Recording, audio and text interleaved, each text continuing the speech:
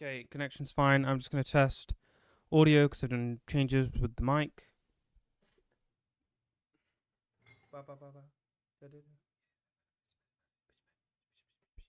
Yeah. Um, I'll just quickly check it on here. Okay. Twitch. Twitch. Wee. Twitch. Woo.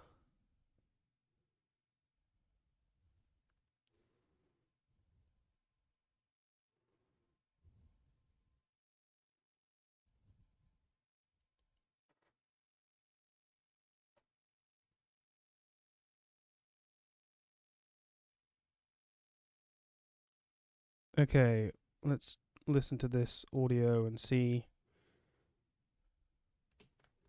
Oh, actually, that sounds pretty good. Yeah, good volume. I'm not hearing the game audio, not much.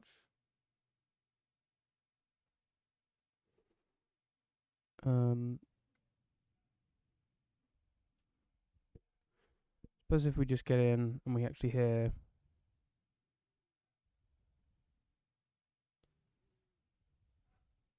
Oh yeah, close the windows.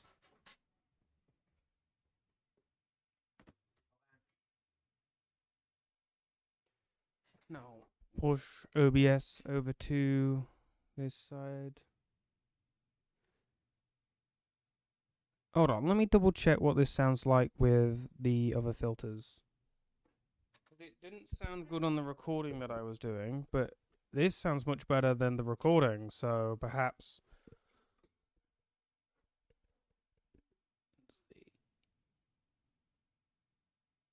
Oh, I need to move it with my. I need to right click it.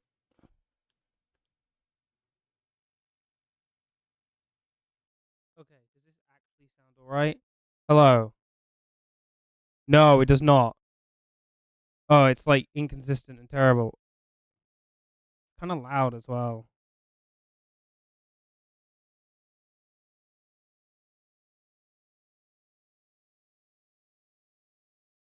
Does it sound better with this and just this?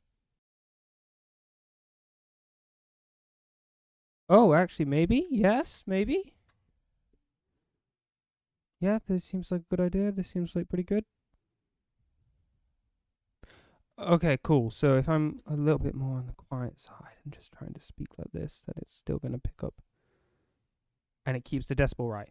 The only problem is, I think the expander is a little too tough. It's bursting like Sonic. Um, so wow. No, I think this is fine. We're gonna stick with this. I think the other thing's like a cut off. How many level ups have we got? I feel like one or two. One. We had like six at some point. Madness.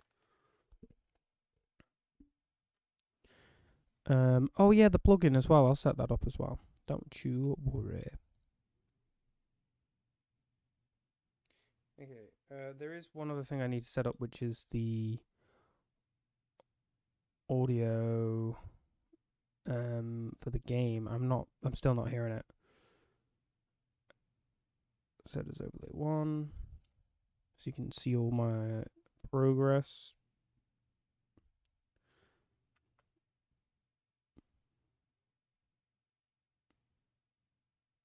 Yeah, but I do think it could do with cutting off, but at least it takes the lower end and stabilizes it. So if I do end up sort of just being a little bit more quiet and just talking, it stays level.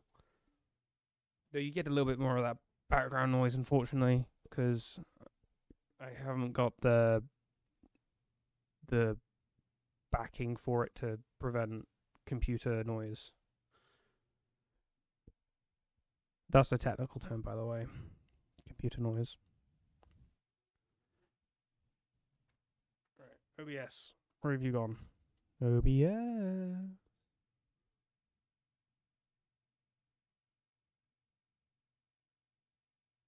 Okay, I'm gonna pause it while I set up the plugin.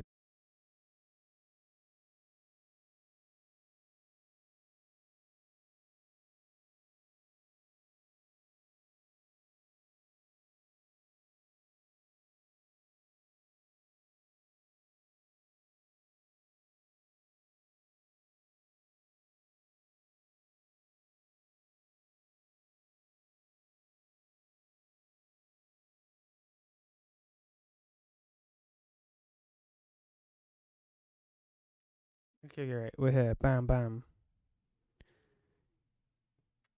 And then if I'm just listening to the game, I'm just chilling.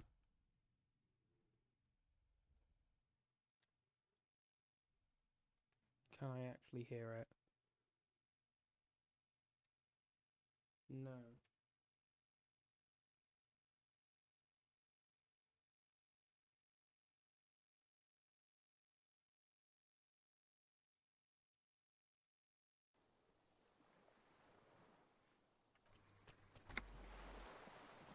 There we go. I thought it was completely dead, so I didn't understand, but it's just OBS being a little janky wanky. Okay, enough of hearing myself, boy oh boy. I do that plenty on my own spare time.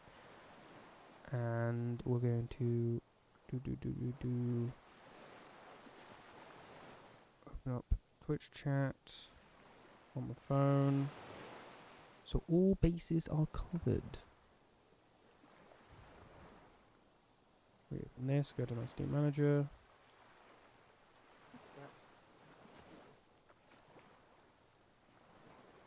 So as a recap for myself and for viewers, we have found spoilers. We have found the murderer, and we just are now dealing with logistical challenges to get them back. Art Cop. Oh yeah, I need to drop Art Cop in there in the title. Let me just show. Erased Kimia, solved the case. Art Cop. Solved the case, maybe? Okay, fix that. And I'll chuck OBS there, so that's all set up. And I want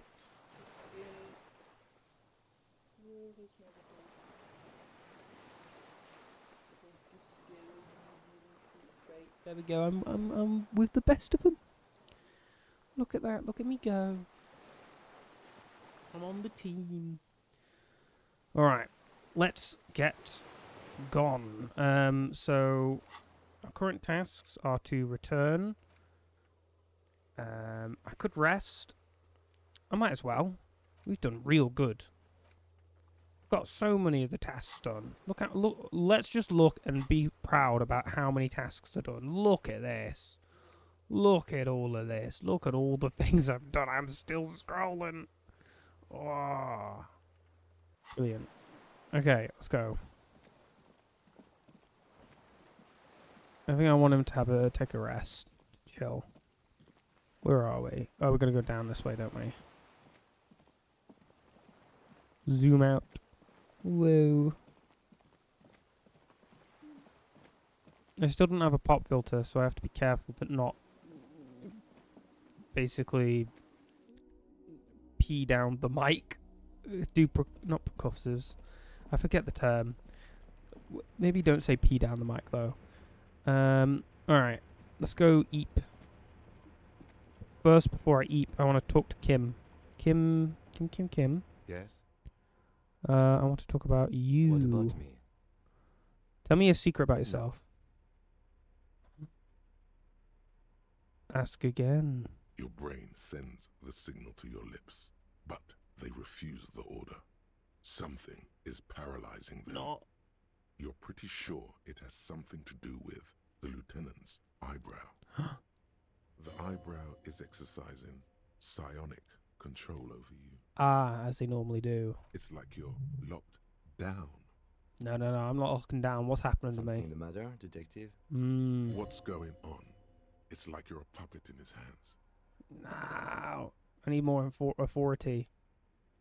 I need more authority. The lieutenant relaxes his eyebrow. That's correct. Wearing That glasses. makes him a binoclard. Whoa. Completely uncopped material, if you say so yourself. Oops. Why is this playing? I forgot to actually set that up properly. Okay. I'm not gonna call him a binoclard. Are they? They are mostly just cumbersome. Okay, fine. You're wearing That's correct. glasses. That makes him a Didn't know that binoclard. binoclards become I can cops. assure you, detective, that I've passed all the required physical exams within the last year. Can you say the same? You may not remember taking any little tests, but you're strong as a goddamn ox. Anyone can see that. The thing is, the RCM employs relatively few oxen. It's clear that what the lieutenant may lack in musculature, he makes up for in other ways. Was made to crack skulls and solve cases. Always believed in mind over matter. That's good to hear. I have little patience for the swinging dick style of police work. It's patience and intelligence that solves cases. Was there anything else?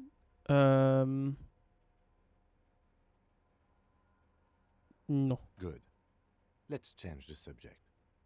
Nothing. I'm gonna go have a rest. Let's finish that task. Let's chill. The greasy old spring mattress lies in the corner. Fresh linen under the heavy caracal cover. Okay. The offer still stands. Take it. You don't look so good.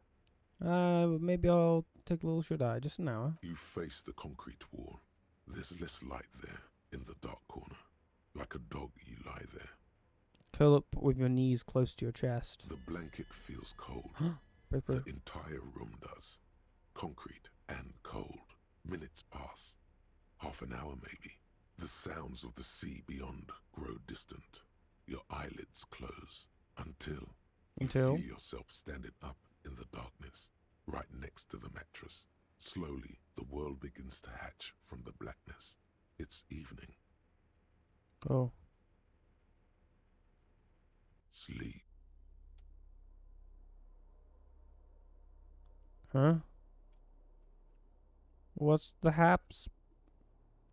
What happened? Oh, why am I sleeping? Huh? Hello? Lieutenant is no longer here. Go outside to the beach. Lieutenant? Kim? That's not right. Door is back, like you never opened it. Exactly, that's not right. Ridiculous. Hello? Is this dreams? Turns out Kim did it. All along it was Kim. There's something at the chain. It's down this way, isn't it? Walk into the water now. I mean, if you say so. You see her footprints on the water. Further. Go, go, go. Dolores Day, the innocence Ah! of humanism, internationalism, and the welfare state turns around to face you. She has an airship airbag in her hand. She seems to be in a hurry. Yeah, hi. Off to advise the Queen of Shest, most likely. This is the Holy Suzerain of Mwindi and Insulinda. Definitely not your wife. Okay, good. You need to talk to her. Think of the historical knowledge you could glean. True. I don't know, man. What is the Holy Suzerain doing here? Something seems off. Can you stay for a moment? We need to talk. We need to have one more massive epic showdown. Something is off. I'm sorry. I was heading to the aerodrome. I just don't have time to... Can you stay for a moment? We need to talk. We need to have a one more massive epic showdown. No, Harry. No. I don't want a massive epic showdown. I want to go to the aerodrome. I have tickets for the 10:20 flight to Morova.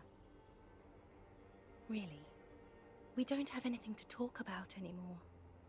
Every combination of words has been played out. The atoms don't form us anymore. Us, our love, our unborn daughters.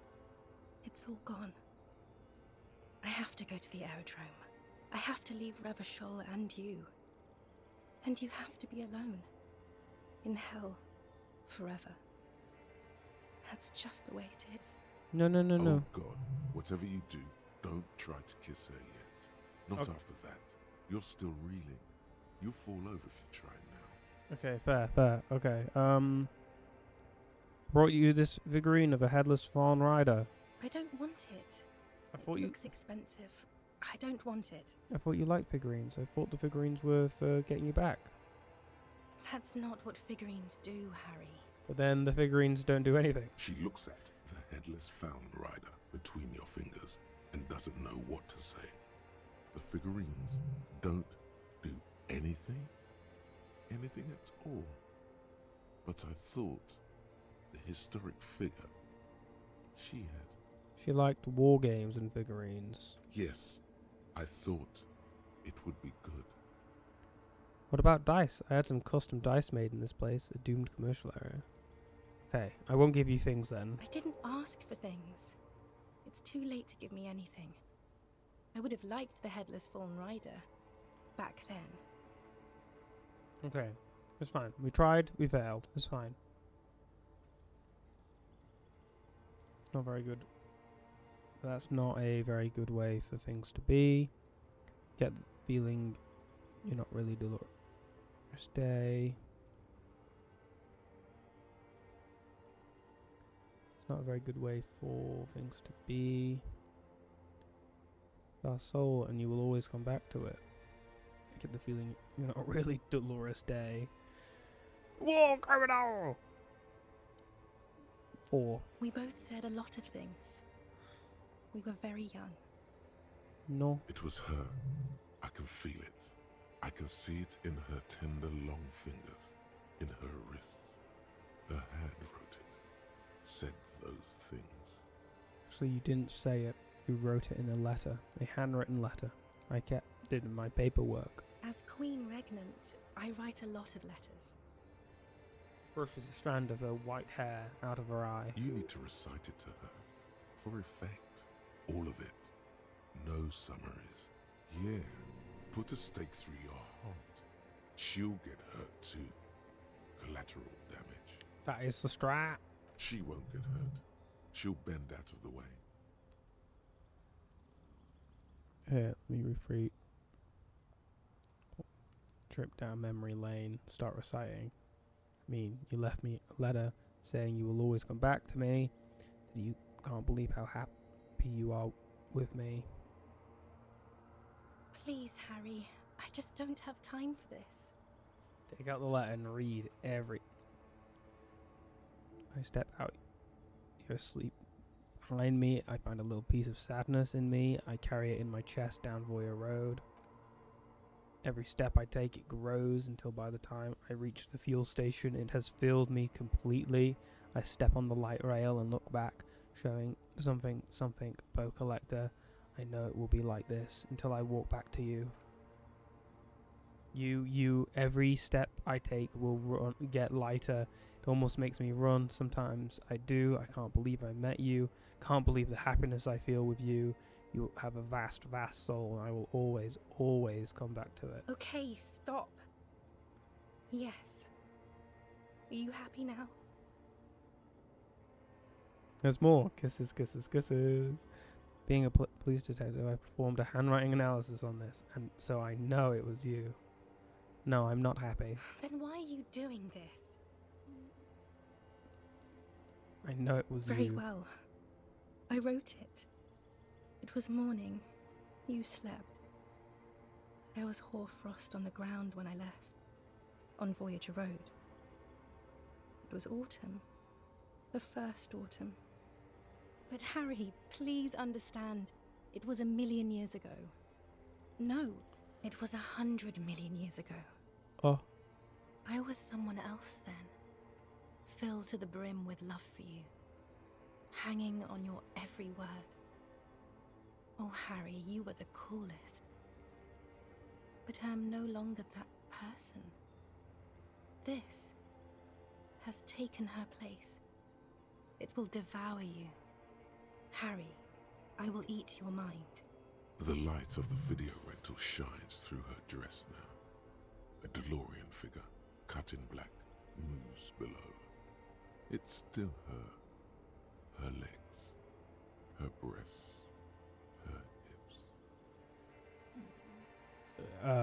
If that's what defines people, their bodies, then you're right. Perception. I guess it makes sense that you would think more along those lines than not. Can't you turn back to the person you were? See her in you under the gown and wreath.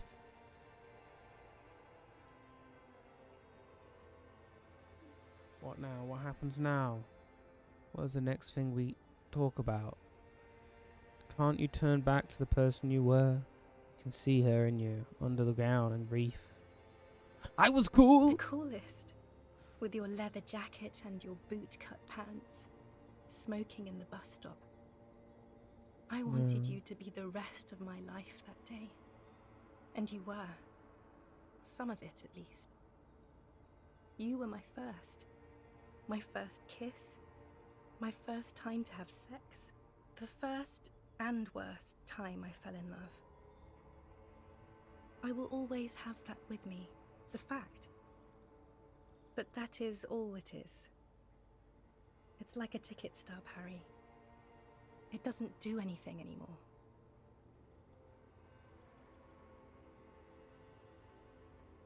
A light rail streetcar number.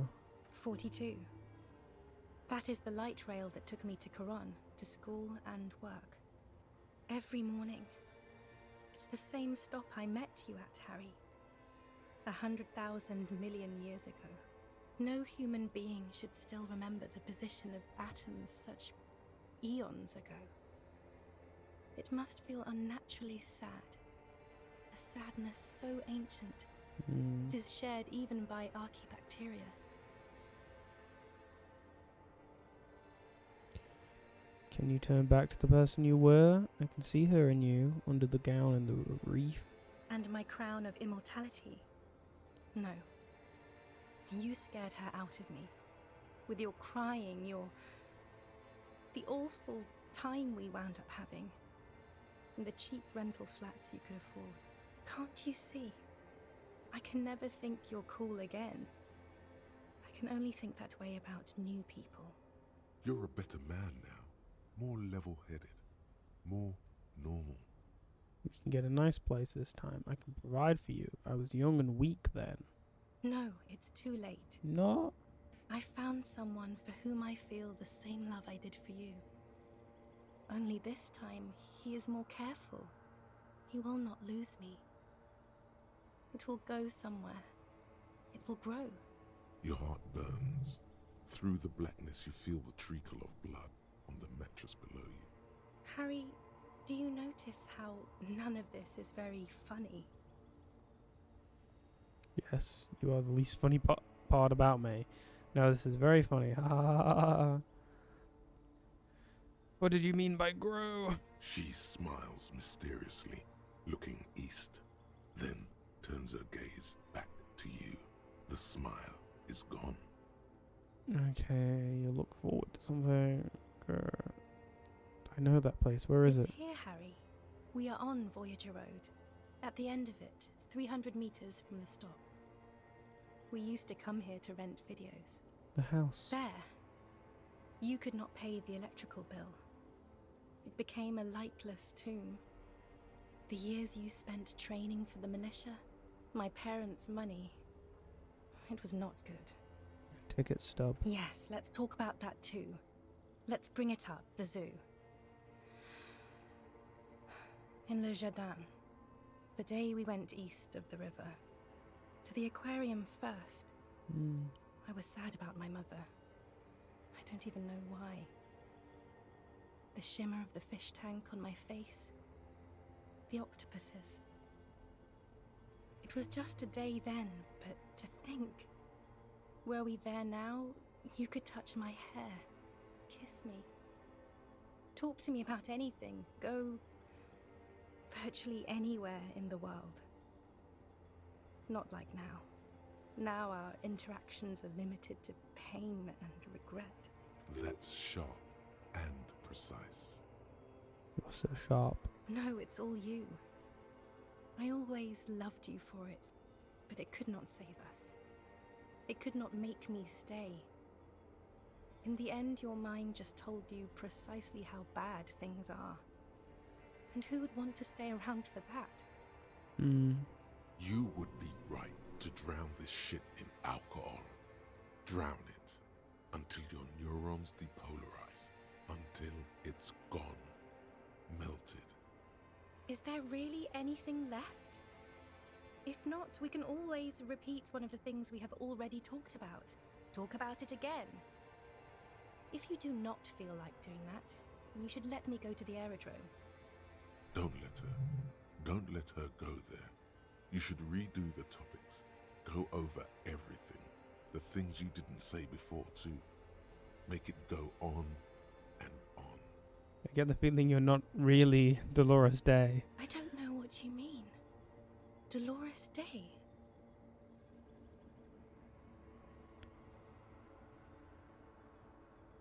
You're the morning. The morning?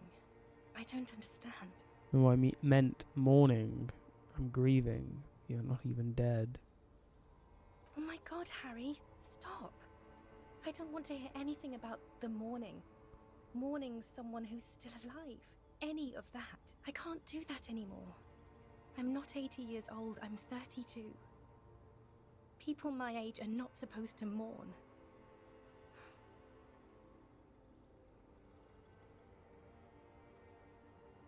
Or the X something. Wasn't I Dolores Day just a second ago? Now I'm the X thing? You're confusing me. No. Look, I have to be at the Lausanne Aerodrome at 10:20 p.m. I still have a light rail to catch. I haven't even bought the tickets yet. I should have gone even deeper to a place where I never met you because it's impossible to meet people in the abyss of the void. I'm glad we're having this conversation. I'm getting so much closure. I'm glad too, but I have to go. My friends are waiting for me on the platform. I can't let them wait. It's impolite. Cool. Your friends. Say hi to your friends for me. This is so grotesque. I think 3. She does not Just, look back. Instead, eyes her fingernails. They're bitten, frayed. The evening wind blows in. The gown wraps around her like a white flag. 1,000 times you beat an animal. 1,000 times you've raised that fabric. What is underneath has always calmed you, centered you, made you sane. In your mind, you could still climb inside her bed. Still the only man. I'm just looking for your Dolores Day, Queen Regent of the territories of Munde and Insula and nothing else. Yes, Harry. I am. Things have gotten much better for me, now that I am the ruler of the known world. Oh God, it's already so late. I have to go, Harry. A tiny golden watch with red straps around her bony little wrists. War criminal! War Who criminal. says that? I have ruled with kindness, grace, and temperance. It's perfectly normal to have an army of humanity. I am the innocence of humanism. I call it whatever I want to. Besides, you're only saying this because things didn't work out between us. I really have to go to the aerodrome. I don't have time for this. You're right, I'm sorry. You're soft and good, not a war criminal. I'm not that either. Can't I just be? True. Okay.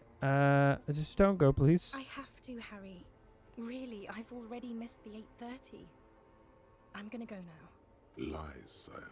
She cannot but love you. She has said so 100 times.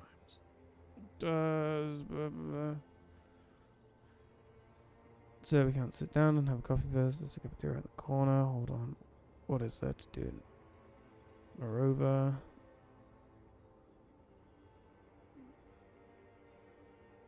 Like a martyr.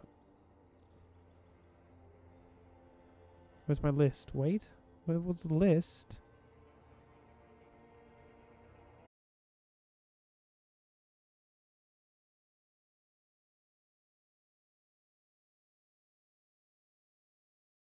No.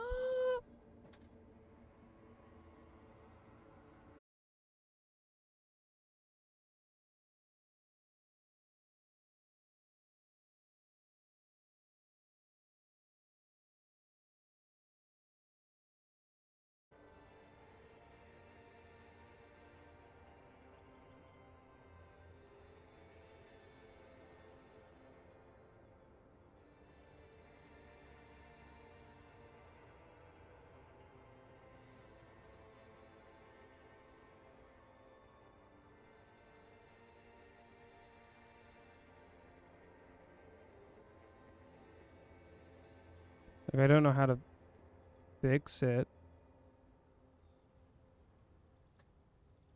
But I think it's better than it was before. I'm suffocatingly beautiful and young, and I smell of tutti frutti chewing gum, like I did that time when I asked you for forgiveness, after leaving you the first time, so long ago. This is intolerably bad. Oh yes, this is real darkness. It's not death or war or child molestation. Real darkness has love for a face. The first death is in the heart, Harry. See you tomorrow. Okay, bye, I guess. Also, there was the whole bone collector thing that I've learned after this, which might have been useful before this. Oopsies.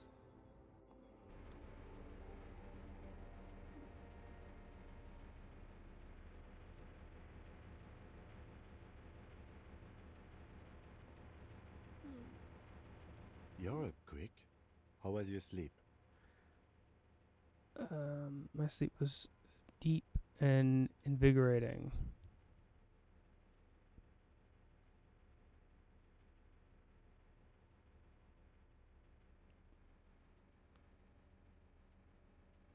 Let's do 2. Of course. I was just thinking maybe you've torn your stitches. Are you ready to move on? Actually, it was total annihilation, Kim. I did not want to wake you. Perhaps I should have? Was it a job dream? No, an ex-wife dream.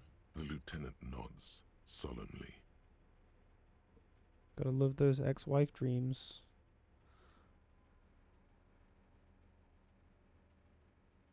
You're a badass like that.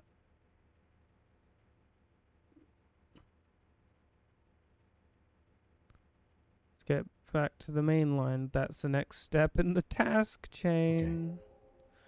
Get it? Because there's the chain that goes to the mainland. Now I got this. The bow collector. It's early in the morning.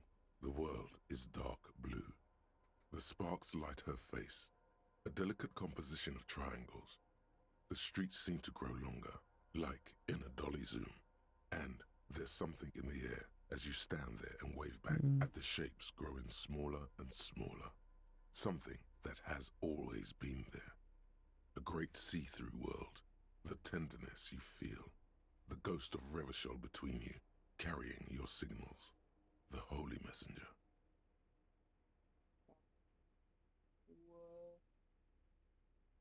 Whoa, bonuses. Plus 3 shivers, the third presence. Ba ba bam. I mean, I'm not gonna complain about that. Shivers is pretty cool. Okay. What's the next task?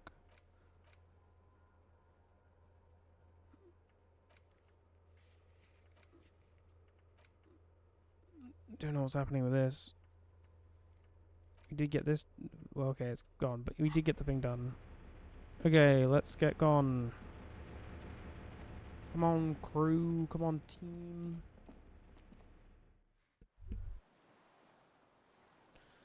Whoa. ICM? This feels familiar somehow. Kim, what's the ICM? Insul Indian Citizens Militia. It's the official name of the Communards Army, the black and white army of the revolution.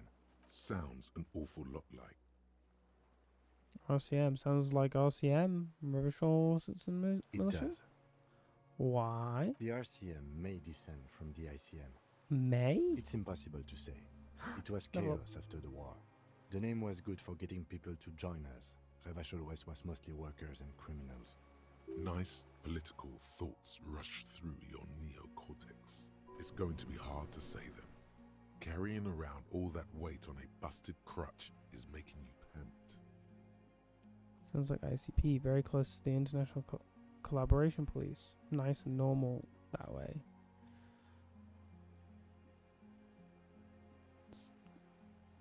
And 51 now? Maybe we need a rebrand.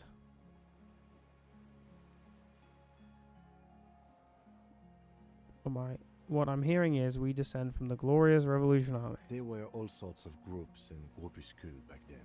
It doesn't really matter.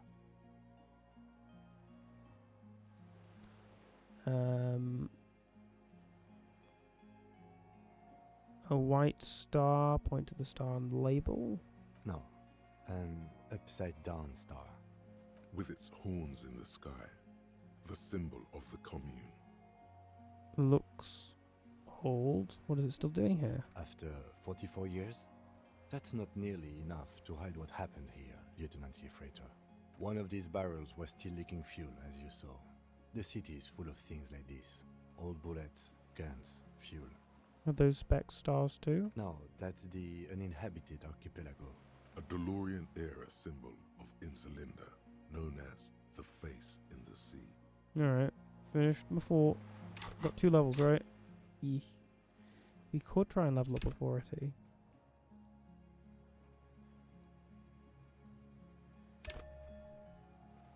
Accept. Hey. Yes? We'll What talk about about me? you. Tell me a secret. Ask Your brain again. sends the signal to your lips, but they refuse the order. Something Nuh-uh. it's like you're locked down. What's happening to me? Matter, What's going on? Give up. Okay, never mind. Never The mind. lieutenant relaxes his eyebrow, and you seem to regain control of yourself. Okay, that's all for now. Bye. Okay, oh. The dry grass crackles under your feet as you stop. Far away, birds' wings touch Whoa. the still surface of the sea. What is that flutter? The flock of quail departs, now more than 100 meters away, 102, 105. Underneath the flutter. On the islet, there is almost no wind, just the light movement of air through the reeds. Bulrushes swaying on the waterline, long dried leaves chafing against each other, I hate chafing. like a silent orchestra tuning at the beginning of some major work, of great importance to the few who attend. To the west. A silent hiss, sea air moving through the needles of a pine tree. To the east. The faraway roar of the city, distant like today's dream. Before it, the sound of sand, the low tide filtered through its grains, a bird tending to its feathers. To the ahead. A low hum.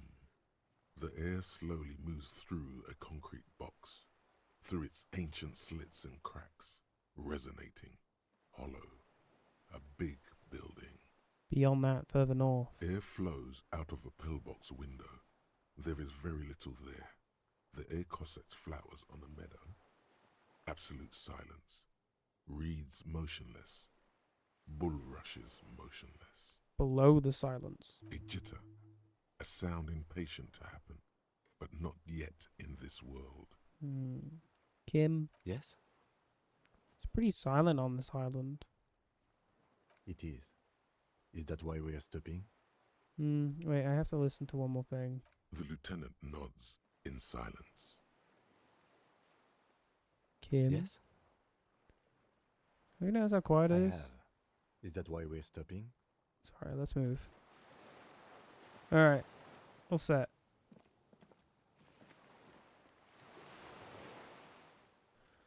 Zoom.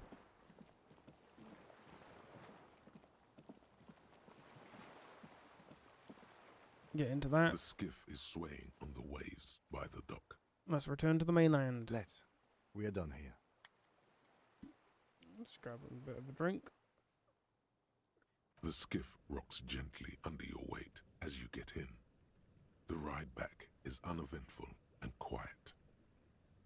But for the sound of conversation on the water, there is someone inland waiting for you. Oh. You reach the jetty and climb out of the skiff. Who's waiting for me? Hello?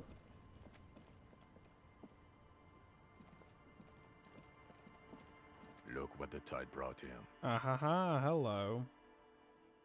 I want to call you a teapot, but I'm honestly kind of impressed. No idea where you got all that gear, but there's no doubt in my mind that some bad people are looking for it. Also, you look like a fucking idiot. Whatever this is, it is completely unimportant compared to what you've just seen. This is the man with sunglasses from the Whirling in Rags. But where are his sunglasses? Forget about all this. There's a giant. What? There's a giant? What? Wait, you're the man with the sunglasses. That's right. And you're some kind of murder machine. Forget about all this. There's a giant. The armor, no one else seems bothered by it. Really? They don't seem bothered by it? That's because you're a cop in an exoskeleton. Yeah, I'm a cop in a goddamn exoskeleton. That explains it. Yes, that has always explained it. This is not the first time he's seen you all decked out in Waka. Vic, calm down. Who are you people? Hello, I'm Trent Heilerstadt. I believe we've met on several occasions. I'm your goddamn partner, Jean Vicomar, and this is your special task force. Or what's left of it. Special Consultant Trent Heidelstein, Patrol Officer Judith Minot. Hi. We've come to scrape what's left of you off the pavement. Lieutenant Kim Kisoragi, Prison 57. We've just come from the island, where our investigation led us. The scene is making even him feel as though he has to justify your actions. We might need your help with something later. He adds, suddenly regaining his confidence. As if he recalled that he's in fact a decorated police lieutenant and not a naughty boy. But this is clearly a departmental matter, so I'm going to leave you to discuss it among yourselves. Let's destroy them. Thank you, Lieutenant. It's good to meet you, Lieutenant Kitsuhagi. She says warmly, flashing the lieutenant with the tiniest of smiles. Letting the lieutenant know he shouldn't feel embarrassed over the shitstorm that's about to befall you. Okay, what is this about? Ari, we want to help you. Trent, I believe this is where you come in? I don't quite know what I'm doing here. I was asked to participate as an expert. I think I need to manage your expectations a little. I'm at best an enthusiast in cognitive science. My background is in something else entirely. I engage in neurology on a merely theoretical level. In fact, I should probably get going. No, Trent, it's too late. You're part of this shit now. What have you got to say for yourself, shit kid? Shit, kid. What an interesting moniker.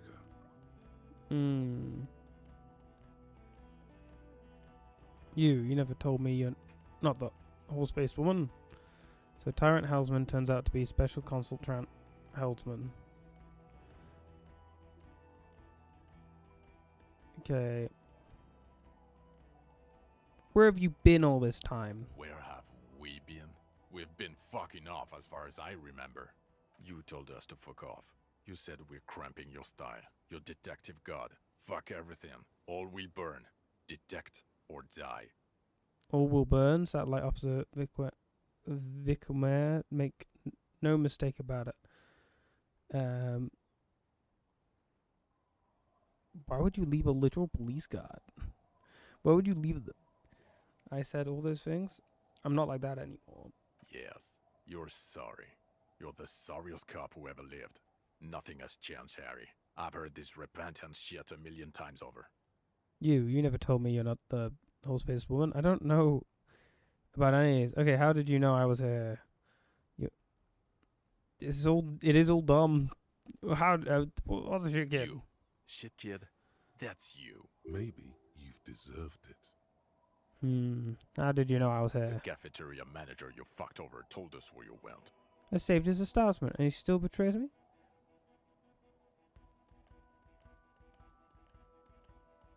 I understand. Okay, God told you. And people on the street helped us too, with your whereabouts. You're a legend among the drunks, Harry. A legendary local drunk. Cool. Yeah. You never told me you're not the horse-faced woman, so Trant Helsman turns out to be Special Consul Trant Helsman. Yes, I'm Trant Heilerstein. Trant I never said Helsman. I wasn't Trant Heilerstein. Wait, what's up with the kid then? So what are you special consulting here? What indeed?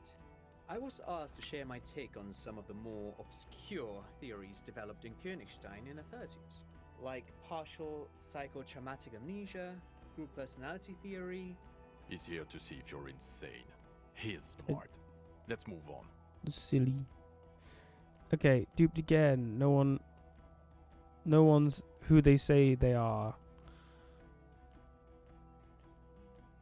Mentioned a task force? Yeah. Major Crimes Unit. Under Lieutenant Dubois and Vicomar. Ring any bells? Yeah, totally. I get it. Major Crimes Unit. He doesn't remember. See? He really doesn't remember. It wasn't a sick joke. At least that's good. Yeah, that's very good. Okay, well, let's get past this. None of this is ringing any The bells. bells aren't ringing because you have brain damage.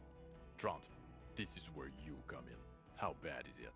Well, he doesn't have visible tremors, he talks without slurring, he can drive a boat, he's standing, reasoning. All good signs, but complete retrograde amnesia, episodic and semantic. Meaning, you forgot both who you are and the definitions of money, e-solar, pound, and so on. As displayed in a station call, our interactions with him, and I don't want to be a snitch, but also mine with him before when Harry did not seem to know who I was. It's all very interesting. Interesting? Yes, interesting. I have my theories, but I would like to hear Harry's thoughts first. Harry, what do you think happened to you? Neurologically, psychologically, and why not socioeconomically? Wait, socioeconomically? You think I'm so poor I lost my memory? I am a highly experimental detective. This was a method I used to solve the case. Something to do with an anomaly in the church, a 2mm hole in the world. Something so sad happened to me that I couldn't be me anymore. It was a defense mechanism. And that's the obvious answer. That's a stupid joke. I know what I am. I drank so much I lost my memory, and I'm now slowly recovering it. I like number one. Not when you phrase it like that. But I don't think critical theory. I know everyone thinks this is far-fetched pink academia, but still, I don't think it should be off the table here. What? He lost his memory because of capitalism? No, not like that. I'm not talking Vrede for school here. But Harry, I asked you, what do you think happened? Capitalism, but we own all recognition. China's right. Something so sad happened to me that I couldn't be me anymore. It was a defense mechanism. No, it's capitalism. Look at half Boohoo here, victim of the ethanol industrial complex. What are you, an inva communist now? You think this is a joke? Asking him was a mistake. He's a teenage psycho. I asked you. It's not possible to wipe your own memory with alcohol alone, right? He's either lying or insane. But Detective Vigmer, he has blanked out before. I have? Yes, a couple of times. After some of the more serious benders. One was after the two drunks case, the other when we looked into that mural. So you don't remember not remembering. Beautiful. Interesting. So at first he dipped his toes into it, prepared. That's where he would have gotten the idea, yes. Practice. And then he used alcohol to get there, so to speak. What do you mean? Well, here's my theory. What if this is an absolutely normal reaction to the world we're living in? What if this is not a significant anomaly at all? Something to be explained, approached as a defect. Look at the sensory input here. Okay, what? Look at the ruins, the neon. Listen to the radio, the multitudes, the people. Live here for 40 years. As a police detective, he's like a magnetic reader on the world tape, to borrow a known metaphor. Harry's been pushed flat against it. Total input. Hardwired to the free market. He just needed for it to end. Okay, Trent, thank you. That's absolutely meaningless. Yeah. I'm glad we brought you. Will he or will he not be able to work in the major crimes unit? Is he a cretin now? I want to know that. He's not a cretin, and he is able to do work. If not in his previous leadership role, then as a line detective. I don't want to be in your unit. It's wrong. I'm too far gone for work. Line detective is good for now. I'm ready to lead again. Line detective is good for now. For now, I misphrased my question. It should have been, is he able to put his clothes on and use the body? Or do we need to get him on a disability pension? What now? Now, nothing. Now we're just going to stand here. Really? No. Now we discuss that. What the fuck did you do to a motor carriage? Why is it there, Harry? Hold on. In the ocean?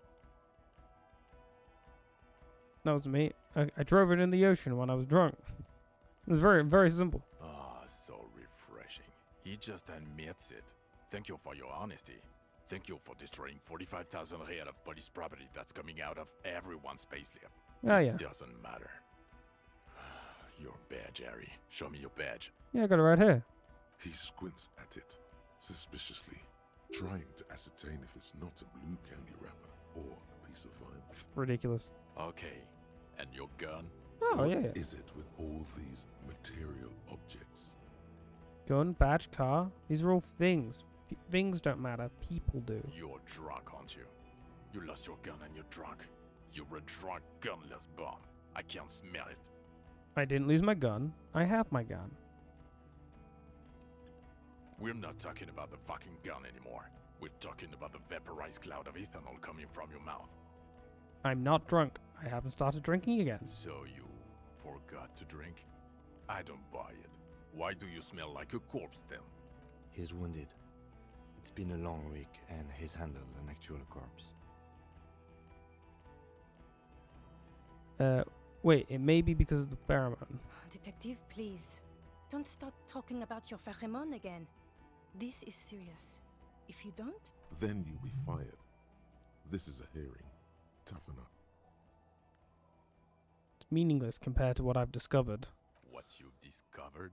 You let the suspect escape, a certain Clasier, because you were too drunk to assess a flight risk. We've read the report, Sari. Lieutenant Kitsuhagi's. We know.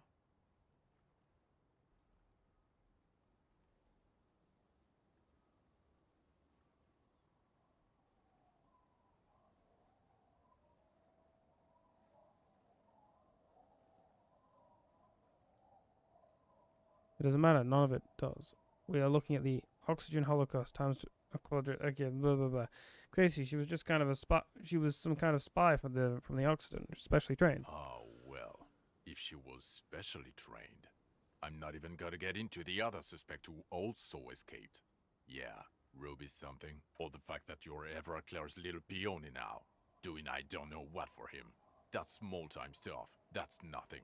That's a humorous anecdote compared to the 7 people who were gunned down. The streets are literally red with blood, Harry. It was fucking mass murder. He did everything he could. We did everything we could. The company hired and vetted mercenaries. Lieutenant Dubois got between them and the locals. He did so at considerable risk to his own life. He was shot and survived only because of his armor. We stopped an execution, not a negotiation. The loss of life was minimal compared to what it could have been. I also solved the case. It's solved. All of it. Detective, it's better if I do that. It's so much better if he does this. 1,000,000 times better. Thank you for the input, Lieutenant Kitsuragi. I didn't mean to suggest you didn't handle the situation. You've spent the week with him on this case. What is your take? On the case? On Lieutenant Yefretor Dubois. Well, the drinking, The gun losing. Also losing the badge. That's all true. Although he has not been drinking on the job this week. See? 1 week. Then there's the self-flagellation issue. He likes to apologize, profusely, making it sound like he's guilty of at least first-degree murder. It's not a good communication strategy for an officer. It's just strange, especially in light of his political views. Detective Dubois is, as you may know, a true blue moralist, a man of the center, not prone to political outbursts, which is commendable, but also at odds with his behavior. Other still, he is also an ultra-liberal hustler who is always on the grind. How he reconciles these 2 points of view, I do not know. But he is vocal about both of them. He's also ultra-liberal hustler. I'm a moralist and I'm an ultra-liberal hustler and I'm also run around all the time and I'm also about to fall over and I'm also... I love polarizing my personality to be an odd dichotomy of like estranged personhood. I just said a bunch of words that mean things maybe, who knows. And then there's the motor carriage in the sea, something I was not present for. But despite all this, he is a great detective, one of the best I have seen in fact. He can talk human beings into telling him everything, and he doesn't stop. In all the time I've spent with him, he has not once stopped pursuing leads, however far-fetched and tangential. He is tireless, madly driven. Well, except that one time when he stopped to sing karaoke, which, by the way, I have to disagree with you, Mr. Vicmar, was a valiant effort. He really sang his heart out. Aw, Kim. Okay, he did something. Other than that one time, he has tirelessly worked on the case, and he solved it.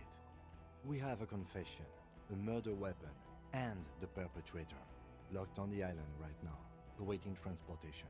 He apprehended a revolutionary brigade who stayed hidden for 50 years, ever since the revolution, who's probably committed other murders over those years. Oh, and he also discovered a new species. A new species? A colossal stick insect. It was on the island, camouflaged as the reeds. It unfolded from the reeds. I think we may be dealing with the Insulindian phasmid. He takes out the photo of the phasmid and shows it to the officers across the yard. Impressed yet? The wind blows, flapping the glossy rectangle in his hand. You hear gasps beneath the howling of the wind. As you can see, it's about 3 meters tall. In fact, we think it may be the largest land invertebrate ever discovered. Boom shakalaka, my guy! You can see, I'm a pretty okay detective.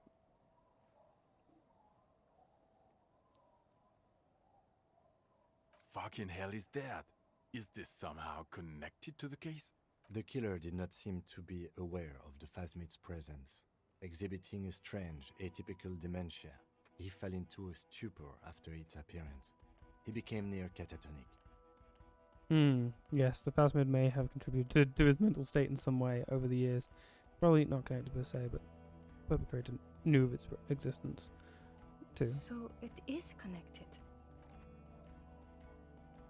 I must say, this is absolutely extraordinary. I don't even have words for it. Yes, it really does make it hard to fire the drunk. This is a very, very sad man who has just seen something that's made him forget his sadness. Now you make your case. Now is the time. Now or never. I also started a nightclub at the church. Well, the phasmid was female. The reeds are its nest. The killer, Strohs, we have a strong motive for him. The previous head of the departure union was assassinated by our killer. There was also a dead man on the boardwalk, a missing person I found. Yes. Fallen through a gap in a boardwalk. Drunk. How did you know I found him? The body was transported to Precinct 41, our morgue. I had Tilbrook and Mullins take care of funeral arrangements and family stuff. You're not the only cop in the world, Harry. This all comes back to us. Still, good work with the missing person, detective.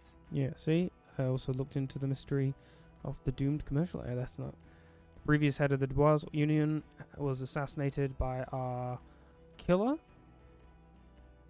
This is a conversation for when we are no longer out in the open. In Martinez, where Evrard and Edgar Clare have ears everywhere. Oh yeah. Eyes, too. Your return from the island must not have gone unnoticed. Understood, of course. I would prefer not to partake in anything union-related, for political neutrality. This Fair, has that's to be fine. good stuff for him to backpedal out of it at first mention. Also started a nightclub. Also, the Phasmid is female. The killer grows. We have a strong motive for him. Lillevantstros. I don't remember this person. Lillevantstros? I do not know.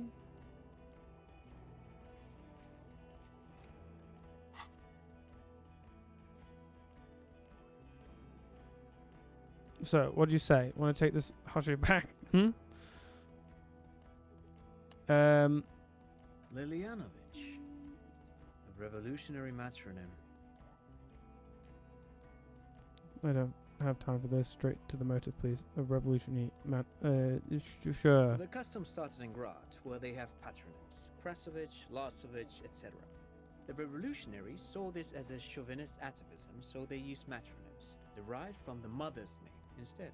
This man's mother was Lilian. His Lilian's son, Lilianovich. The custom was overturned after the revolution failed, but not before it made it to Revachol. So, it is what a soldier of the ICM would be called. Thank you, Trant. Thank you for that piece of cultural theory. You said you have a motive? Of course, excuse me, I just thought it was noteworthy. He wasn't quite sure about the straggler before he heard this detail. It must have convinced him. Killed the mercenary in the act. Killed the mercenary in act of jealousy. He killed the mercenary hoping to start a war between the company. An act of jealousy. Jealousy? I thought this Lilianovich was an old man. To have been hiding for 50 years. Like 70-something. A strange psychosexual fascination. The result of spending all this time in solitude on the islands of this bay. And trauma too. He himself gave a political reason. In his mind, he had killed an enemy combatant. Also, we have ballistics from the gun, matching the bullet found in the dead mercenary's head. And 2 officers on the scene that Mr. Dross confessed to. It's a clean win. Oh, it's way more than that. It's more than that, a perfect folding mechanism, like the Phasmid. True, Arc Harp. Perfect folding mechanism. Get over yourself, Harry. I can still smell the booze on the wind. God damn it. Doesn't it ever leave? It is there. Like in your bones or something. It will pass in time.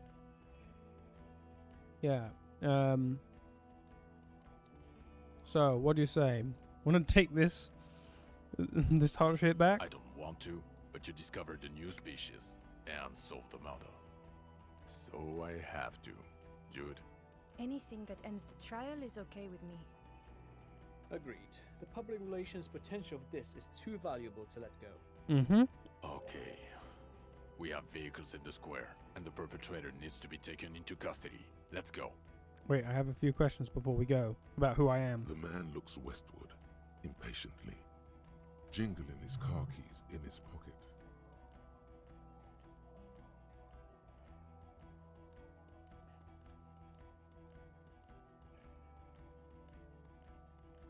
Okay, dirty cop for La Puta Madre. No. Okay then. Talks concluded. What kind of station is it? Us? We're the bloody murder station, haven't you heard? We're the bad guys. No one likes us. That's not true. Jamrock is too big for one precinct. You're just understaffed. And everyone respects the 41st. You have Captain Price. Thank you, Lieutenant. You're being kind. It is an understaffed station and the district is too big, which is why we need to... Get back to it. We left Torson and McLean to run the Sea Wing. It's not good. And the Sea Wing is... God. There are 4 wings, Harry. A, B, C, and D. We're in C. It's made of losers and clock punchers. You and I reconceptualized it as a task force. It was a mistake. There's also a lot of outside help involved, not only me. Other losers too. Okay. Torsen and McLean and prices. Ptolemy Price? He's the son of the old Price, one of the founders of the RCM. Ba-bam. He's one of the most highly regarded men in the force. You're lucky. Somewhere under the curved roof of a former silk factory, shaped like a ladybird with 2 chimneys, Police Captain Ptolemy Price sits behind a heavy wooden desk. Resident medic Nix Gottlieb pours him coffee. It's silent in the captain's office. They speak of change, the city, the tension on the streets. They speak of the events of April and the blood on the streets in May. Torsen McLean? Mac the Torso Torsen and Chester McLean. They're not fit to run a wing. Believe me. Things are shaky as it is. They are damn iconic though, Torsen and McLean. An iconic duo, I take it. Yeah, not like us. 2 clinically depressed old men. Where's the contrast here? We are garbage. So true, bestie. So I work in the bloody murder station. Okay, it's not the bloody murder station. It's an old converted silk mill with green desk lamps and a coffee corner. A lot of good people work there, hard, every day. Jamrock is the largest ghetto in Rivershaw. Faubourg, technically, but it's divided into 11 districts. Jamrock only has us. The press will blow over. Jamrock is lucky to have you, and it's often considered to be the greatest of the districts. You're lucky to have it. Thank you again, Lieutenant. Lieutenant Kitsuragi, what will you do now? Well, first I will go back to my station and write the most detailed report anyone has ever seen. It will have to be good to cover all these. Then I will have a serious talk with my captain. About what? Detective, we just stopped a small-scale war. Something is happening to Revachol. He pulls up his collar and looks around, the cold spring light reflected in the lenses of his glasses. I don't know what yet, but it's going to be a hard spring for the RCM. We need to get ready, infiltrate, investigate. Want to do that at Station 41? Talk to Captain Price? I'd rather not ruffle the feathers of 2 captains with my doom-mongering. No, I meant investigate. Come work in Precinct 41. Work with Price? I'm flattered, but I don't know if I... This truly came as a surprise to him. Not a bad one, but he's at a loss. Flattered? You're Lieutenant Kitsuragi. We would be flattered if you even considered. I would have to tie things up in GRIH first. But, I mean, whatever is coming, Jamrock will be more central to it than the harbor. There we go. And we also have a huge caseload, Lieutenant. Piles that we need to get back to. Mountains, even. I do like the sound of that. There we go. Come on, He's Kim! really considering it. Woo! Gimme boy. Okay, the basement. I need to tell Lena about this ASAP. Who is Lena? A cryptozoologist. She lives in Jamrock. She told me about this phasmid. Well, good luck finding her once we get back. She and her husband were conducting the search for the phasmid. It's their discovery, in part. I'm sure we'll find them. They should know as soon as possible. It would do you good to deliver some positive news for a change. Okay. Do I actually need these? I feel like I'm pretty confident in who I am, but sure, who am I? Who are you? You're a gym teacher, Harry. What? Well, Before Oh, you God. were a cop, you were a gym teacher in Coron. It's getting really cold outside. Should we maybe... That does explain a lot. No way. So before you were a cop, you were a gym teacher in Curon. You can call outside. That does explain a lot. Harry, it explains everything. The running around, the jumping, the bicep girth, your inexplicable facial hair. The collection of Fallon sportswear I've amassed. The fact that you don't seem to know what homosexuality is. Also, this guy. Just everything about this guy. And this guy, too. What? God. Oh, yeah. Even this javelin throwing freak here. Oh, God. Contact Mike. Of course. Contact Mike. He's been on about Mike again. I hate that guy. Contact Mike is a reprise of the most inspiring basic sports principle of open competition. A 5001 rank outsider. Oh, you don't say. Does he also vault an impassable gulf of finance and privilege? It is getting cold out. When was this? When was I a gym teacher? Okay. Why did I join the RCM then? The regular. You found some chick. She inspired you to fight the big fight. Be more than you are. All that. Ah, okay. When was this? When was I a gym teacher? You see, in Corin, I was a gym teacher. You said in Corin I was a gym teacher there? I think I'm fine with the rest of that. I don't. You know what? Fine. Yes, you taught gym in school. I believe that's the term. Taught gym at a high school. You were a high school gym teacher. The smell of sweat and glue.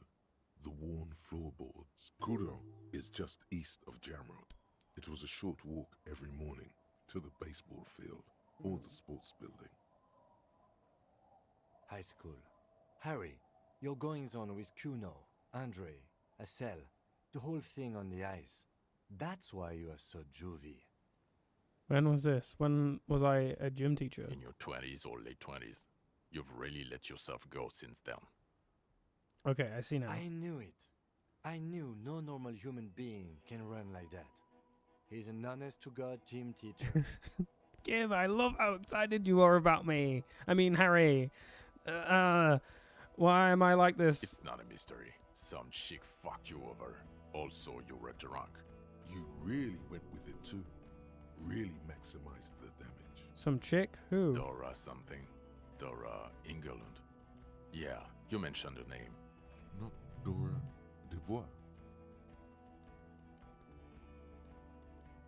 So we weren't even married. No one is married anymore.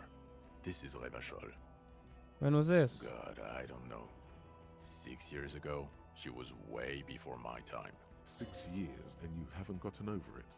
What the hell is wrong with you? Okay, 6 years is not that much. 6 years? Yeah. Or 7. You're not doing too good there. It's an old man thing. 2 old years equals 1 normal year. That and Dora England really tore you a new one. A big one. Who was she? Incredibly bangable. No, I meant, what did she do? She was incredibly fuckable. A beautiful bourgeois woman. Wayfish. Like a Welkin, basically. Snow Welkin. Blonde Welkin. Pain Welkin. I've only seen a picture, but it's obvious you formed a real spiritual connection with how pretty she was. One you never recuperated from. Look, the sun is about to go down. It's time to go. I think she taught in the Académie des Arts, east of the river. Way east. Hard to say which came first, the middle-class chick or the drink. Egg and the chicken kind of thing. My point is, you need to see a psychiatrist about this shit. Not a psychologist. Several degrees harder. Is there something harder than a psychiatrist? A forensic psychiatrist? Go talk to that. Okay, sure. In other words, he's heard enough about this. Okay, I'm ready to go then. Good. Fuck it, let's go. Trump brought his motor carriage. It's a 20-minute drive to Jamrock. Under the afternoon sky, the great district hums. A chessboard of wooden houses, 80,000 living souls, and chimney stacks. Fire traps as far as the eye can see. From Main Street to Precinct 41, to Boogie Street, forking into the snow-swept horizon. You close your eyes and hear the dogs bark. A lone woman sits by a factory window, dreaming of meteorite strikes. On Rue de Saint-Jérôme, a square bullet slides into a square-shaped chamber. In Old South, a man without eyelids smiles. Spring has come. It's time. Torsen? Yes. McLean? Yes. Heidelstein?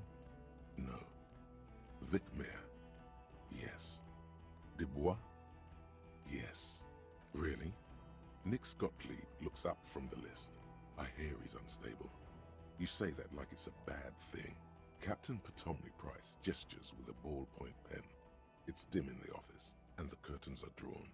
Harry's our man. He'll pull through. When he does, he'll side with the RCM. Understood. Gottlieb returns to the list. Minnow, of course. Wonderful. Then can we please just go back to Jamrock now? Don't know what any of that was. I guess it was like a flashback. Alright, let's get going. Hey, Kim, let's go. Oh, look at the little animation. Yes.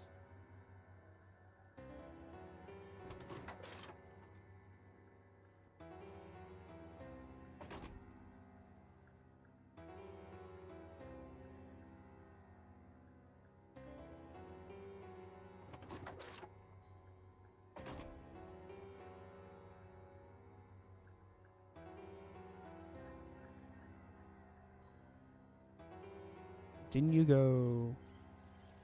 Guess this feels very cinematic. A shame we couldn't tie up a couple other things like the radio and the airships.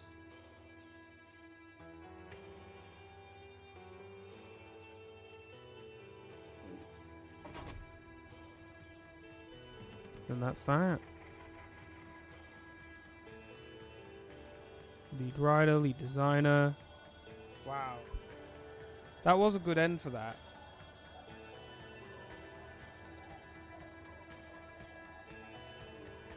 I love the synopsis by Kim. That's a really good choice. It's like fun sort of debriefing. Of course that changes depending on how you play.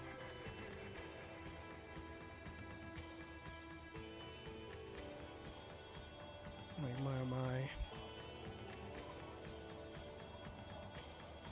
I did feel pretty, not seen per se, but represented a little bit with my choices. I have loosely went along what I would pick, since I haven't been trying to be a version of Harry. I've just been trying to be me, and what I would pick in that option. So it was like, I guess that is kind of me. So that was nice. Look at all these people who did things. Eduardo, you did great with the animation. And Tyler, thank you. So many names. Quality assurance. Additional quality assurance by Whitest. Look at all the options. Wait, is this? Oh, QA.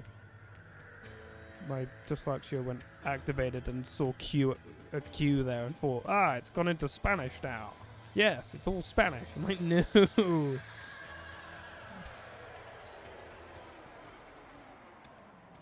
Poppy Ingham.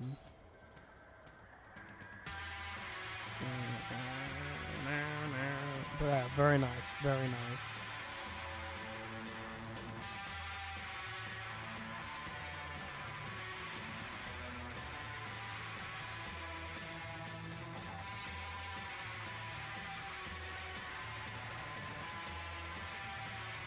We certainly didn't do it perfect.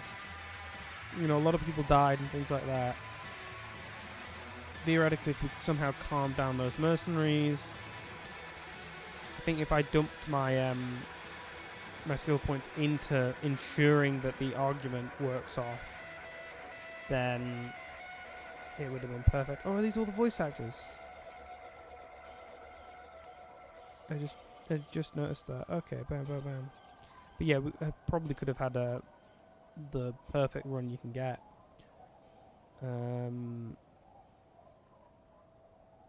But then again, it might have always been like that. But I'm happy with how it went out. Reptilian brain. Yeah, I don't know if these are like necessarily all.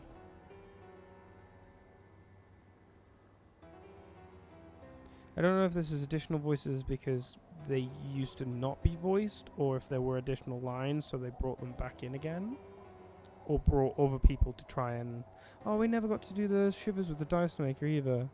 I wouldn't have minded like figuring out all of that stitch with the pale. Suppose it's big picture stuff anyway.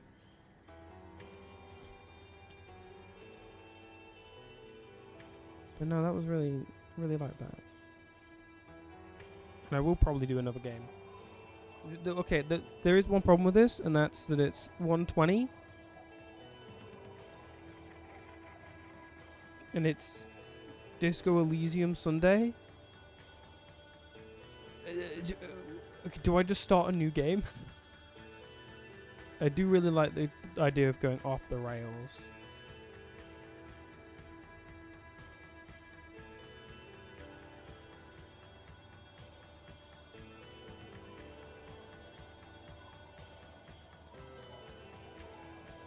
Like, theoretically, if we didn't go to the island, we could have done a couple other things, perhaps read some of the books and stuff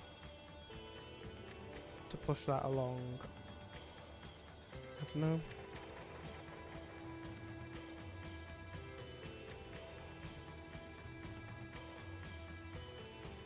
But I really did like the game, and I am going to play it again.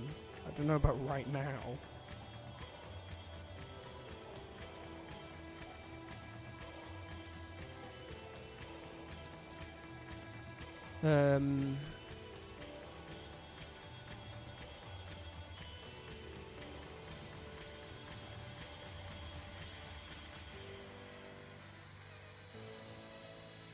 I do think so there would be a lot more interesting, not necessarily more interesting, but wacky writing if I went a lot more into island, insular, which you could very much easily do.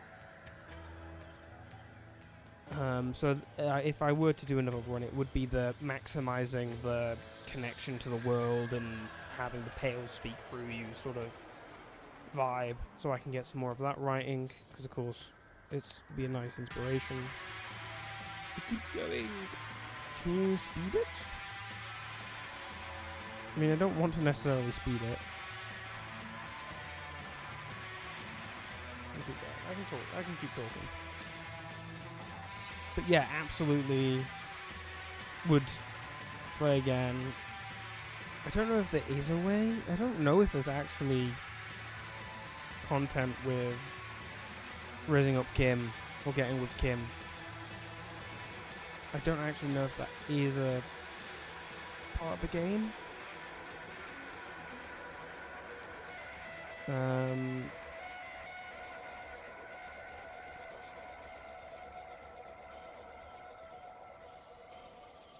But I'm very happy to have Kim in Precinct 41 and things like that. And I really like how, I mean, it's not really a story that has an end per se. Like, it's not really ended. It's just, here's a section of this person's story. We've just jumped into this person's life.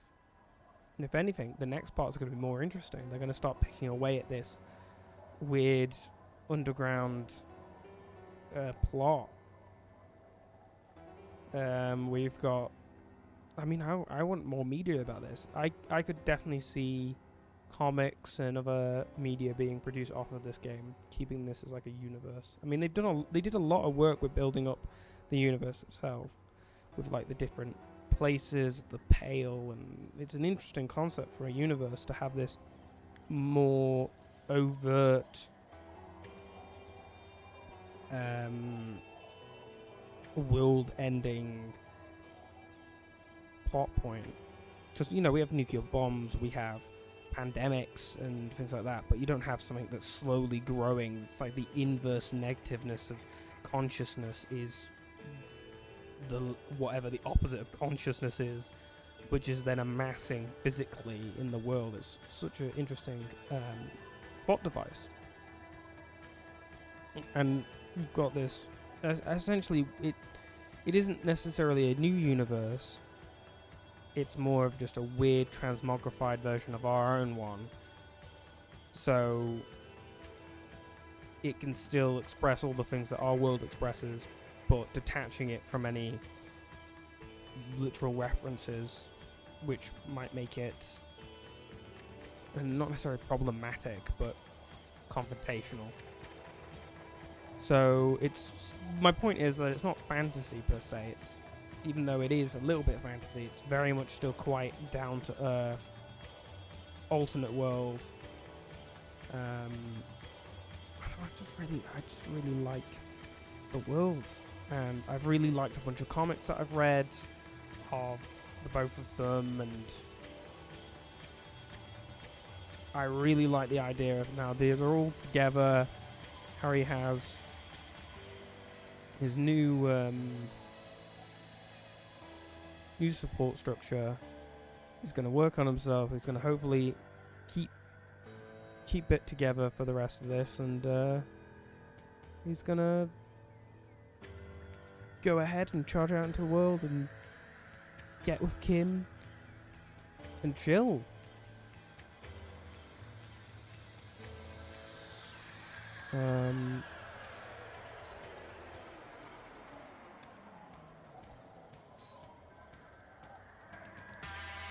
I could definitely see me. I don't know if I could try to get all of the achievements.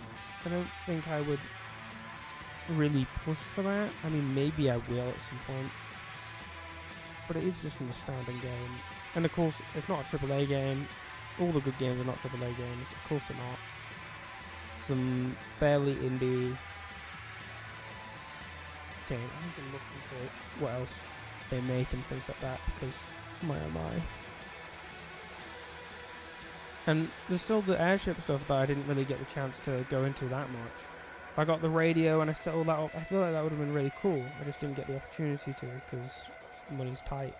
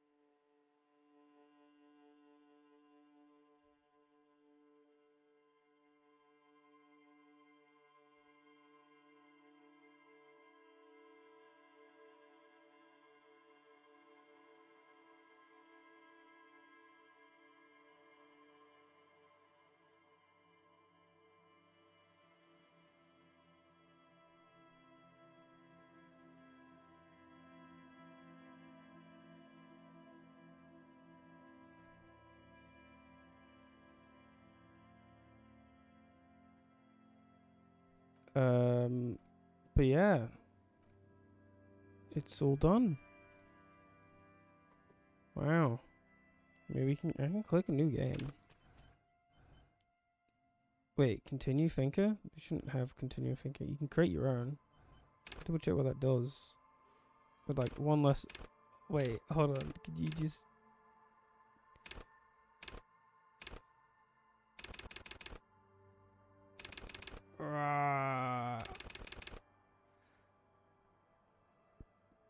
I want a really weak, idiotic,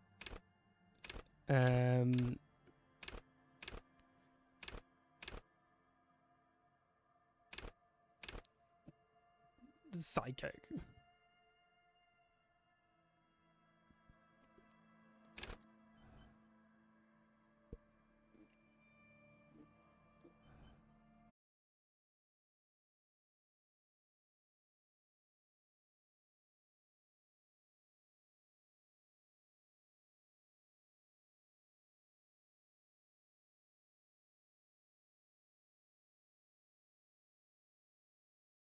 Involves the more interesting stuff, like shivers and electrochemistry. So we do actually want that to be 1, and that to be 4.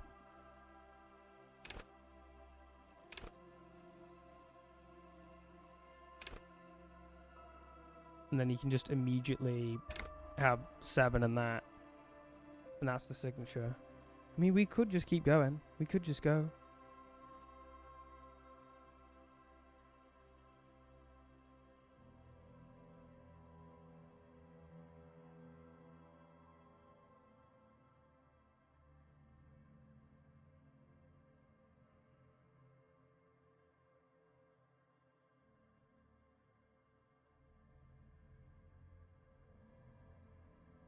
Okay, I think we do this. I'm just going to start this now. Just massive dump into Psych. I want a wacky time.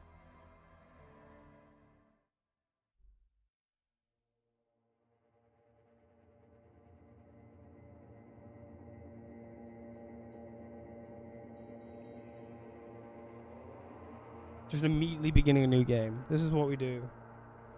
Forever the loop continues. Okay, we're gonna begin. There is nothing. Only warm primordial blackness. Your conscious ferments in it.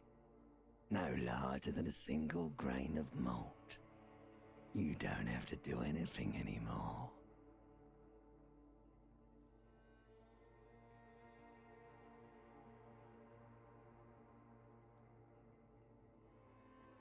Do I not? Ever. Really? Never, ever.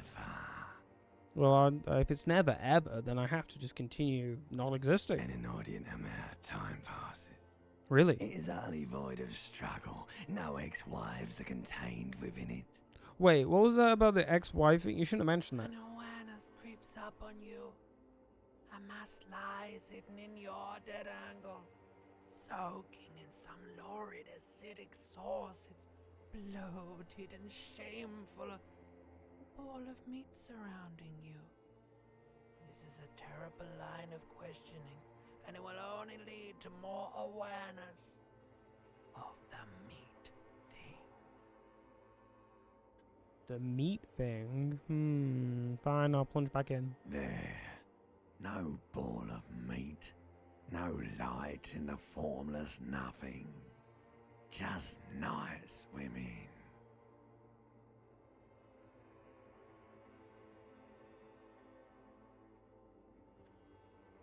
They're just night swimming. Yeah, sure. How about you cough up some more of that sweet oblivion? Coming right up, sir. Smooth passage. Alonzi, let's go. Alright. Nothing down to fuck all, borough.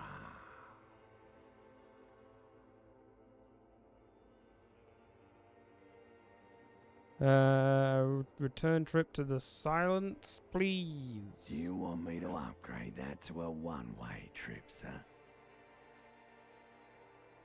Don't stop. Keep singing. Sing me the song of death.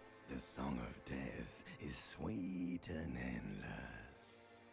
But what is this? Somewhere in the sore, bloated man-meat around you. A sensation. Uh-oh.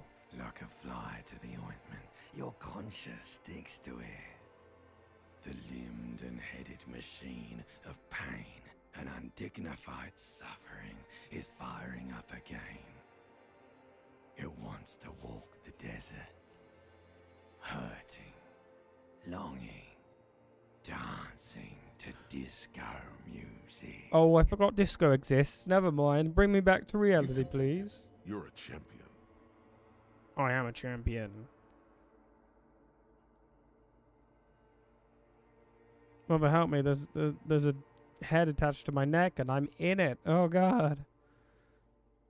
No, I'm not scared. I am a champion. The stench of liquor rises from your mouth, and with it, an ungodly headache. What sort of creature does this to their own mouth? A fiery streak penetrates your skull, trying to force your eyes open.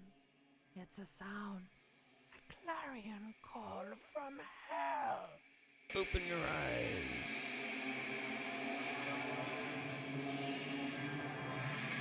Whoa.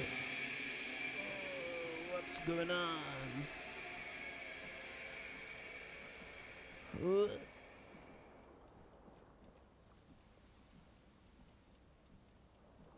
Whoa, look at that bad boy. Look at all this strength. Wait, what's hard? How do I get into hardcore mode? How do you play hardcore mode?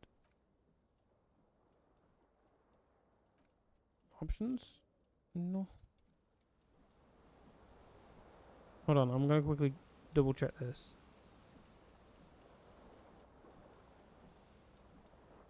Hardcore mode.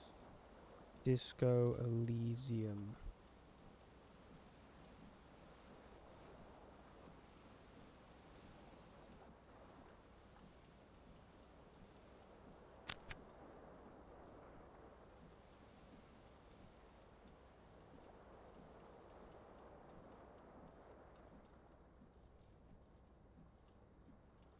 Okay, hold on.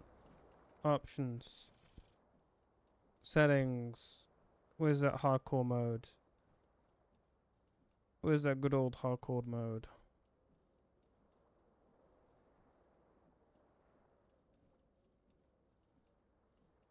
Detective mode activated. No. What? Yes? Hardcore mode. For your sweet and toiled task, reward a small amount of extra XP. Confirm. Hardcore! Thank you, Egghead. Okay, I ain't touching any of these bubbles. We're not looking. Who needs to look at things, my guy? Ridiculous. Let's go get some clothes back on. Ba-bam.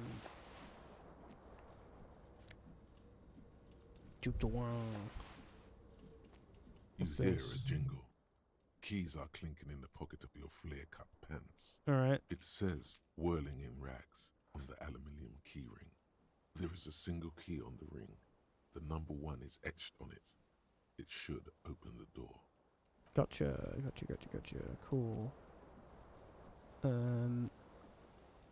This Hello. fan has 2 chain pull switches. One ends in a tiny fan, the other in a light bulb. A truly horrific necktie has somehow attached itself to one of the blades. Hold on, I'm gonna...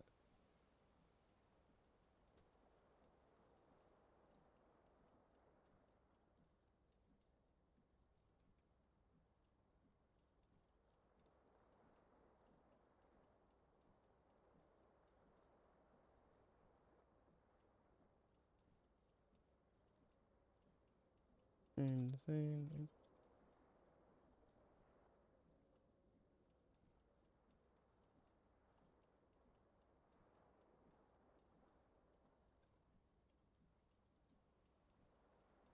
Okay, done.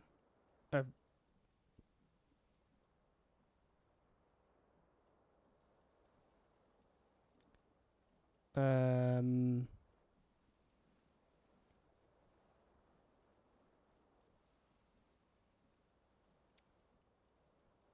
Let's see. I can't put insane, apparently. That goes against guidelines, which I suppose is kind of fair. I mean, there's only so much nuance you can put into these things.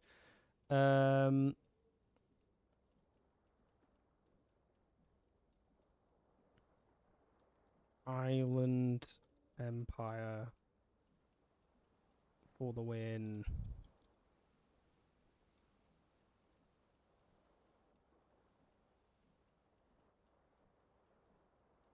I think it's Inland Empire. What is it called again? Yeah, Inland Empire. Gotcha.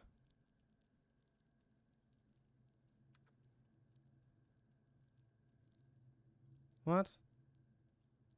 New game hardcore says. New game hardcore. It was Egghead that was the problem. Damn. Such profanity. Alright. Let's get going. This fan has 2 chain pull switches. One ends in a tiny fan, the other in a light bulb. Yeah. Or has it been consigned there as punishment? You feel as though this creature is your friend and wants to reattach itself to your neck so that you may continue your adventures together in this strange world. You're right, Ty. Let me pull on the fan. The blades come squeaking to a halt. It should be easier to reach the tie now. Let's grab you. You swoop up There we go. against the tie. Snap. It's released from the blade. Warning, warning. The necktie is no longer contained. Uh-oh. What you have in your hand is a fantastically colourful tie with 4 or 5 different patterns. The knot reminds you of a noose. Wait, is it in the... Okay, cool. Whoa. Island Empire. Oh, very dizzy. Let's go have a little chill. A mirror hangs above a bent and broken sink. In a fierce discharge of masculine energy, someone has ripped half the faucet off. Hot water sprays from the base, and steam covers the mirror. You cannot see yourself, just the outline of a man. Suddenly, you realize you have no memory of the face that awaits you there, underneath the soft vapor. Really? Nothing? Really, all recollection of the person you are, the people in your life, and even the world you're in has drowned in a sea of blood alcohol. This was no mere night of drinking. It was a deluge of world-ending proportions. No way. I'm not doing this. I don't need to see my face. Give me this. Oh yeah. I've got clothes on. I'm ready for the day. There we go. Oh, there's a shoe. It's only one shoe. Bam, let's go get those other shoes. Okay. I ain't touching any bubbles. Who needs to touch bubbles? Oh.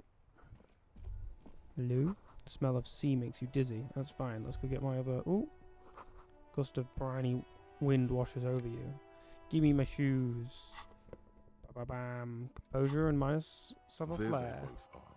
Two identical shoes, both copiously green and indiscriminately snakeskin, reunited on your feet. How do they fit? Good, they're balanced. There we go. Comfy. Feels like the only good thing about you right now, truth be told. Fair. Okay, let's chill. Let's go.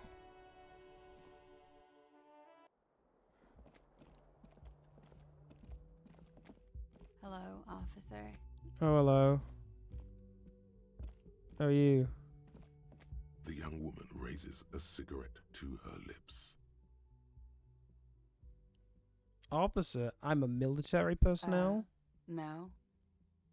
There's only one solution to this. You're a businessman. Wait, I know. I'm a businessman. Chief Executive Officer. The young woman shakes her head Okay. slowly. Okay. Chief Technical Officer? No. You're a police officer, sir. You're damn right. I'm a policeman, and don't you forget it. Okay, cool. I won't. She means it. She wouldn't defy authority, however sweaty and bloated it may look. No need to be alarmed. I was just getting into character, you know? Okay. Whoa. Something wants to come out of you. A bit of vomit. Thankfully, you keep it down, because your body does not control you. How did you know I'm a police officer? Sir, you've been here for 3 days. On official police business, as you put it. And what business is that? Couldn't say. In truth, so far, mostly drinking. Jesus. Let's try this. Try the suggestion. The words have already left your mouth. I wonder how hungry you. What was that? That's not even how words are used. What did you say? Come on. I said I wanted to have, Say it again. I said I wanted to have sex with you. No. You see, that's not what you said. You said... Come on, man. Pretty, please. One more time. Don't back down now. Say what you said again. Proudly. I said I want to fuck with you. Goddamn right you did. You crazy asshole, you. What kind of cop are you? I don't know why I said that. You're pretty. I'm sorry. I'm the sorry cop. I'm a cop of the apocalypse. Superstar cop. I can no longer deny it. Okay, that's cool. Or if I can just maybe ask you to elaborate on that superstardom a tiny bit. I mean, I'm a bloated old drunk with sideburns and disco pants. If I don't have a joke up my sleeve, it's on me. I have certainly been entertained. Thank you. Whatever you are, you should stick to it. Otherwise, it's gonna suck for you later when you have to interrogate me. Wait, what? That doesn't make sense. You crazy. You crazy. And for the record, no, I didn't do it. Wow. Just immediately ba-bam. Okay. Well, Superstar Cop, here we go. Run, run, run, run, run. Look how fast I go. Superstar Cop.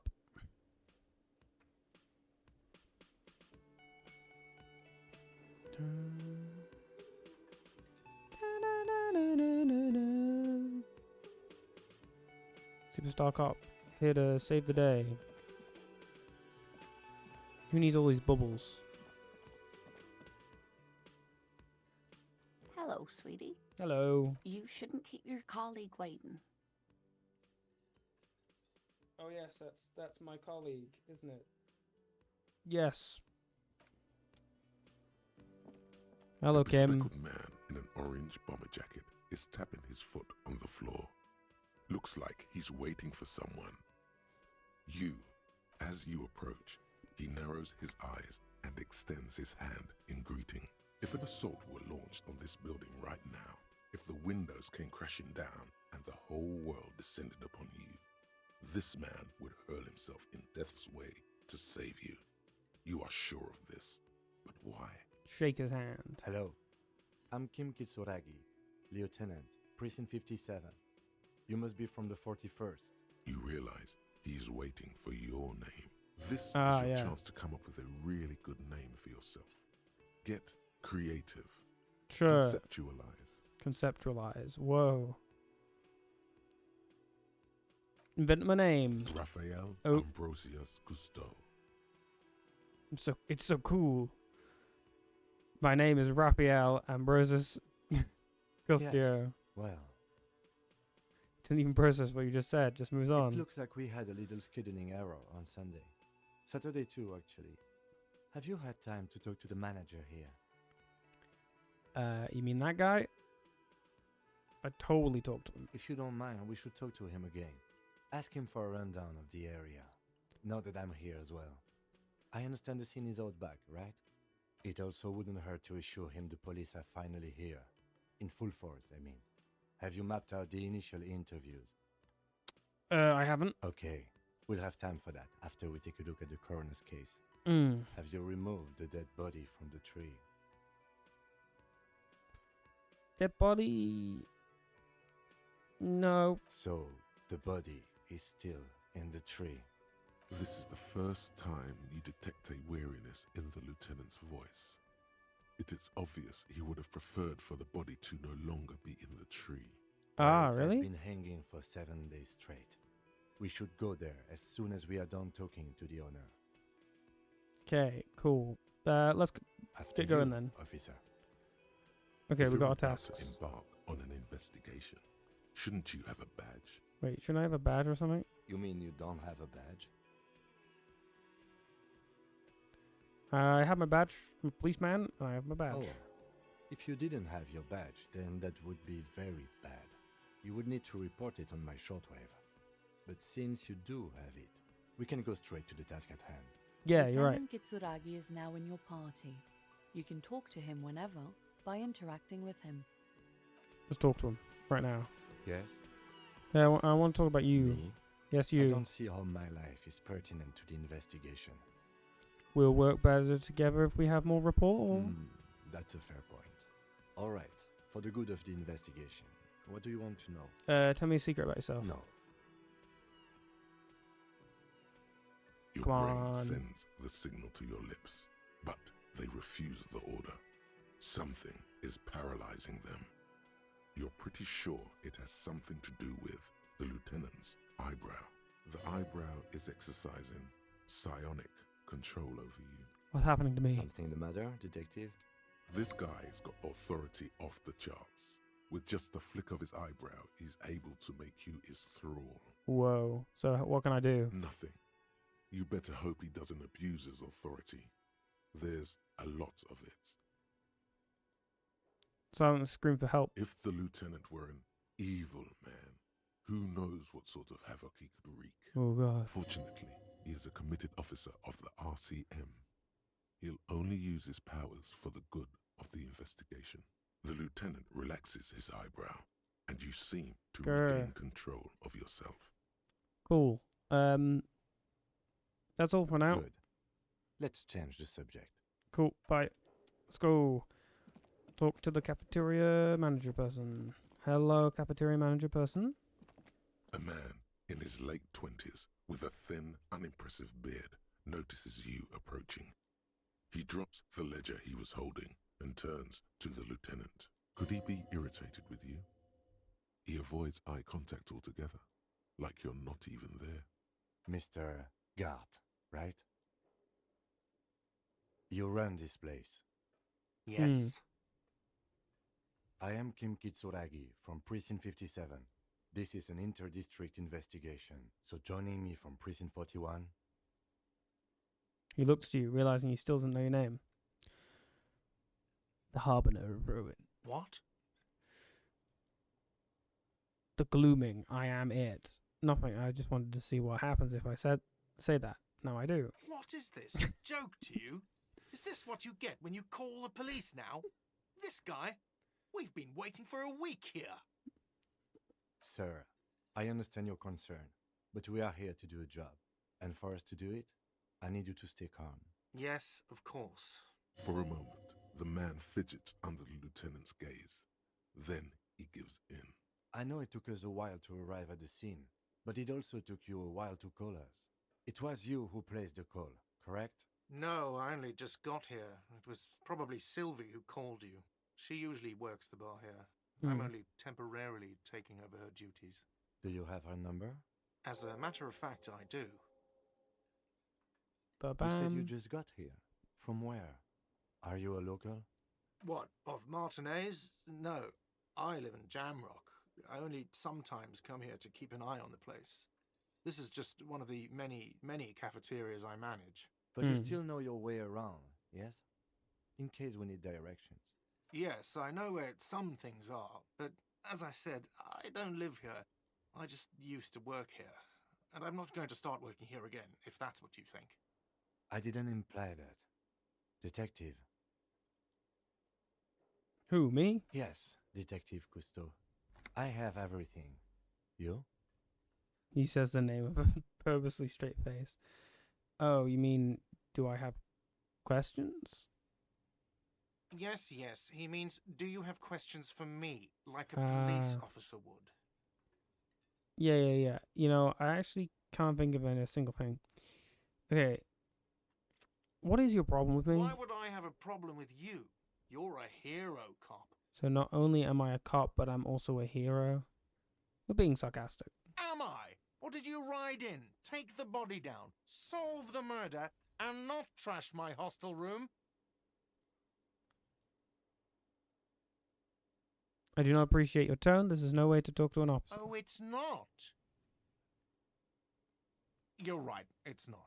He has no respect for you personally, but this man sees himself as a law-abiding citizen, and you a representative of that law. Ba-bam. Okay, cool. Who exactly is... where exactly is the body? Who killed him? Who killed him? I don't know who killed him. I'm not the police. That's your job. Okay. Did you kill him? What are you, crazy? Of course I didn't kill him. Suddenly you tense up. Blood is being pushed to your muscles. You should hound him on this. Hound him hard. The prey drive says. Did you kill him, Gart? No, I didn't. You can tell me, Gart. You killed him, right? I didn't. Why? I don't appreciate this. What is this? Why did you have to kill him? Do I have to answer him? Is this mandatory? The lieutenant stands motionless, his expression unreadable. Did he hurt you? Is that why? Did he get some kind of sick kick out of killing him? Did you? What are you, an idiot? I told you I haven't killed anyone. Anyone? Have you killed someone else then? He ignores you. Boring. How exactly? Why did Sylvia go away? She went away because none of your business. She pertains to the coming of apocalypse. To the Does apocalypse. she? Maybe she does. Maybe she pertains to the apocalypse. Yeah. Sylvie is not here because I asked for her number. The dead body out back didn't help either, but it was mostly me. I hope you appreciate that. Thank you. Didn't go well? I asked an employee out. She didn't want to come, but felt obliged to. It was a bad idea. Now, what is so goddamn fascinating about that for you? It's got nothing to do with the lynching. Everything has something to do with everything. Good for you. Was there something else? I'd like to get back to what I was doing. That's Let's all. go. Ba-bam. Not 35 so experience. fast. You owe me 130 real. Huh? No one is saying the multi-pattern necktie you found tied to the ceiling fan can talk. No one. It must be merely imagination. But Let's bail!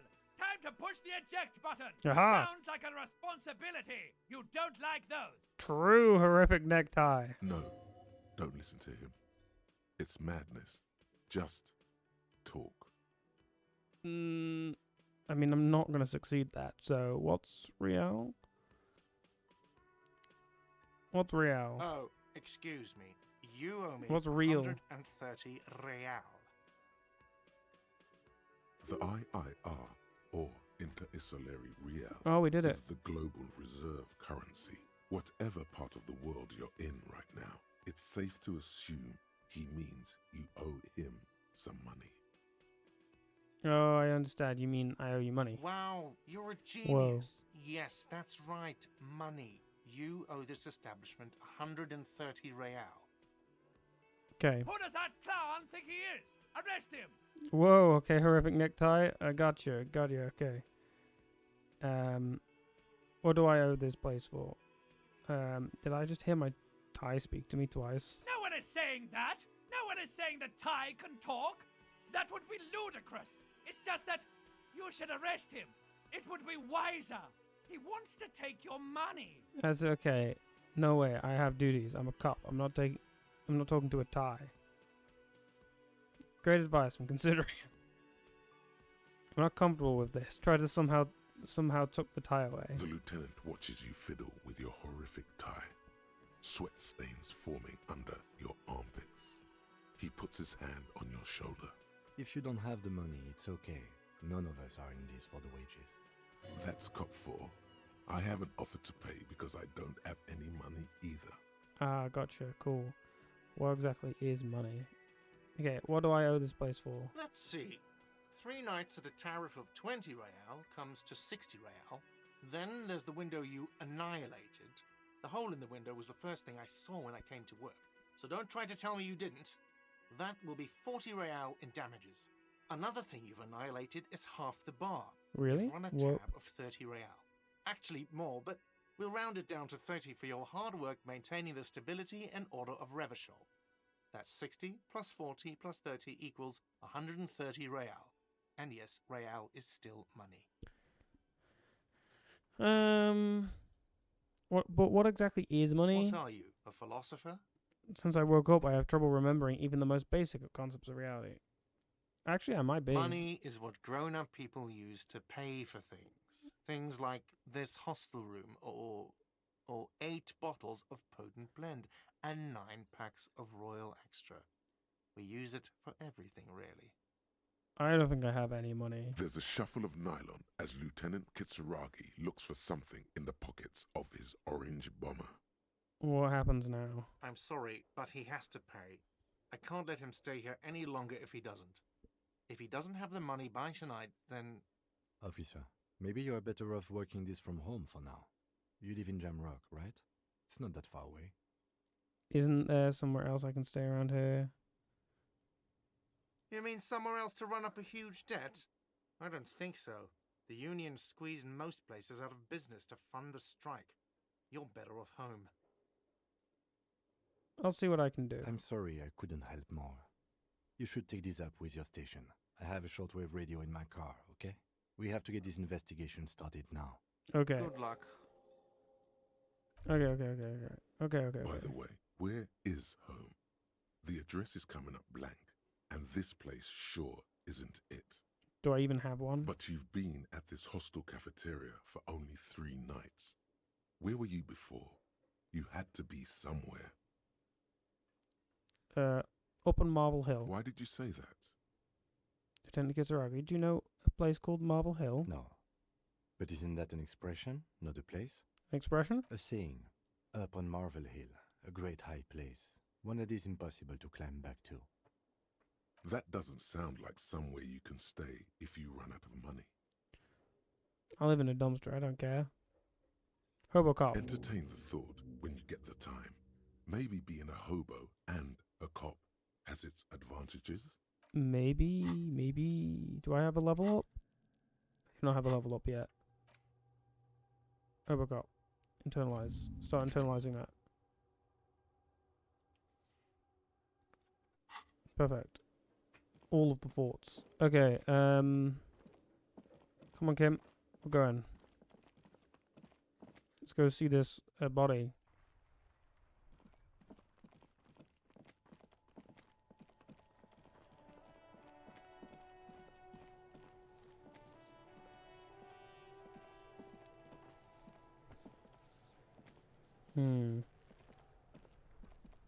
The corpse looks at you with bulging white eyes. The face around them does not look human. It's swollen and ready to burst. His lips are fish-like and his tongue like a ball gag in his mouth. You seem to be holding your breath. Look down. A cargo belt twists his neck at an unnatural angle. The body below appears stiff. It's letting out an ungodly rot. The smell seeps in even through your clenched nostrils. God, what is that? Why is it so bad? Active decay. It's okay to throw up, officer. No one is judging. He's about to blow! Cop's gonna blow, Kuno! Endurance. It's not gonna happen. The smell is repulsive. It pushes in from your mouth, more instant and more familiar than anything you'd expected. More fever than odor. It fills your mind, flushing you from within. Try to walk away.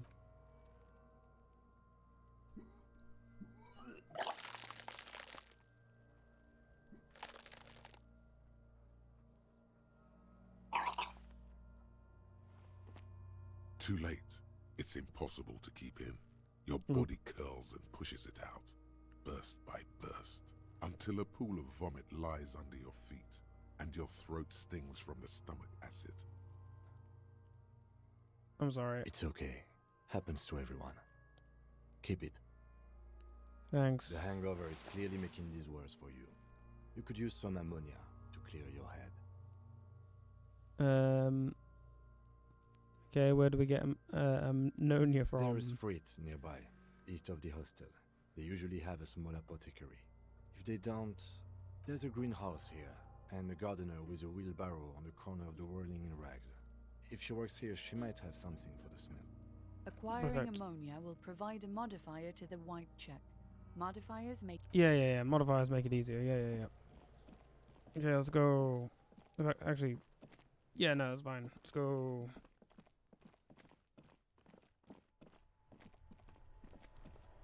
Hey, you. The RCM in Martinez. What can I help you with? I have some questions for you. Of course. What can I help you with? My partner told me you may have ammonia. Can I have some? Sure. I'm done with it. Go easy on that stuff. It gave me a terrible headache. We need directions. Of course. Where to?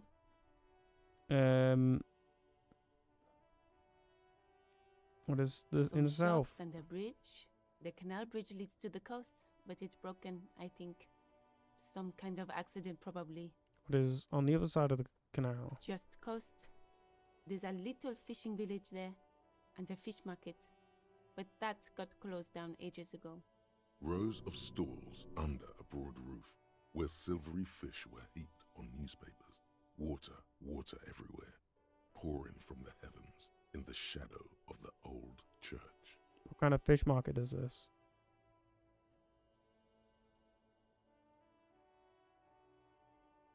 I don't know.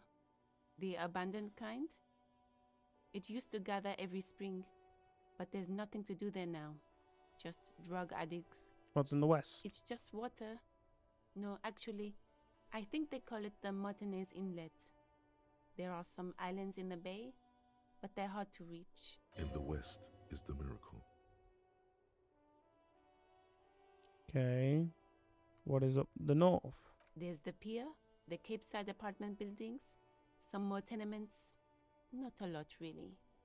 What is in the east? The harbor gates. Some kind of commotion, I think. I don't follow the local politics. A fleet store, too. Okay, thanks. That's all for now. No problem. Okay, I have to run. Of course. I won't hold you back. Her gloves. You get the feeling that you need them. Oh. You have a dead body to deal with after all. One more thing. Can I borrow your gloves? Sure. Keep them. I have another pair. Thank you. Ba-bam. Gloves to the max.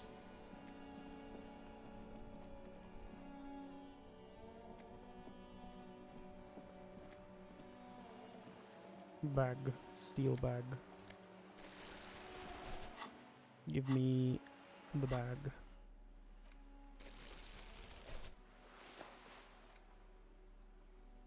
No, keep the necktie on.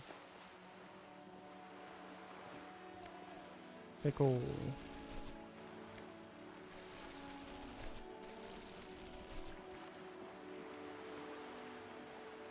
This coin-operated viewer is facing southwest.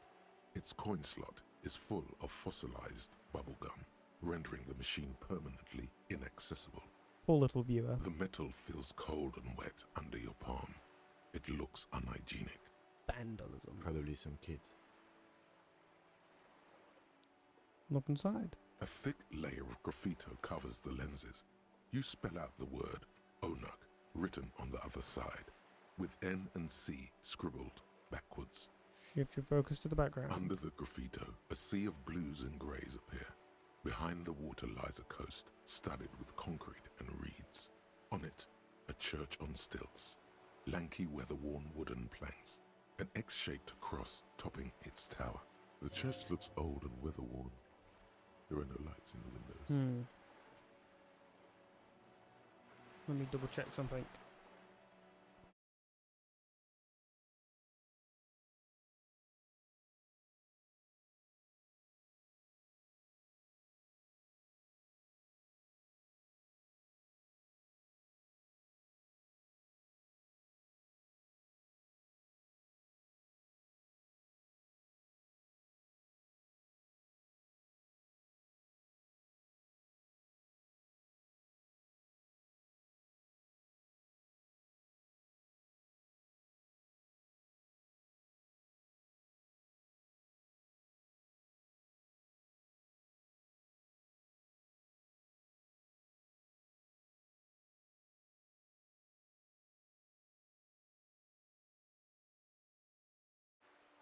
Back.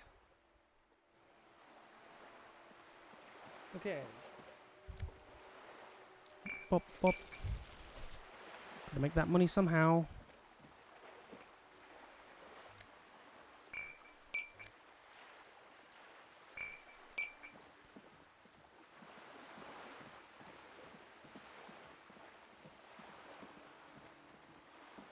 Gimme.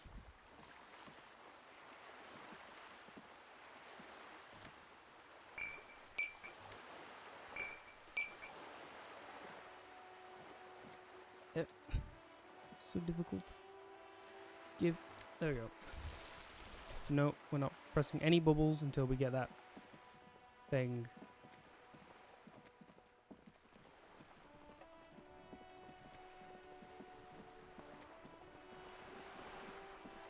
Hey, you. Oh. A striking woman leans against the cabin top of her sailing boat, smiling as you approach. Her green raincoat glistens with droplets. A silk scarf is tied around her throat. Okay. Good morning, officers. I'm Joyce. Joyce L. Messier. I represent the board of Wild Pines, the owners of the harbour. You gentlemen must be from the RCM. Shake her hand. I'm glad to see you here. I was dispatched to handle a strike, not a lynching. Anything I can do to assist the RCM in this matter, I will, gladly. That is good to hear, madame.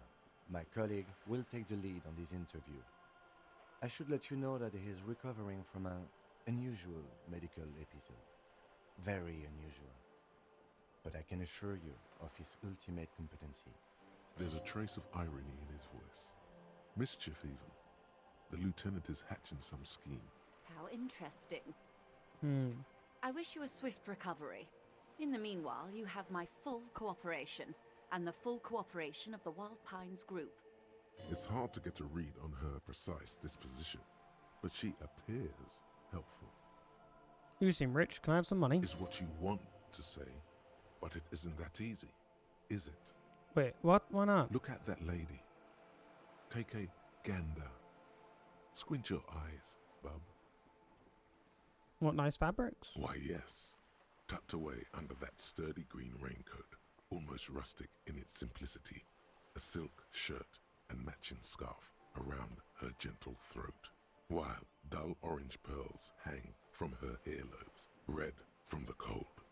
Her light green eyes scan you, full of knowledge and worry, wealth and all its possibilities. Yeah, so? Now look at you, you misery-clad simian, barely able to tie your own laces. Your armpits are lakes. A scythe of booze precedes you. Your hair sticks to your forehead, and your underwear feels uncomfortable. You're poor, poor as balls. You can't ask this person for money. You're too... As I should be, for even considering it. Yes, I should make my own goddamn money by now. Ashamed. What's this feeling? I've never felt it before. You have felt it before. Let's leech for some dough. You think your little communism protects you from this feeling? No.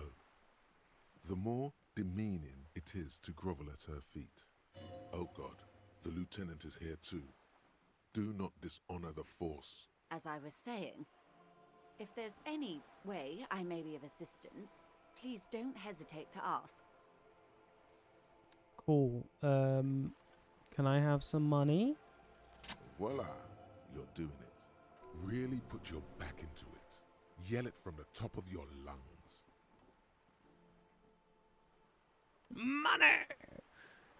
Help me, I'm poor. I need money to keep living. Ah, yes, of course. I'm sad to hear that. How much do you need?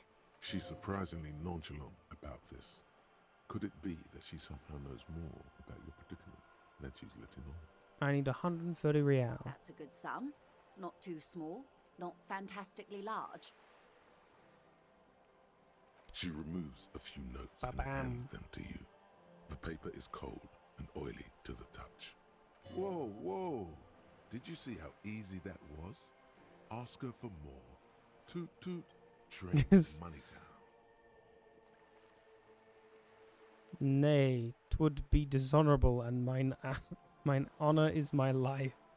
Can I have some more? This may seem like odd behavior for a police officer, ma'am, but it's a perfectly common side effect of his unusual medical episode. It's all right, Lieutenant.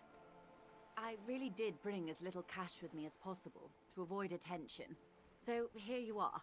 The last bit of filthy lucre I can share. So, I hope I didn't just bribe you, officer. It may not be technically illegal under the Emergency Act, but still. Certainly not. I'm an honorable policeman.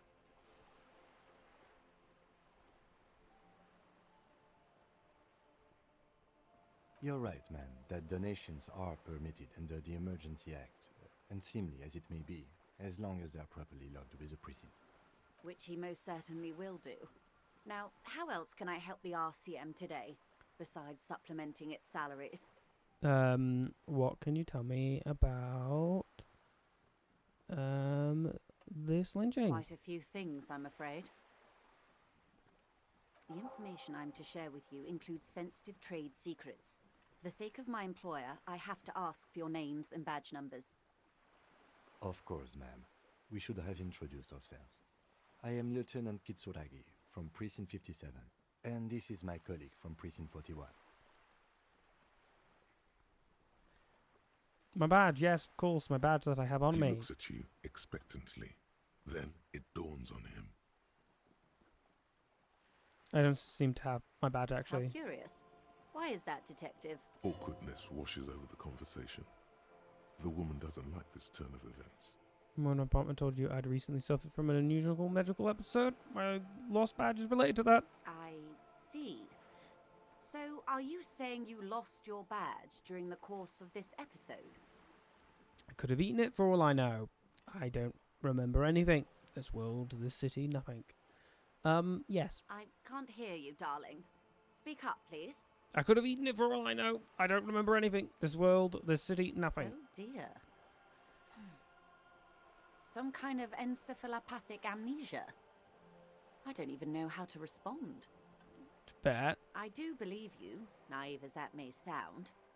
I simply can't imagine what you gain by faking such a condition. As I said, ma'am, his technique may be very unconventional, but he is an officer of the RCM. Of course, I sympathize, but I'm afraid I simply can't share anything more until I've seen that badge. Hang on. She's a professional negotiator. She should be open to some sort of mutually beneficial arrangement. What kind of arrangement would it be? I mean, favors for favors. A dirty alliance of some sort. How do I negotiate my way out of this? Feelings will guide the way. No, but madam, I need to know about this lynching. It's very important to me. It's the case I'm solving. You, it is no small matter for me either.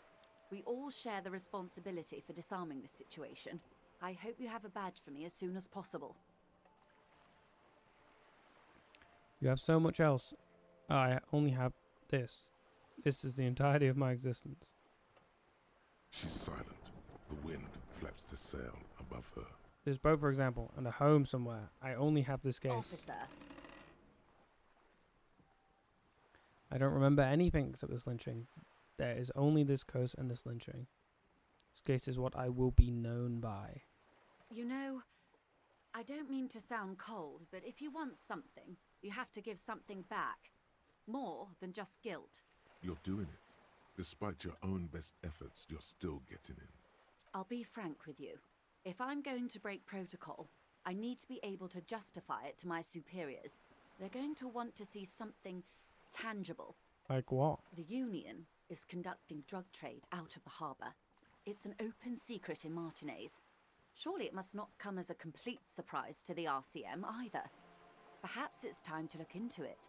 Or you can find your badge, which honestly seems like a lost cause. Detective, a word in private before we continue. Excuse us for a moment, madam.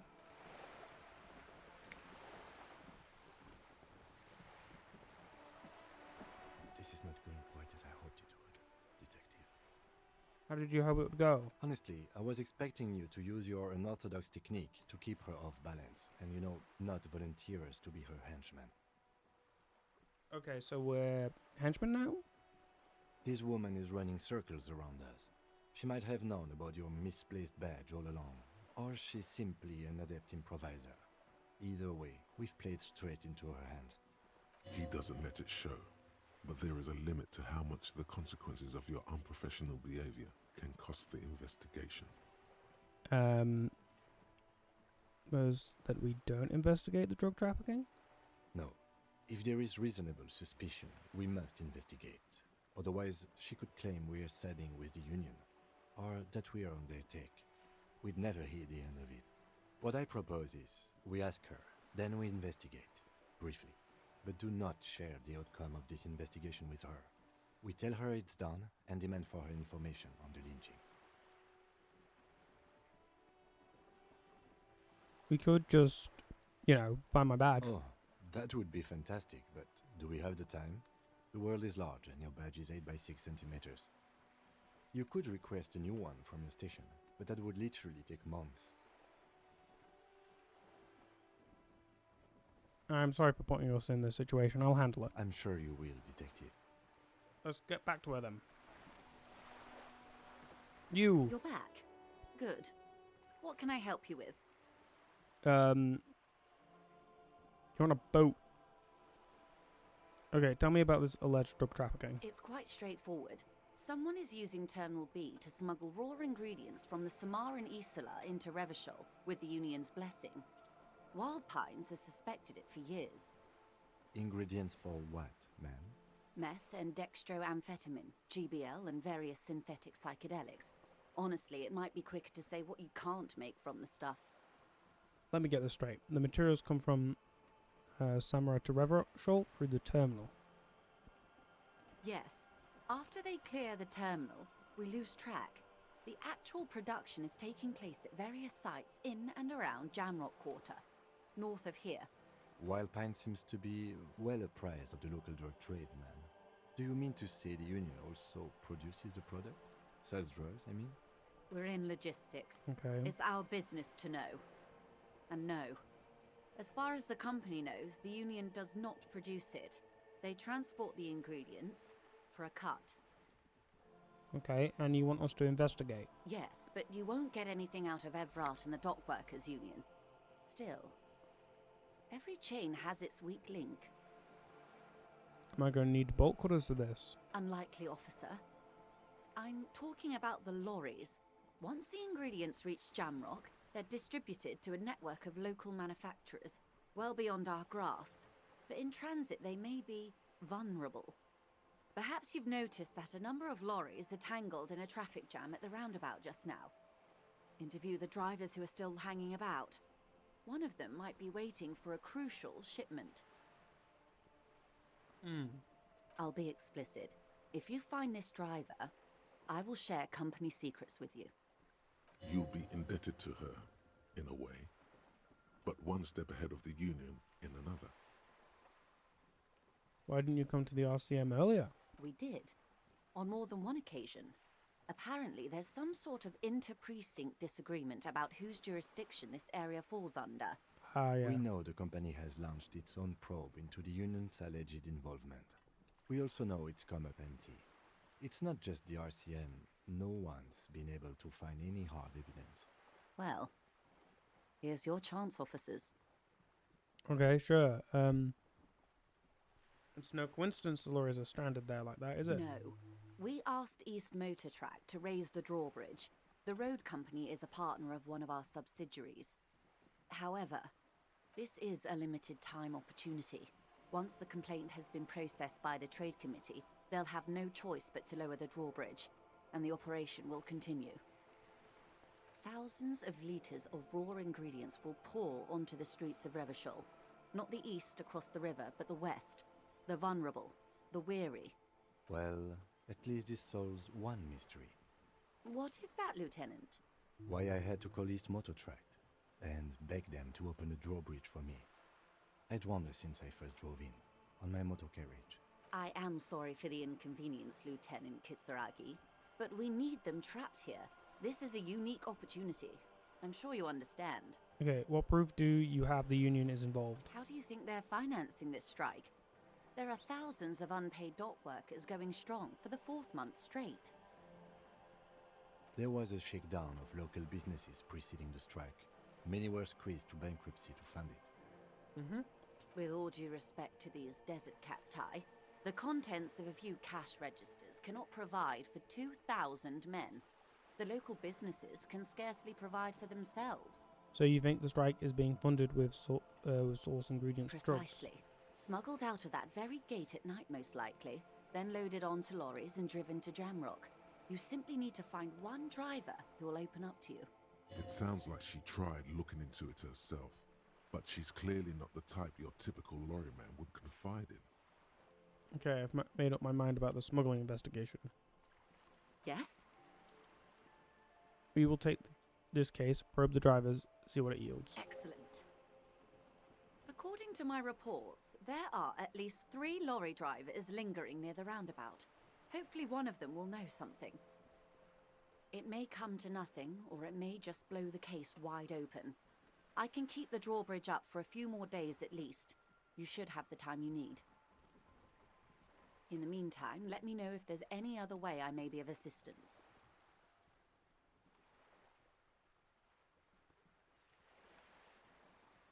Everything. Right up to, but not including, trade secrets. I hope I can be of help. Actually, no, I do want... tell me about Wild Pines. What did you do? Tell me... You're on a boat. Why, yes I am.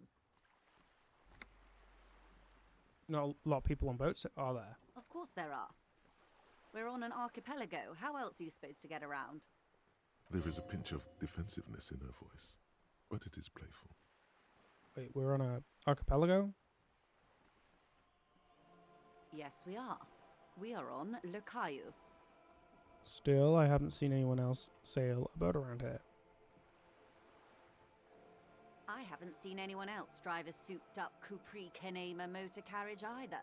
Actually, that motor carriage has been specially issued to serve as a patrol and pursuit vehicle. It's for crossing long distances in the greater Revachol industrial harbor. It's not a toy. Neither is this. A toy, I mean. It's a machine for crossing long distances in the Bay of Revachol, between the city and the islands. She's having a good time arguing against the law. Too good, perhaps. Does she have a name? Do you have a license for this boat?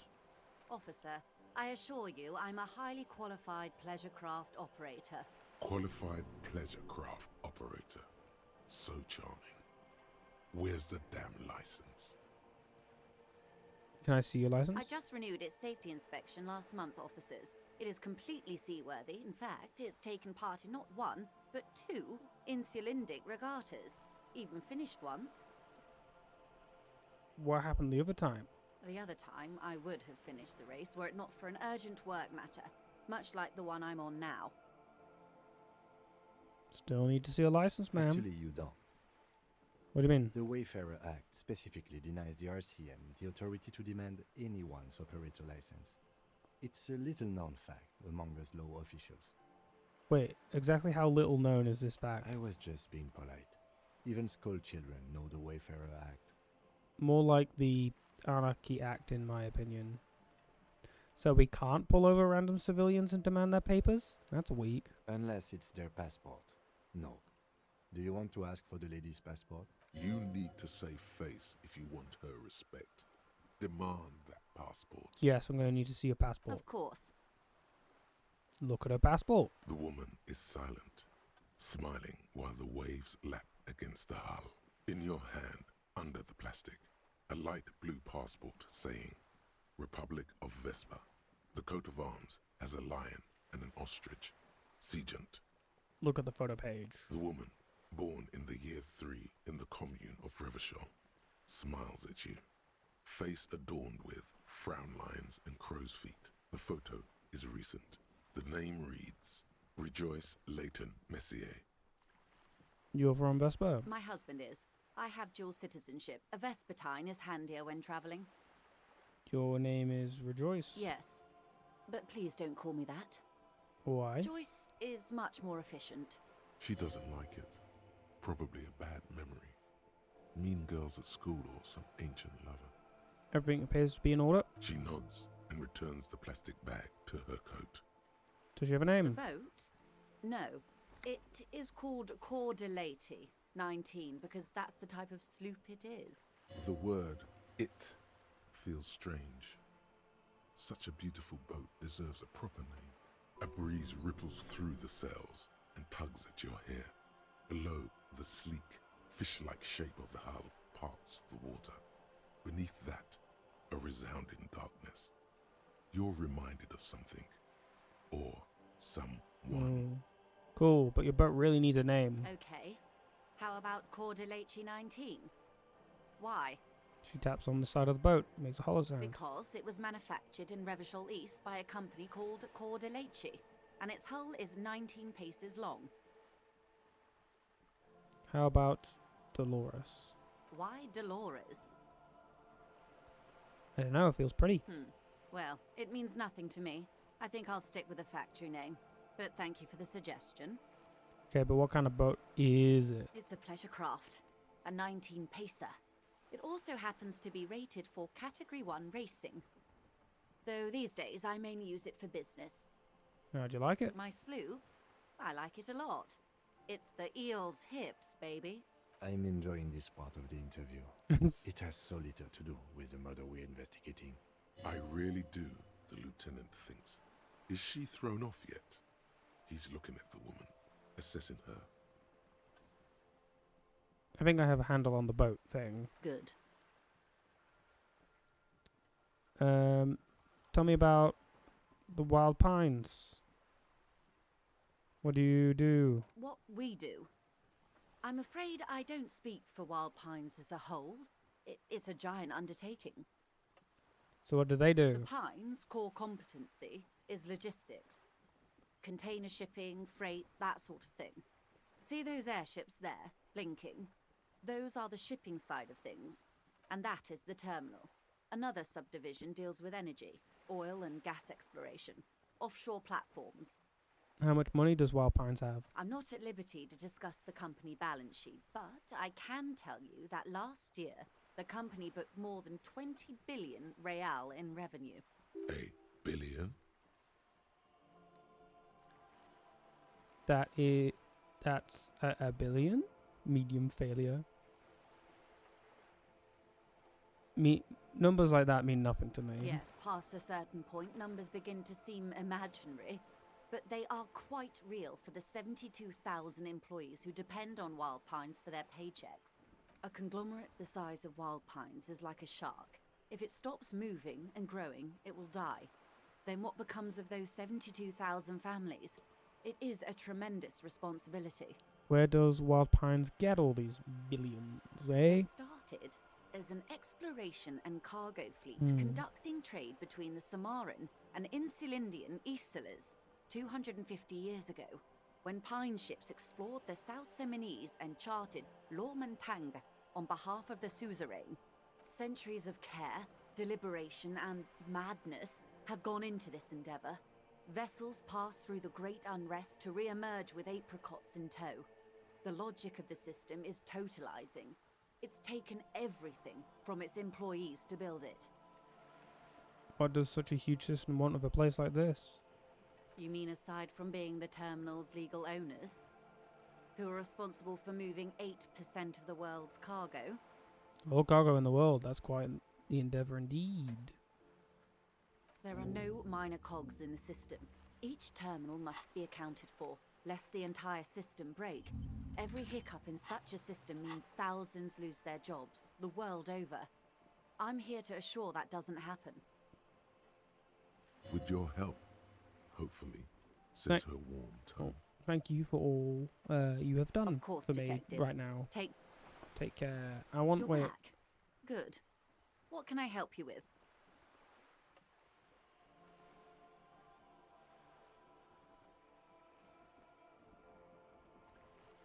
Thank you for now. I feel like I've missed something. I feel like there was a other thing that I could do, and now it's not an option, and I'm sad.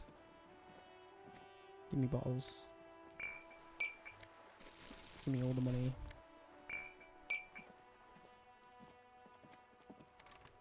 Can't open it. Sag. Need a crowbar. Alright, let's go. I guess I have the ammonia. I can try and resist the body. I guess.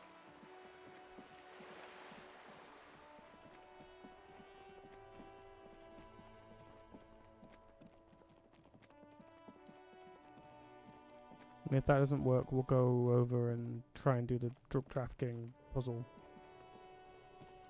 Hold on.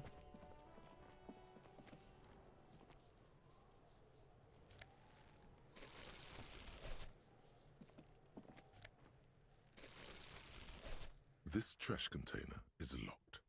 The sliding lid has a padlock that says, whirling in rags. There's something in there, not necessarily connected to the case, but still.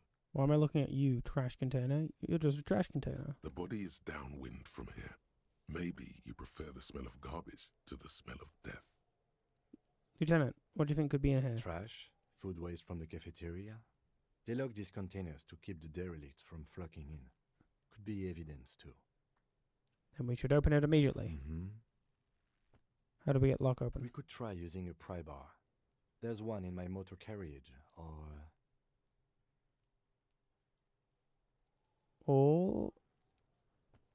Lieutenant? Or we could ask for a key from the manager of the whirling rags. He probably has one. Alright. Hey, you. Are you there? There he still is, looking right through you with his white eyes. The body below is entirely dedicated to that corpse smell. Emitting it is all it does now. Let's go. The ammonia only makes it worse. The combination forces tears out of your ducts. You manage to keep it in once. The second time, not so much. When the vomiting is done, your cheeks are wet with tears. Oop.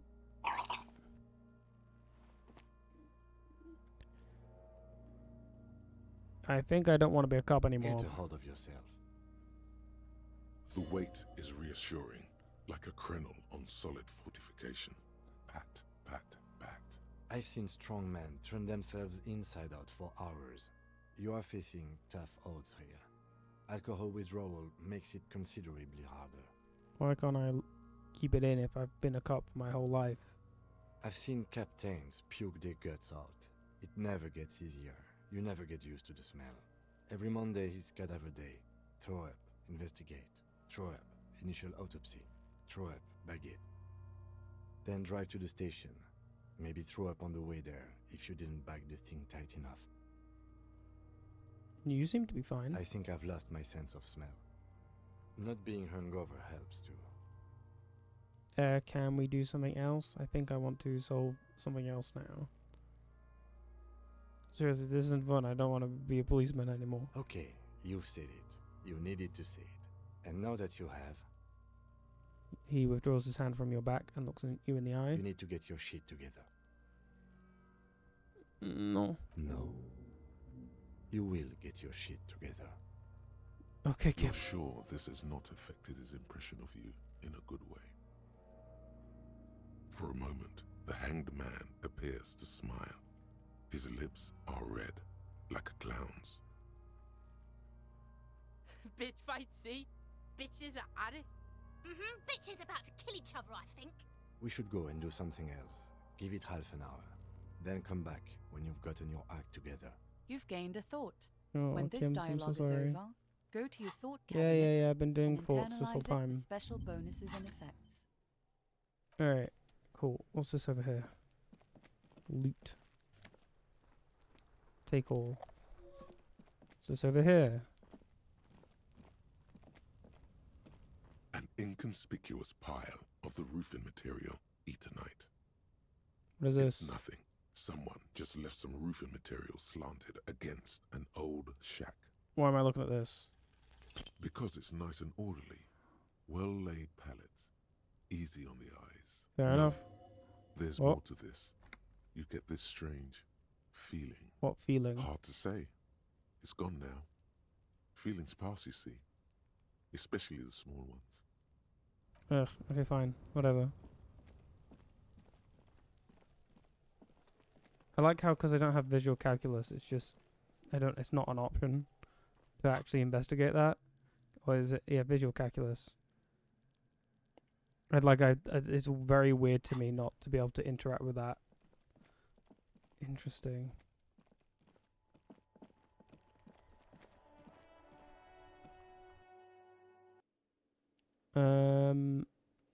Hey, can I have the keys to the trash?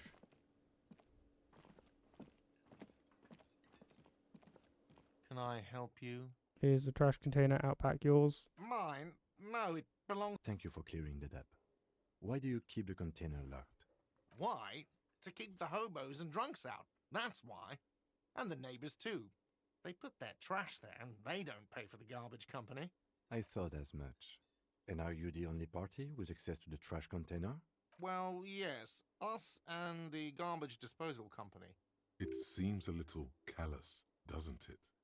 Something stirs in you. I wonder what this feeling is. Prod at him and find out. What if I told you I am a hobo, or soon to be one, rummaging through the trash? Will you keep me out too? Yes. But I need those leftovers to survive. Sir, I'm sorry the RCM is having financial trouble, but it's not this establishment's problem. Okay, we need those keys. What do you need them for? It concerns the case. Please cooperate. Just bring them back once you're done, please. Okay, goodbye.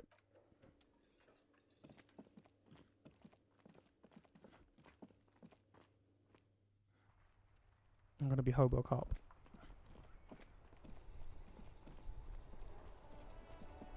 Before you stands a motor carriage.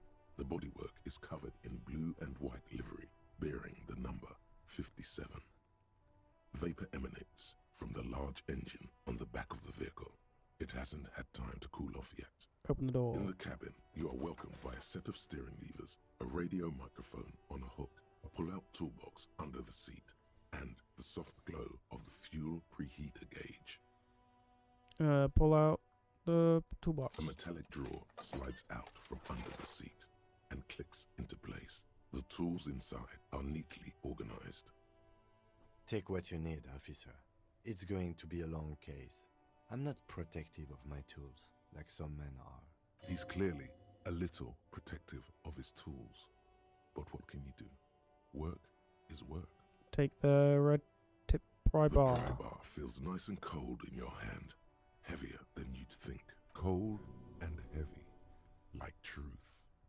You feel like you're reunited with truth once more. Useful for opening all sorts of doors and lids. Take the rubber handle chain cutters. The handles are long and sleek.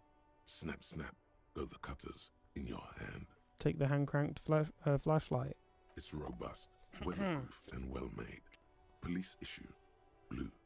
Lets you see things in the dark you would otherwise miss. Push in the pull-out toolbox. The pull-out toolbox slides back into its nest. Preheater gauge casts a warm glow on the steering levers and the radio on its hook. Pick up the radio. A frequency tableau lights up, and the green button labeled Prime Line glows like a feline eye. And then you hear something. The soft purr of electrical kittens. Radio waves cast far and wide over the metropolis. A woman's voice greets you through the static. This is Precinct 57. Hello, Lieutenant. How may I assist you? Hello, Alice. Please assist our colleague from the 41st precinct here. I'm putting him on.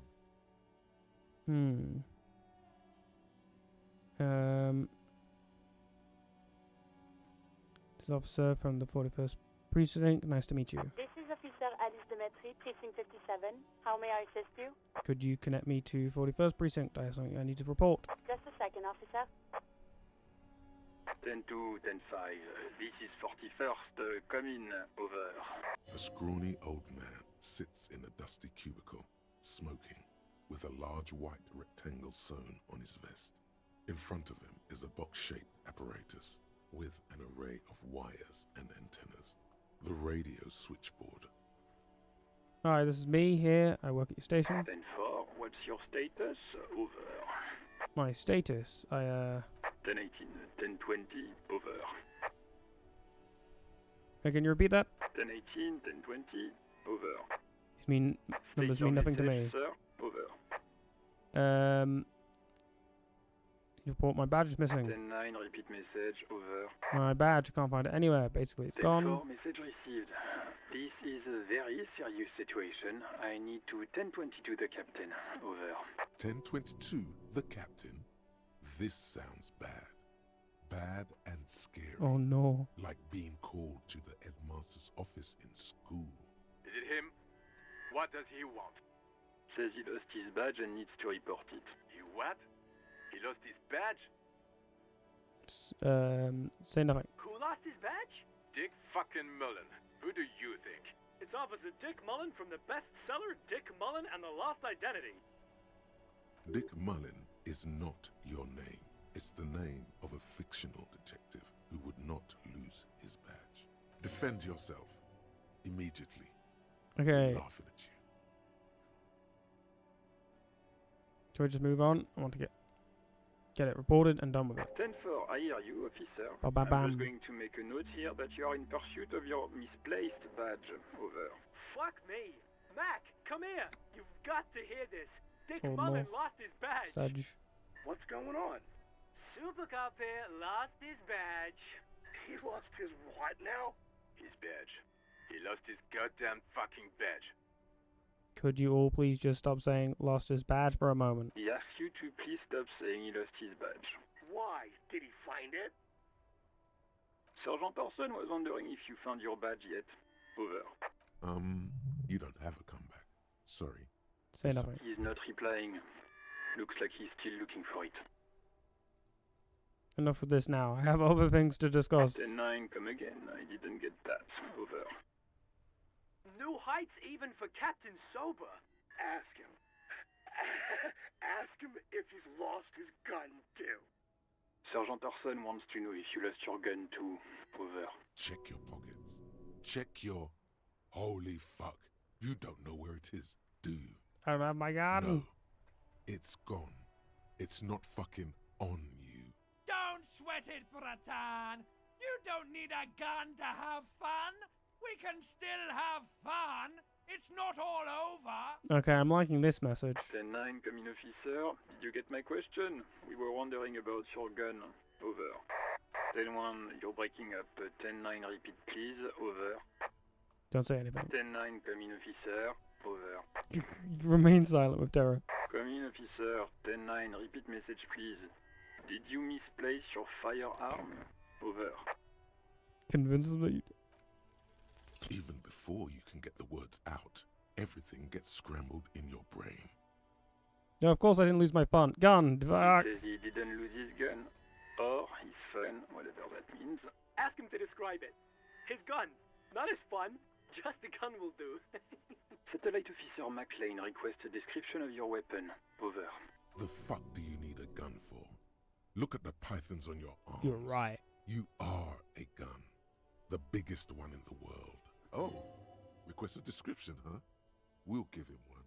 Describe the plasma gun. The plasma gun? Flare cooling vents along the front and hydrogen flasks sticking out too. Come again, please. Over. It's got maximum arc. I need to put you on speaker for a second. Over. In contact, it detonates with the power of a dying star, erasing every living thing on its existence. Oh, and did I mention it is the sexy blue plasma? The officer is describing his genitalia in exaggerated terms. Over. Host in heaven.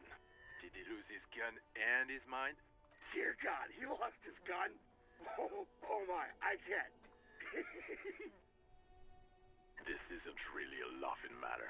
Mac can face a giant of Coco Nur by himself, but Disco here made him piss his pants. Oh, I can't. Fuck. He lost his... Ask him if he still got his wiener. I'm not going to. Ask him. Sergeant Orson here is wondering if you are still in possession of your genitalia. Over.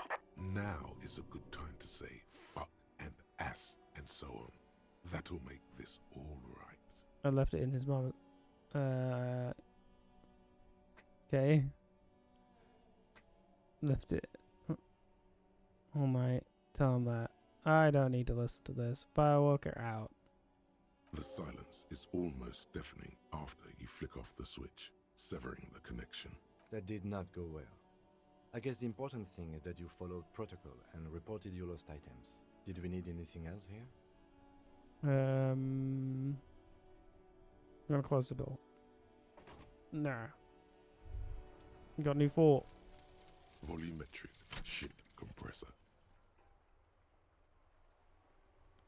Bizarre scientific news from Revachol West today, where a police officer's shit has been observed at a pressure of around 495 gigadecimals. Whoa. These metallic hydrogen levels of shit togetherness were thought to exist only at the center of collapsing stars, not law officials.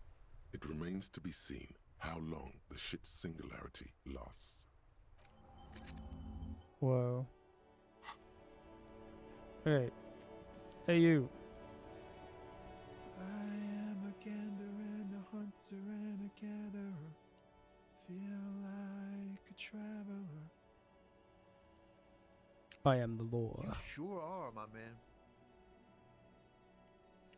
Keep listening. From another planet. Hey there. What's going on here? It's the jam, my man. What's the jam? It's a traffic jam for the ages. Harbor gates up the street are shut tight. No explanation given. Workers on strike, scabs agitating, and all around clusterfuck. Meanwhile, we're all stuck here in long-haul limbo for days upon days upon days. So that's where I am. Yeah, exactly. So how long have you been here? Feels like forever. Like I was born on this here roundabout and this was all I ever knew. Just me and the metal and the tires, the oil and the fumes of mazout. Extravagantly phrased, but I can roll with it. Yeah, imagine. It's been a whole week already. Behind the laugh, however, a touch of sorrow. So tell me, what do you need?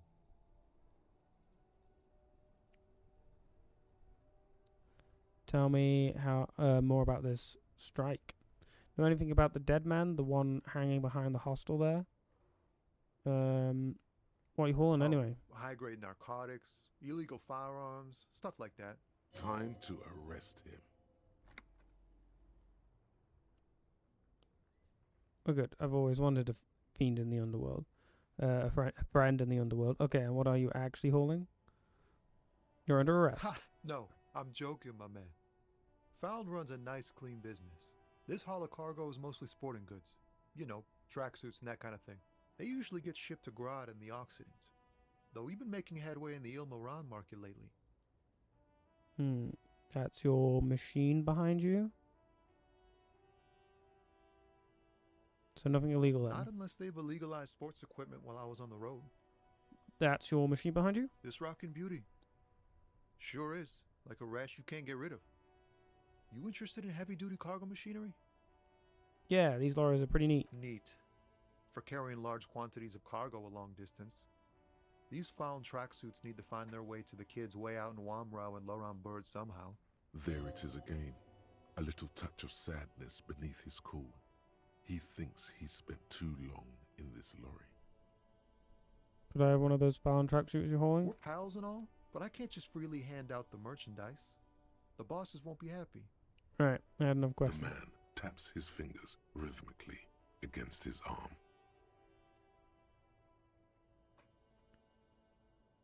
You seem like a man who knows about drugs. Ah, man. Me and narcotics go way back. Had some good times surfing the psychic waves of my own consciousness, you know? But those days are behind me. There are other addictions in my life now. Why the inquiry, my man? Just be straight with him. Do you finance those other addictions with drug trafficking? I need to get high, and I'm looking for a dealer. Figure out who's smuggling drugs out of Terminal B. We have a credible lead, sir.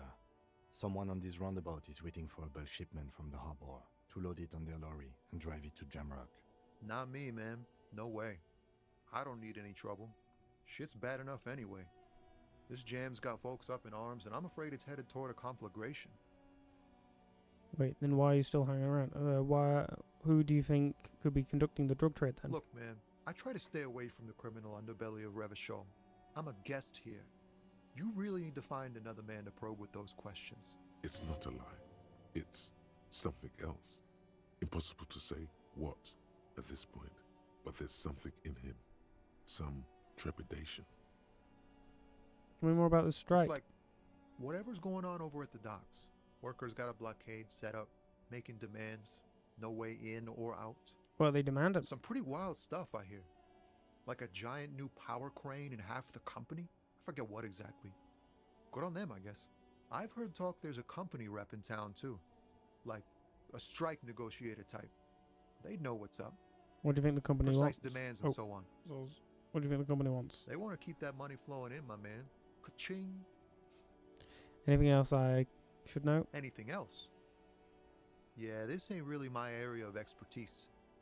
I just do my job and get paid. I have things to do and places to be. All of us do. All of who? Us lorry drivers. Camionneurs. You still hang around here waiting for this mess to end. Most have scurried off somewhere to get drunk or high. Or laid. Not that I blame them, really. Not you? Not my thing. Chasing transient pleasures is a drag these days. I prefer the examined life now. Thinking, reflecting, observing.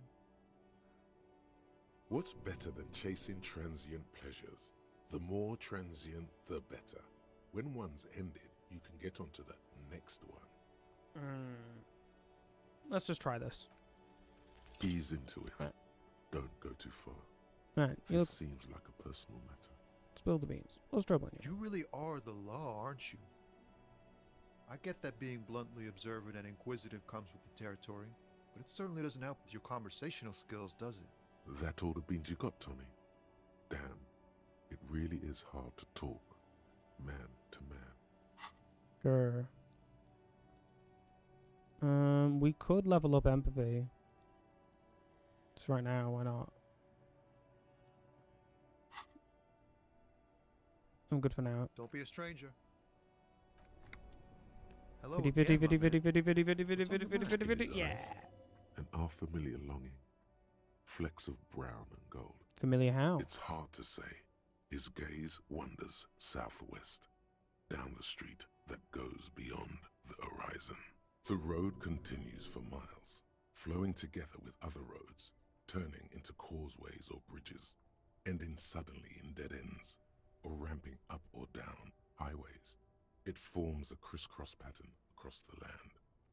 Where does it lead? Above the Jamrock Quarter, in the form of a raised motorway, and then the never-ending sprawl of Forburg, high above buildings, new and old, the air filled with the rumble of motor engines. Further. To the old south, to the farthest outskirts of Revershaw, through the checkered fields of farmland, upstream to the river Esperance, past Montmartin.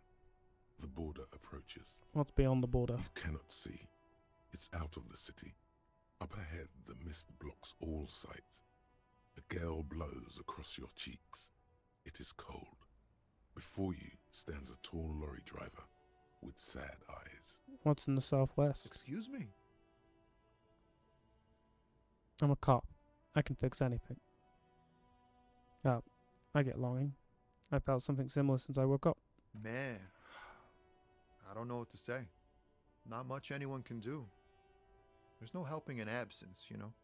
I miss my family. They're all I have. My wife, second kid on the way, waiting all the way in Diora. And here I am stuck in this shit, so far from home. What's it like to miss someone? What's it like? Good. And bad. An ache that brings you joy. I think of them a lot. I dream up these silly scenarios in great detail of living with them. It comforts me. What about you, cop man? You missing someone? Is that what it is?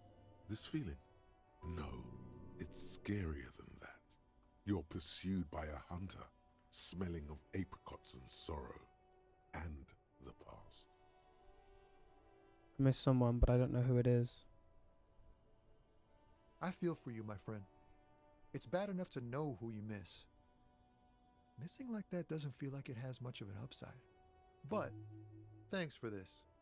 It's nice to talk to someone, and I know it wasn't easy to ask. I hope you find your way through your own troubles. Thank you. Can I just spare some change for a working stiff? Huh? Oh. No, I ain't got any money. They don't want to pay for unfinished work. They who? The bosses, man. I don't know who these bosses think they are, but they sound like a good It sounds like a good arrangement for them. Yeah, it sure ain't good for me. Or you. I'd spare a coin or two for a city cop down in his luck. If I had, say, 4 myself. You know anything about the dead man? He ain't one of us drivers. I know that. All accounted for. Otherwise, I haven't really asked about that. Been wasting time right here. Keep him busy. Busy with what? Analyzing the fundamental structural and psychological conditions of being stranded in the midst of a sea of motor lorries and their sad, despondent chauffeurs. And your conclusion? A sense of surprise there ain't more bodies hanging from more trees. That's all for now. Bye.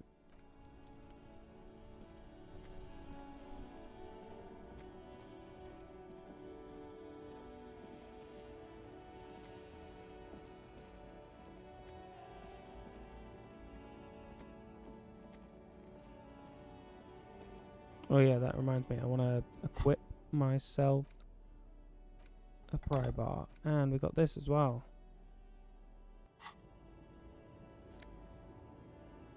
Physical instrument. Where's my mouse gone? Where's my mouse dying? No, mouse. Don't die. Ah, mouse is dead. Okay, hold on. presume it's just the battery.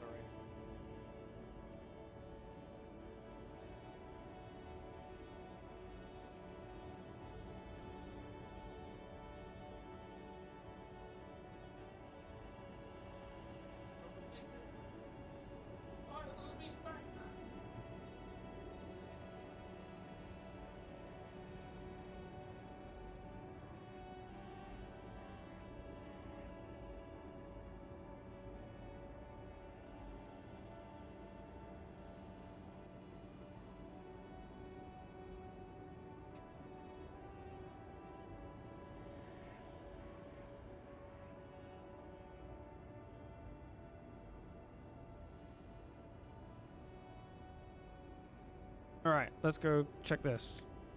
Oh, money. You. The small, wrinkled woman does not greet you. She nods along to something on her radio. A photograph is clutched in her hands, and there is a warm smile on her face. Okay. It's the warmth of a winter night's fire. Maybe she could give you comfort and shelter. Some cigarettes and food money. Maybe she's your... Grandma? Nothing. Her smile just keeps widening. Her hair is grey like lead. No, this one is a monster in disguise.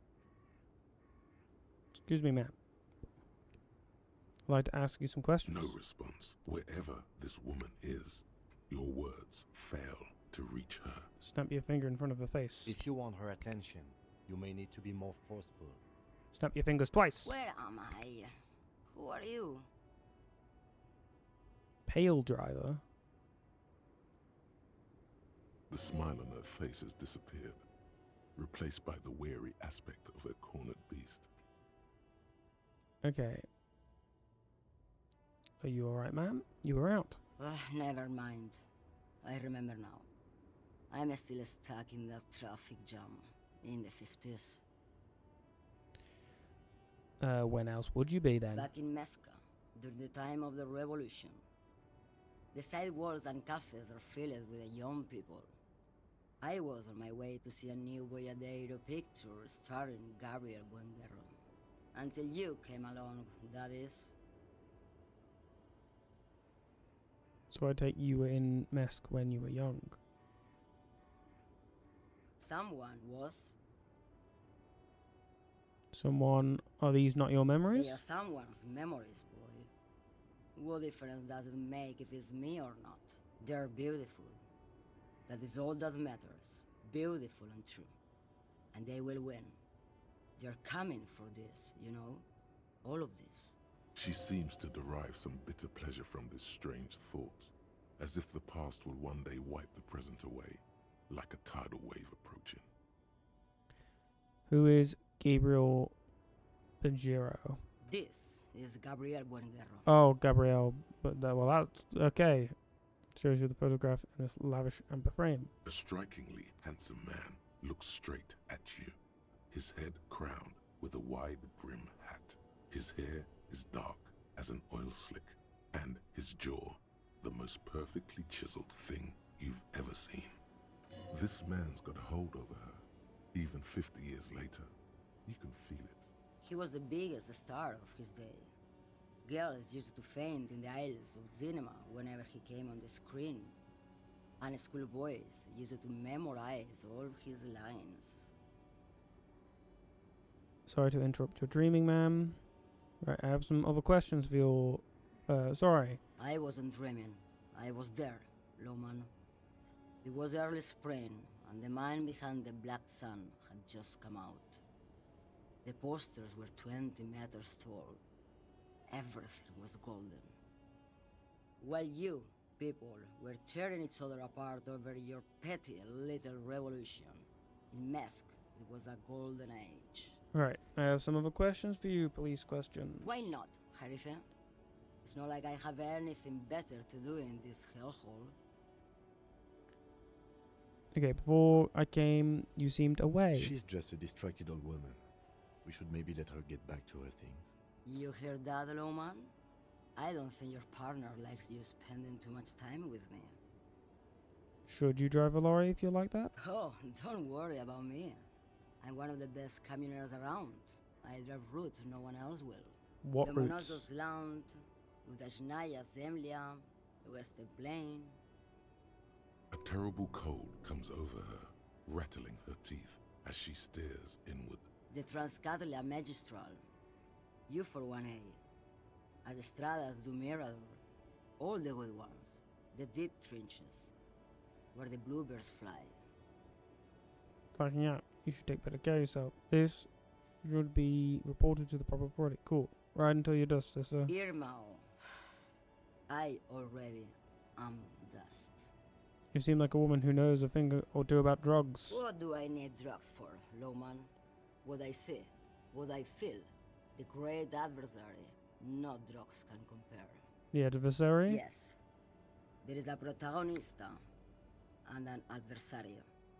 I am on the side of the adversary. There's no coming back from that hole. I don't like the sound of any of that. Sounds like a horrible drug. The worst one of them all. Where could I get my hands on an experience like that? If you don't know, What is it you're hauling exactly? you're man, Lowman. What of it? Okay, let me put this another way. Are you smuggling drugs through Terminal B? Maybe. Probably not. Makes no difference to me either way. How can you not know what you're hauling in your own lorry? Just this month, I made half a dozen trips from Saramiriza to Grat, on the U41A. What do you think they take from Saramiriza to Grat, Lowman? Drugs? No, Lowman. Diamonds. Damn this. Make her answer. Are you making fun of me right now? You better start complying. I didn't ask you about diamonds, did I? If you had to guess, who do you think is smuggling drugs around here? Easy. It's the skinny man who thinks he's a poet. Never trust a poet. Also, he's the only one I can see from here. Okay, sure. Okay, I don't care about that. Diamonds are good for you, Lowman. You should try them sometime. Make yourself pretty like Eva de Zoras. You making fun of me right now? You better start I will complying. never make fun of a real Lowman, Sheriff. Ma'am, you're not responsible for what the client puts in your lorry, as long as the seals are not opened. We officers know that. Lay off her. Okay, if you're not involved with the drug trafficking, then why are you still waiting here? Where do you want me to go? This isn't so bad. I can listen to music, or the seagulls. Look at all the colors and the features of this world. It's a good palate cleanser, this jamboree. Or I can just relax and let my mind carry me back where it will, to the Great Plains. I think we're done here, no?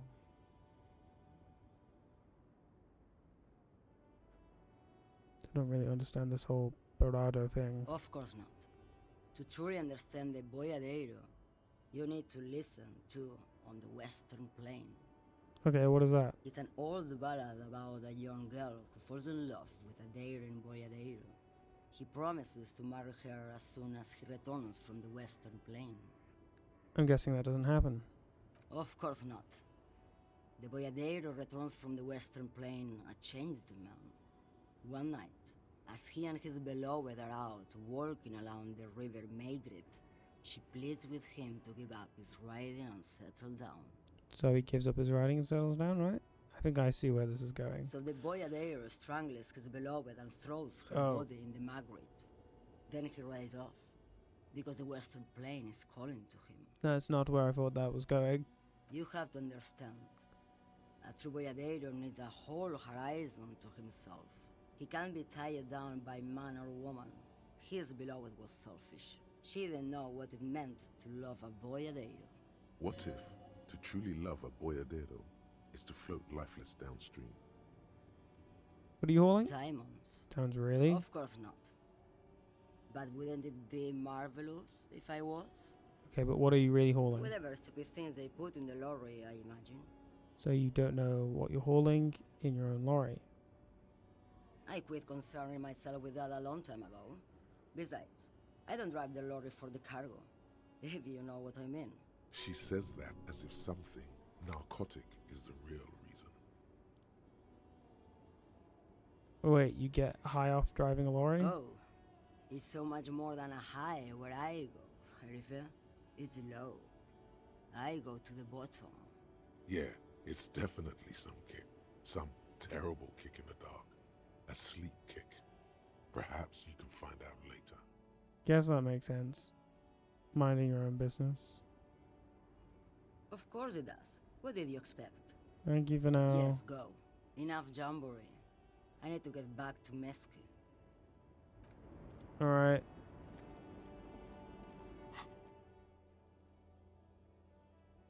I'm gonna open that trash container as well.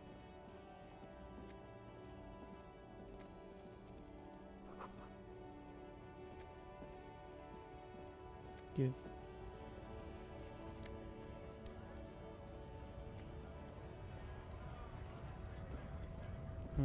A bunch of peoples.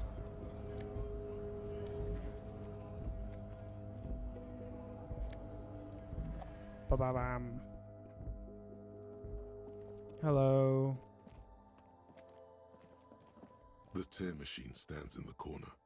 A sign says, 1 bottle equals 10 cents. Insert your bottles. Your bottles clunk into the machine, and the money appears with a satisfying jingle. You're a richer man now. Cool.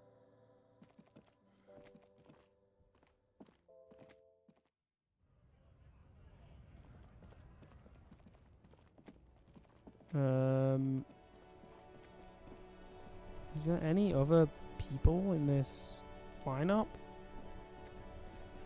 Don't know. Let's go open the thing.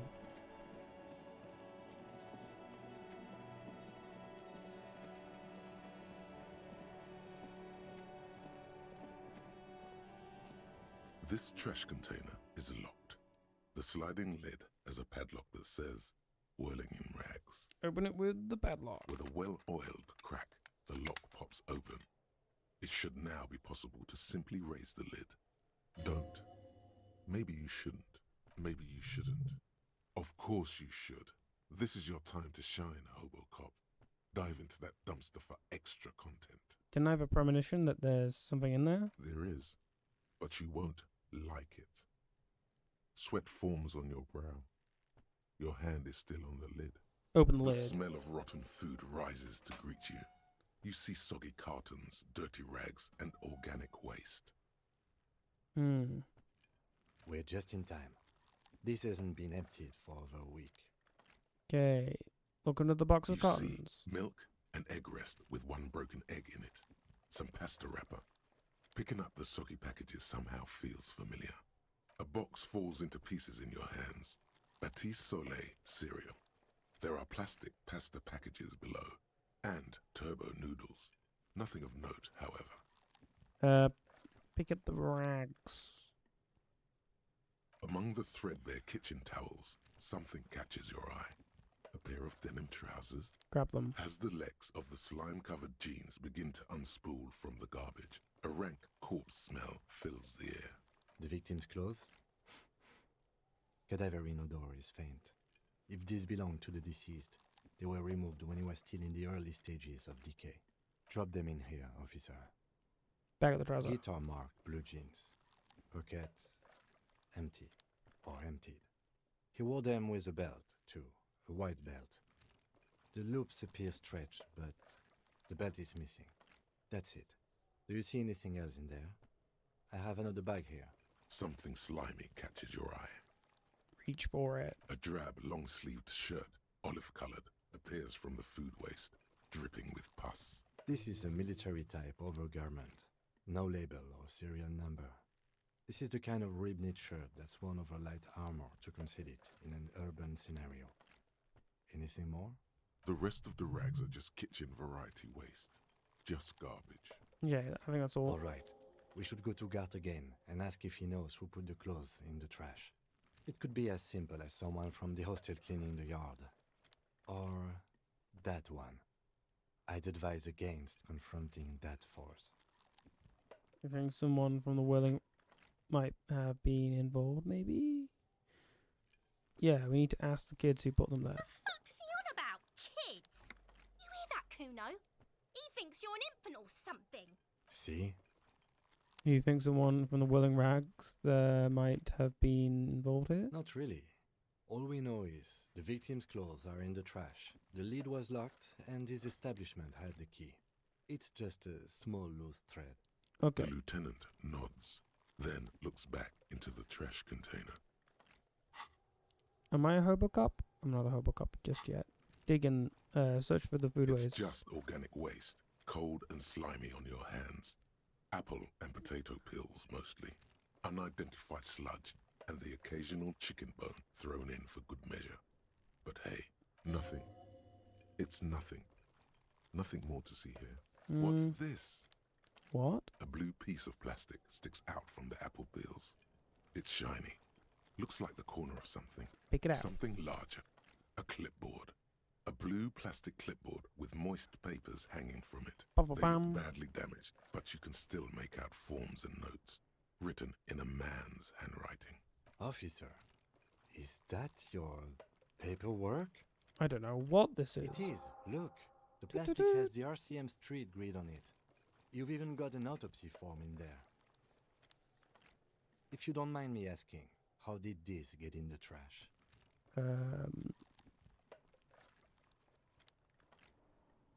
Bloodletting to begin. Okay, what? Someone from the Willing for trash?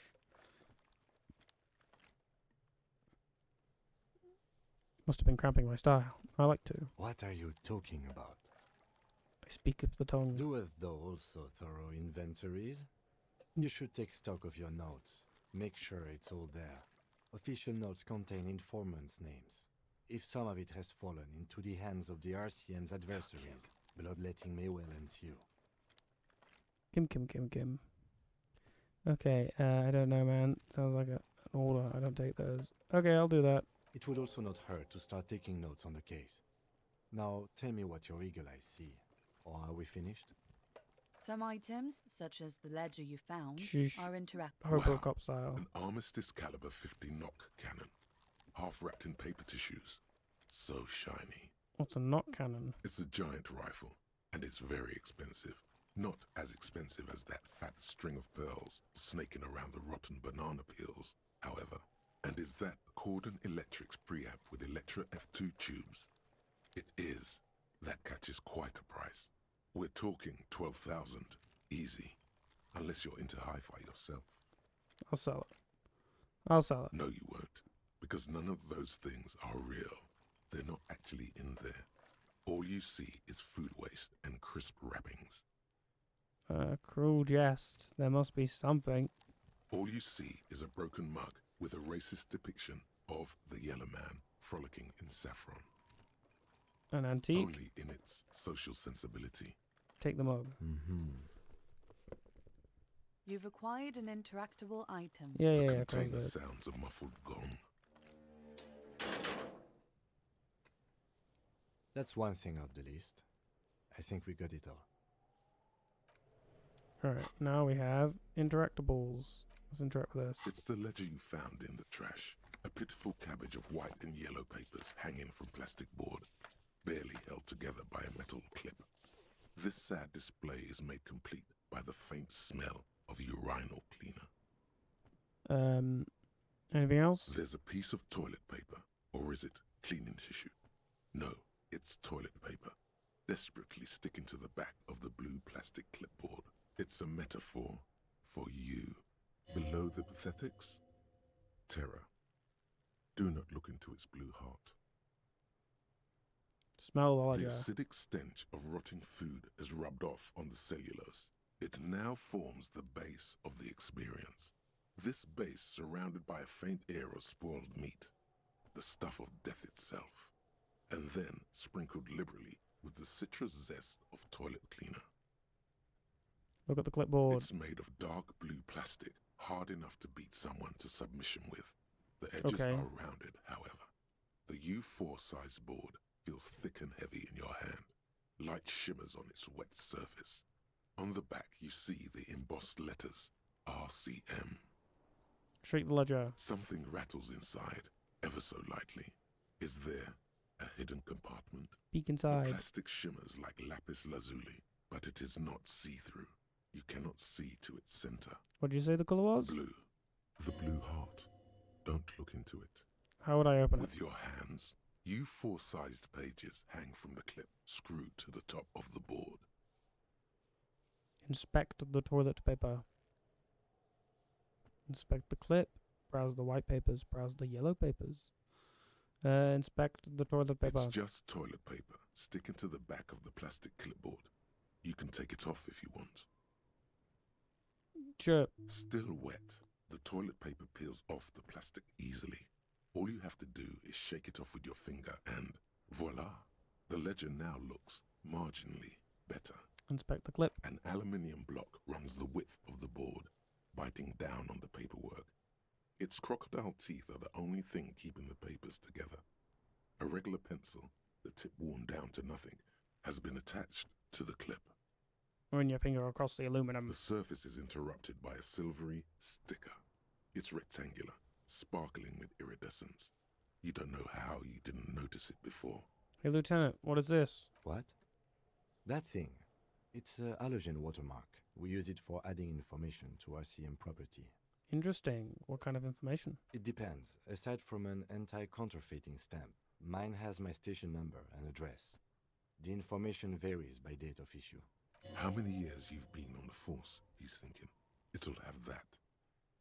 How can I read it? Any capable light with the right wavelength will do.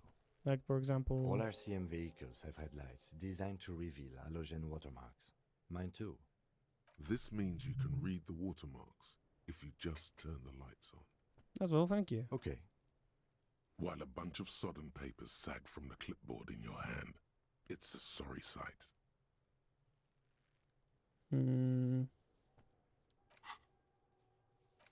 Hoboken. Browse the white papers. They're not exactly white. They're yellowed in patches by sunlight and alcohol, and covered in dense blue handwriting. Ink escapes into watercolor patterns, reaching its tendrils across entire pages. The paper itself is checkered, with faint red lines, forming short paragraphs. Once in a while, there's a red stamp that exclaims, "Case files commit to paper." The case files themselves are plenty. You count more than 100 sodden, crumpled up, earmarked pages falling apart in your hands.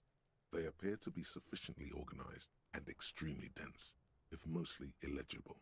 What is in there? What are they about? Work, strife, poverty, the Jamrock Quarter. These are handwritten logs of investigations dating back to January 51, this year. The exact number is hard to estimate, due to missing pages and an odd naming convention. But there are at least 20, maybe 30 cases undertaken, not completed, mind you. There was a mention of a naming convention. Yes, it appears you employ a, shall we say, robust yet literary system. Each investigation has its case number written on the margins, yet, still more tellingly, most are accompanied by a name. Okay. Written in capital letters too. Yes, all caps. One is called The Next World Mural. Another, The Square Bullet Hole Murders. Another yet, The Unsolvable Case. More. Others appear more light-hearted. The guys on a couch in an unexpected location, and the murder at the hookah parlor. Even the rare article-free collapsing tenement. Murder features prominently throughout. Alright, sure. You like this grimy murdering, don't you? It's going to take an effort to piece these case files together, but it can be done. Once you're done inspecting them up close. Okay, my cases appear to employ some kind of naming convention. You mean the alphanumeric? Officer, precinct, time of arrival at the scene? No, I mean a non-numeric one. Titles. Oh, you mean the titular? Yes, well, so do I. In our defense, almost everyone in the RCM does. Why is that? It's a holdover from the early days of the RCM, right after the revolution, when the organization had little idea how to do things. It persists in an unofficial capacity. Officers use these titles to refer to their work among themselves. I seem to have named a case the Square Bullet Hole Murders. Again, in your defense, I seem to have named one The Man with the Hole in His Head. That was a real person. His death was real. Still, I named it that, to amuse myself. I pray his loved ones never find out. What happened to him? Rail spiked through the head. He died. It was a workplace accident. Okay, I have to open an official case as a room. There is, for precisely one more. 15 pages near the end remain untouched by the damage. The checkered grid forms a structure of passages, breaking the case into subtasks to accomplish. Commit to the paper. The tasks you've completed flow out of the pen in a brash freehand similar to the rest of the letters. The wording comes easily. It's almost robotically simple. A language developed for mental rigor and simplicity. Inspect the victim's body. Interview the cafeteria manager. Cross out the ones you've already done. A satisfying slash sounds across the paper. You're done, it seems to say. And you, and you. Da-da-da. Things to be done and things already done. The composition of reality. This is an extremely useful tool for a detective of the citizens' militia. Now all that remains is to name the case. Lieutenant, have you by any chance named our case? No, actually. Any ideas? The berries at home in the mirror. Setting sun. Stick on a shit. Just stick on a shit. Yeah, that's what that says. Let's do that one. Furies. Yes, well, I don't know. I have to be honest. I'm not experiencing the internal strife that it refers to. And also, could you make it less poetic somehow? Just a normal case name, you know? Think, what would that be? A good normal name. The Hanged Man? Great. That's great.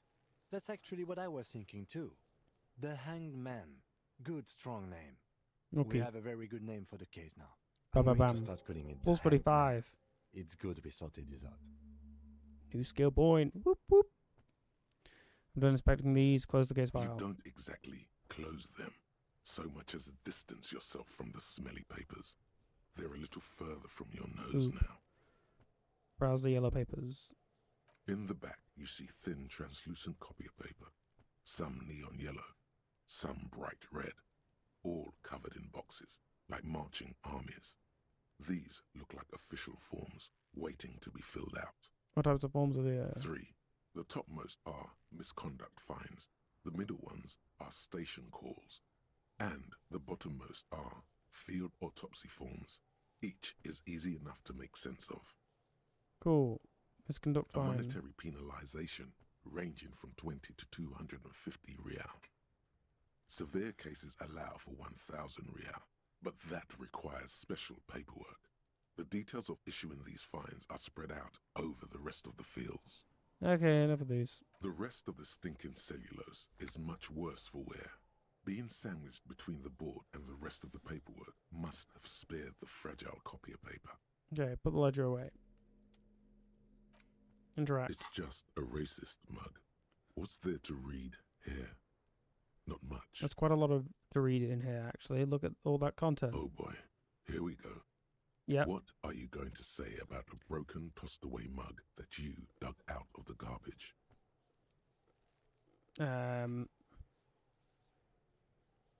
Well, this is your inane ideology. The mug, useful by denouncing it, I can earn political capital to mask my badass hustling, i.e. fraud and embezzlement.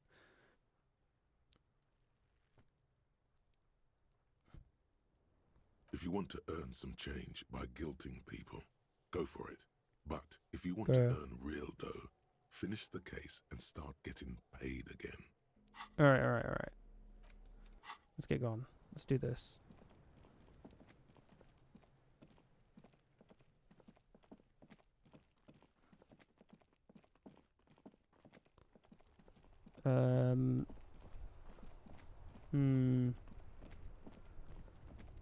Is there even any other people around here? No.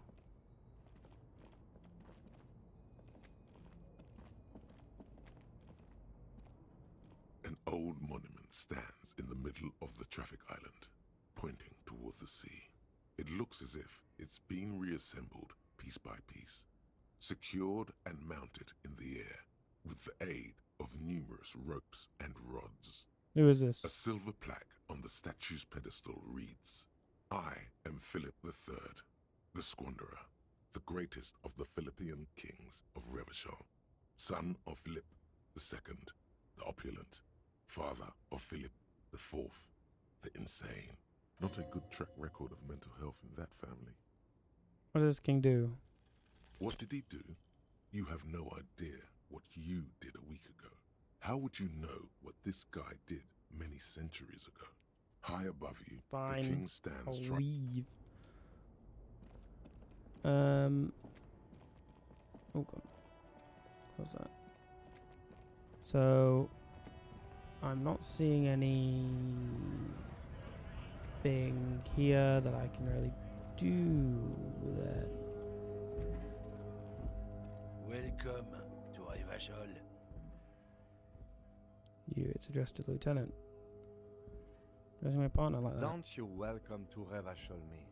My grandfather came here from a 3,000-year-old racist isolationist culture, while your ancestors came to this island a mere 300 years ago. Every school of thought and government has failed in the city, but I love it nonetheless. It belongs to me as much as it belongs to you. The lieutenant's impassive mask has been replaced with intensity. He speaks not as a cop, but as a citizen. He is Vacholier, a Revacholian. So we are in Revachol. Ah, yeah.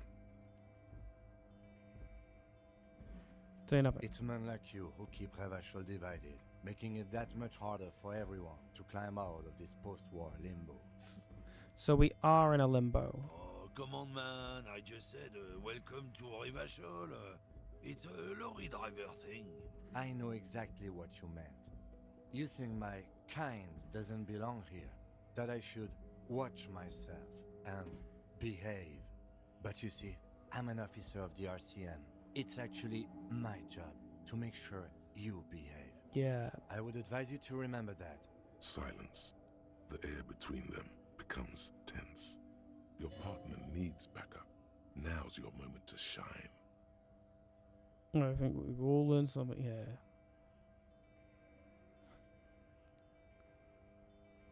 Got your back. You two make a cute couple. You know that? The lieutenant exhales and resumes his regular calmness. You sense slight embarrassment for the outburst. Or is it pride? Impossible to tell. Just so useless empathy. Now that that's settled, we have a couple questions. Whatever you say, officers. What are you hauling? Oh, not much anymore. I'm here to pick up some cargo, but the dock workers are on strike, so it's a sit and wait on your ass situation. What kind of cargo are you supposed to pick up? Apples. Apples. Yeah, apples. I take it you had other questions? He's given you the runaround. Let's be honest, you were bested. You're a lorry man, right? What's your stance on drugs? Drugs? They're shit, man. I don't let anything pollute my body. He takes a long drag on his cigarette. Why not? You know where that shit comes from? Sarah Mirizza, Safre, Ilmara. They take the money from our local junkies here and then use it to outcompete us in the manufacturing sector. They know they can't beat us in a fair fight, so they have to get us to weaken ourselves somehow. It's racial sabotage, racial economic sabotage. So I take it you're not smuggling drugs out of Martinez. That's all I need to know. Now let me ask you something else. So I take it you're not. Not in, not out. I'll never betray the purity of my tribe. So you're telling us that you don't know anything about drug smuggling through Terminal B? I don't know shit. And if I did, I wouldn't tell you. Then what are you still hanging around here for? Most other camioneers have left. What do you think? I can't leave the lorry unguarded. Stuff's been getting looted lately. It's those little kips sneaking around at night. If they touch my stuff, the bosses will be on my ass like ass cancer. What was that argument all about? If If it's not you, then who's running drugs through Terminal B? Isn't it obvious? Fucking Sealang, that beady-eyed South Samaran. His little side business is a scam. I wouldn't be surprised if he was peddling drugs as well. Who's that? He's a Samaran guy who likes to pretend he's some kind of businessman. Really, he's just selling his employer stuff. Stuff he stole after he broke the seals on his human ox lorry. Where do I find him? Just follow the smell. It smells like apricot and oil when you're nearby. Yes. Where is he? Looks like I offended your partner there. Too bad. Sealang's usually a little bit south of here, near the canal. You can't miss him. Just watch yourselves. His tribe are natural liars. Yeah. It's in their blood.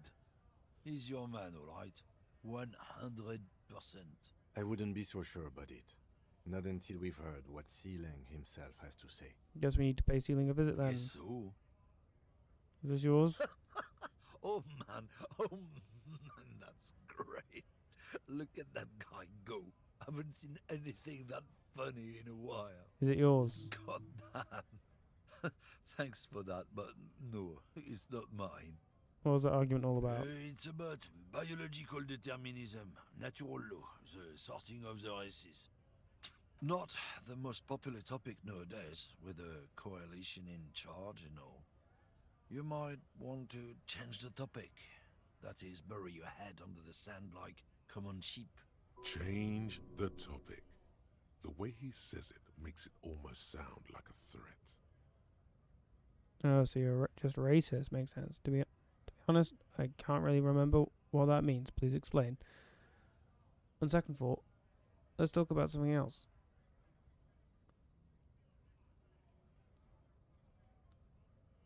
Please explain. People who've studied these things say that you and me are superior by design. So, naturally, we Occidentals should be in charge. Obviously, you can see the merits in that. You made up my mind. Want to hear it? Okay. What else have you thought up? So, lately we Occidentals have experienced an unfortunate downturn when members of the superior race cease to believe in their innate superiority. They stop competing for resources. Yeah, what's the problem with that then? The problem? The damn kips are showing a real good game lately. Same with the mosquitoes.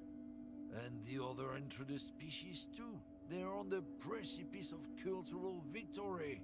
Wait, what's this cultural victory? It's what the kips of Boogie Street are going for, right under our noses. And the others too, on the radio. Heard any chansons lately? Heard any motetos or leader? No. Dominating culture is how they plan to win. They say so themselves. Uh-huh. It's true. Also, you need to realize the dangers of mixing races. Who knows what might happen if people don't stay in their birthplace? You might end up with a new sub-race, with unknown characteristics, leading to extra competition. That's why you've got to control the offspring. Yeah, I'm not down with this. Why don't you go... Don't push your Get luck. off. Runt. He's disgusted. Gives you a disgusted look, then turns his attention elsewhere, ignoring your presence. Yeah, sure, mate. I got a crowbar. Let's keep going down. Everyone's pointing the finger at someone else. That's always fun. Hello. You see a Samaran street vendor surrounded by a motley assemblage of goods. When he realizes you're looking at him, his face breaks into a wide, welcoming grin. Happy shopping, officer! Everything's cool here. What's so cool? Everything's cool. The goods are cool, the customers are cool, the place is cool. And one more thing, officer. From out on the bay, a cool wind gathers.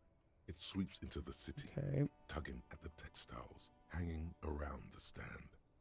Some distance away, the sound of a tin can clattering across the street can be heard. You're very cool. Bang, bang, bang, bang! Whether I'm Whether I'm cool is unimportant. I have police questions for you. You're right, officer. 100%. No playing around then. Strictly business. Maybe I can interest you in some premium menswear instead. So, Celine, what's your stance on drugs? I don't go in for that, officer. Drugs ruin lives. Unless you're into drugs, of course. In which case, drugs are excellent. Mwah! Tasty, tasty drugs. I'm super into drugs. That's very cool. A lot of the coolest detectives do drugs. Sadly, I don't have any drugs on sale. Or at my home, or on my person. I actually don't like drugs. That's cool. Especially after you already said you're into them. All the coolest detectives in the movies do drugs. And are very conflicted about it. Still, no drugs here. We're looking for a lorry driver who is transporting drugs out of the traffic harbor. He or she is in this traffic jam. That's even cooler. You investigating that and all. But, I am not a lorry driver. I'm just a street vendor. I don't know anything about that. Yeah, but you are actually a lorry man. Another driver has identified you and your lorry. Who said that? It's the fat racist, right? I bet it's him. What's he has that? an agenda against me because I'm an immigrant who works harder than he does. He's a hater. So you admit you're a lorry driver? No, I just said I work harder and he's an asshole. I'm okay. Maybe I'm a lorry driver too. A little. But that's not the most important thing about me. That's my day job. This is my dream. Okay, so you were embarrassed to tell me. No, I just forgot. It's such a small part of my life. It's in the rear view mirror now. I'm climbing out of that hole with ingenuity. Stop squirming. What do you know about the drug operation at the harbor? Nothing. I told you. I'm not a dumb guy. I don't get involved with that crowd. And what crowd is that? Crowd. You know, the drug crowd. He doesn't want to talk about them. He's afraid. Who are you afraid of? Look. There's bad people doing bad things here.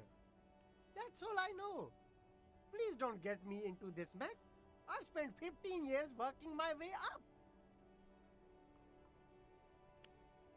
We're buddies. Come on, help us out. No one will know it was you. It's a she, okay? The other drivers call her the lady driver. You're better off staying away from her. The way they talk about her, she's no lady. Is this the lady driver, the old woman back there? Dazed out, strange? I don't know. Maybe. If she is, I haven't gone near her. I don't get involved. I told you. It could be. She was strange. Oh, these other drivers who talk. All of them. I don't know. I told you all I know. Are we cool now? I really want us to be cool now. We can be cool. Who exactly is talking about this lady driver of yours? The racist or the other one with the tattoos? All of them. Even the ones who've left. I don't hang out with them. I don't remember who has tattoos. Okay, we're cool now. All right. I scored. Let's cap this off with a purchase. You Okay. can walk away from here with funky sunglasses, detectives. 8%. Both of you. You deserve it. Oh, funky sunglasses. Okay, never mind. Distracted. Okay, wait, actually, first. No. Yeah, let's first, funky sunglasses. What is this? There's a pile of cheap sunglasses in a small box. Whoa. A variety of shapes and colors. You Go, like go, go. sunglasses, officer? I've got the latest styles right here. Sunglasses. These are all boring. Boring third-rate ho-hum sunglasses made of cheap Syrahese plastic. Oh, you can the feel kind of the plastic cheapness. that melts in the sun. Yeah. These are all first-rate sunglasses. Oh, yeah. Premium design, super material, very cool. UV resistant. These will definitely keep your eyes safe and cool while doing your dangerous police work. I'm too used to having intellect. Why did I do psych build? No, I want intellect. I should have been like no physique, all intellect, all psych. No. Okay. All brain, no body. Okay. Let's see. Give me those shades, you reckon? recommended. Try them on. No, let's try this. 3% chance. But go. No luck. Oh, who would have All you guessed? find is this lime-colored cellophane visor, produced by a bargain sportswear brand called Amphibian, apparently. There's a malformed green frog on its bent cap. Oh, Okay. that visor is perfect for you, officer. Oh, yeah. It'll definitely keep the sun out of your eyes while you're shooting criminals. Bang, bang! And all for a mere 6 real. Kim, a firefight something we should be prepared for. I hope not. You don't like it? Sure, Square Joe. +1 perception. No problem. Let's get you some How? real shades. How? Give me those shades you recommended. Abort. These are hideous. What's more, they don't even fit your face. You can feel them pinching your nose and chafing against your brow. Damn, officer! You look like a mega secret spy. Very secret. They're practically made for you. I'll let you have them for 2 real and 50 cents. They're perfect for concealing your bloodshot and baggy eyes. No, you are definitely not buying those. Oh. Oh, he removed the glasses off of me. Okay, you're right, Ed. I'm too sensible for those. Are you sure? But they look so good on you. Electrochemistry. You should think this through, officer. +1 perception. That's pretty good. Grr. I like how it does reward you with nope. Okay. Oh, more things to loot. But I do like how it rewards you with things even when you fail. It's just, it's not the best thing, but you still get positive stuff. Ooh, electrochemistry, fingerless gloves. What's this over here? Ah, where's my mouse again? Being jank. No. Am I literally gonna have to go and charge it? No, not if I smack. Ah, never mind. Smacking things doesn't solve my problems. No. Okay, I will be back to go get another battery. That's what I get for getting just the closest one I saw. Enjoy the music. Oh, actually, no. Enjoy the pause screen and silence-ish.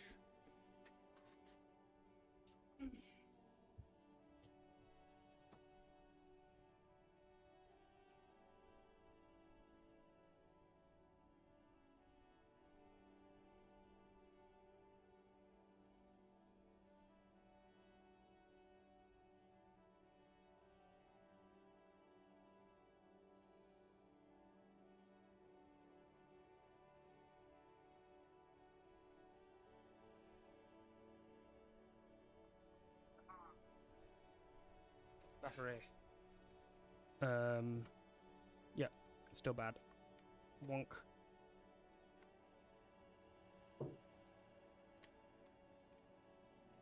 Reloaded. Locked and ready. Would you? Perfect. Alright. Let me see what's in this tiny little can. Yes? No, Kim, you're in my way. Love you, but no. Whoa, drugs. Okay, what are we actually doing though? What are we doing?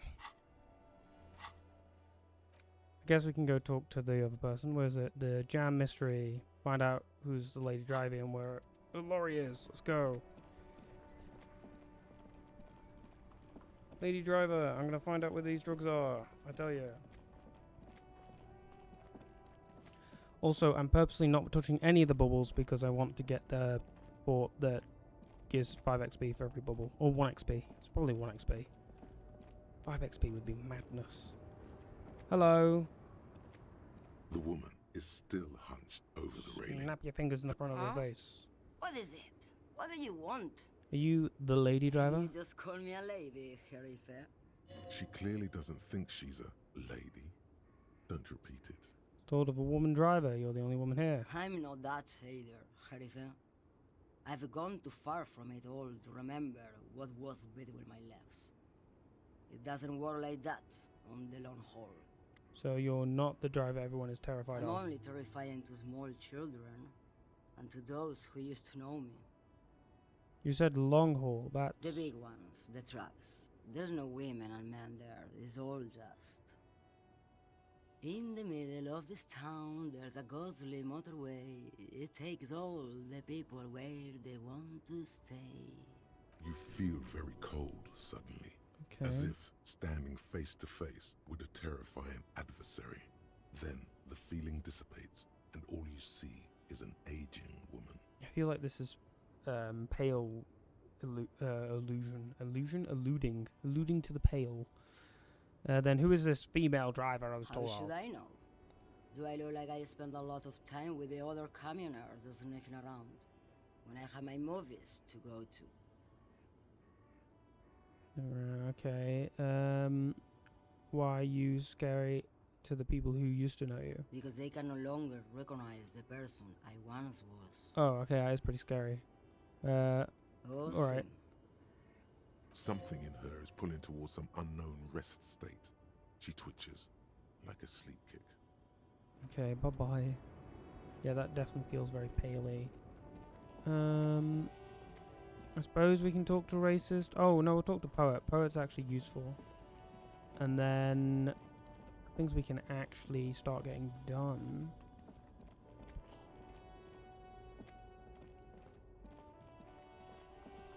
Let's see.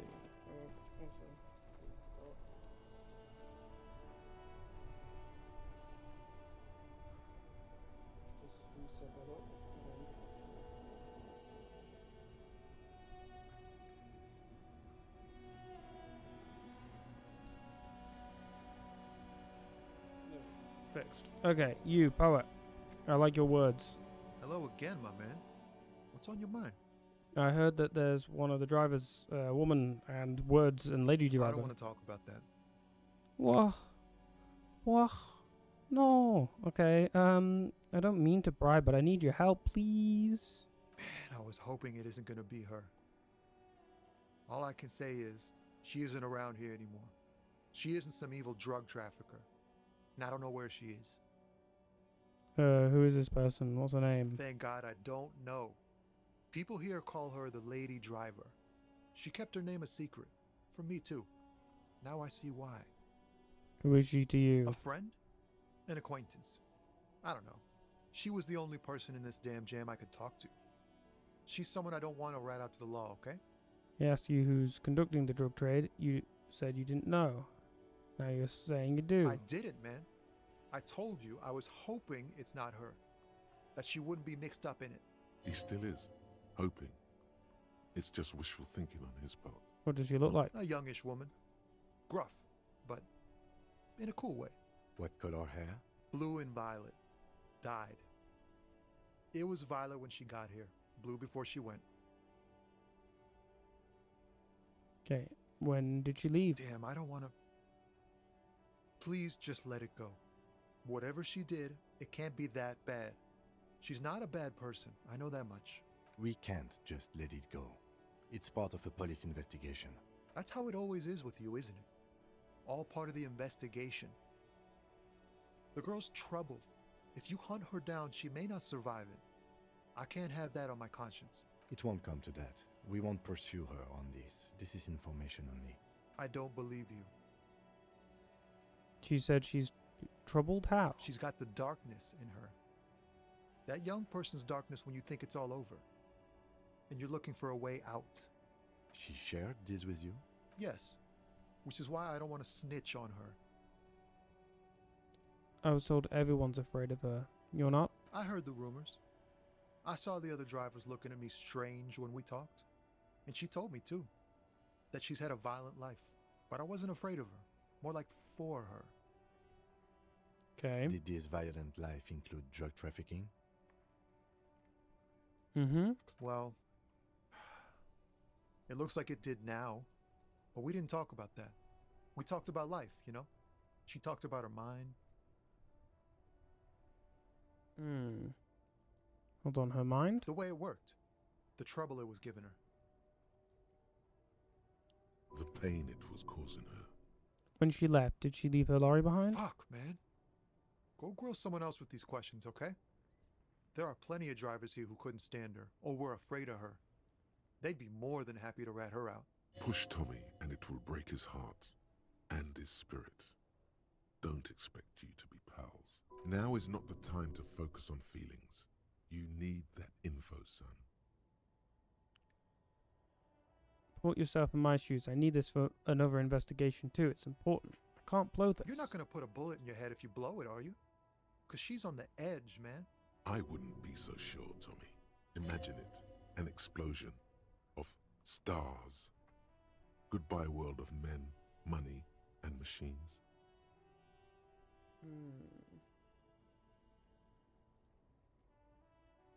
Okay.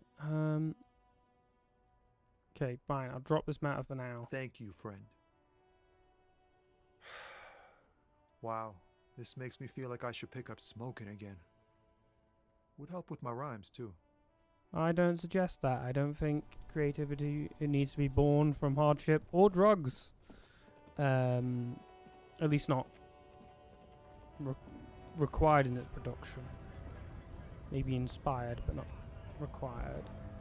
Oh yeah, racist guy. I'm gonna push you all I like, aren't I?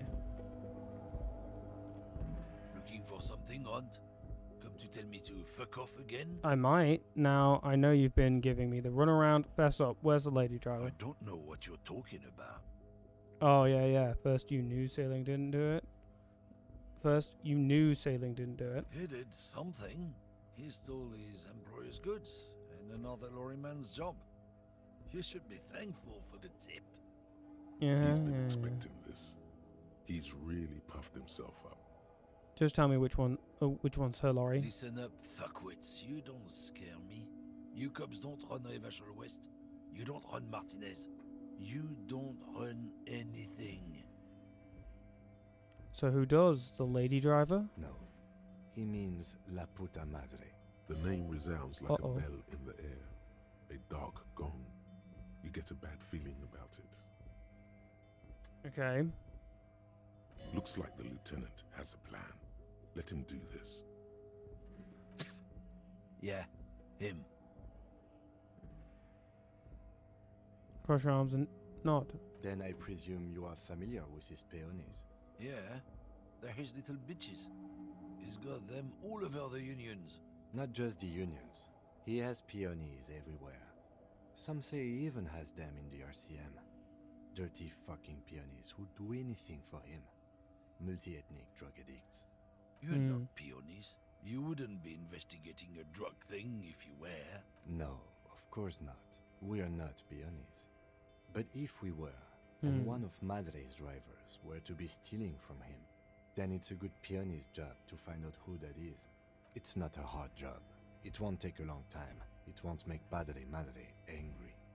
But a stupid fucking racist is standing in the way, protecting this fucking thief. I'm not scared of you or the mob. I'm under the protection of the Lorrymen and Carters Guild. You've seen the corpse in the yard, yes? You took a peek. I know you did. Does it look like his friends protected him? Nah, you wouldn't just leave him out there if you... The lieutenant turns and gives you a barely perceptible nod. I've softened him up as best I could. Now it's on you to finish the job.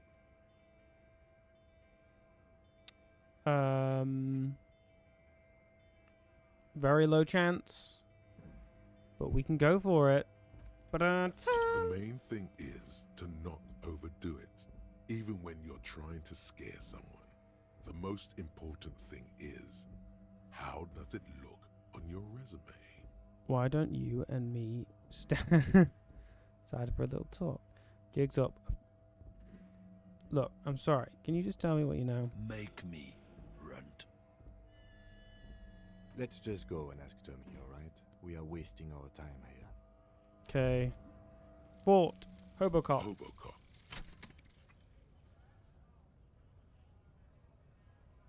Technically, you wouldn't be a cop anymore, but a hobo. That would mean game over for the cop chapter of your adventures. But who knows where the hobo part takes you? To the bar? The old l'Assommoir? To the pier or the sewers? To Le Royaume, where for 300 years they interred the dead. You could plunder royalist crypts for long-forgotten triple malt bourbon, then fight the Aidan&Co beast that lurks the bottommost sepulchres. The secrets of the city are all yours at last. Ba-ba-bam. So we get reveals extra special collector's edition tear bottles on the map. More money from selling tar, and ba-bam. So we get a bit more money. Not as good as I was hoping, but seems fine by me.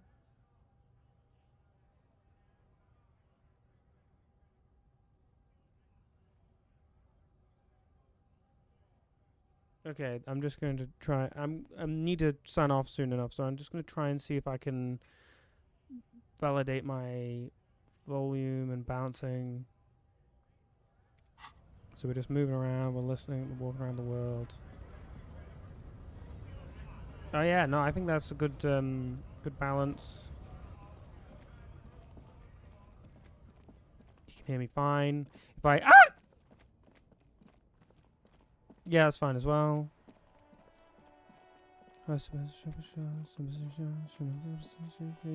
like a really good idea. Yeah, I think that's we should do that.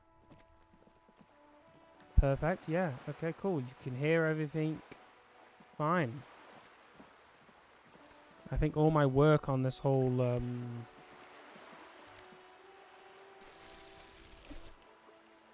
microphone is done great. I think it sounds a lot better. And I'm amazing. And you should use your ears to listen to me wholly forever and eternally and nothing else but me. Now, you. Good. What can I help you with? Let's see. It's going to be really weird to be hearing this and also the game, but I got to test the audio somehow. Though I'm pretty sure it sounds plenty good. Okay. Tell me which one of these is going to actually get me. Tell me about the strike. Right up to, but not including, trade secrets. What if I want to hear about trade secrets? First, you'd have to repeal the Emergencies Act of Trade in Aliments. That gives me the right to silence. It's quite the octopus.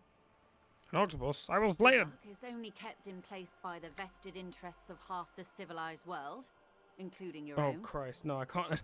I'm hearing twice now. Get rid of that. Okay. Yes. What the ma'am means is that the Emergencies Act and the RCN both get their authority from the coalition government. But I am derailing us. You wanted to know about the strike. What is your role in this precisely? I believe the official title is Senior Labour Negotiator. Oh. In practice, I'm a grocery clerk. I relay the union's demands to Wild Pines and return with Wild Pines' counteroffer. Alright, sure. And how are the talks going? They're not. That's the problem. The union stopped all negotiations a week ago, after that awful lynching took place. Okay. Now they won't even let me into the harbour. There's a 2-meter 20 racist behemoth blocking the gates. Ah, yeah. Tell us more about this behemoth. What can I say? The union employs a giant covered in tattoos. A racist giant. I guess that's part of their big tent organisation now. How were the talks going before the lynching? Let's say I was not making the kind of progress I'd hoped for when I first arrived. And when did you first arrive? I arrived 3 weeks ago. Yes, in the middle of February. The bay was still partially frozen then. I prefer to do these things on site, like the RCM. But the strike began in December. I wasn't the original negotiator here. I took over after Mr. Gaumont hit a wall with Mr. Clare, the union boss. Mr. Clare refused to speak with Gaumont despite concessions he'd granted the union in prior negotiations. This isn't the first time the union has gone on strike. Heavens no. There have been 2 prior strikes. Both times the union won significant concessions, including overtime pay and a medical plan.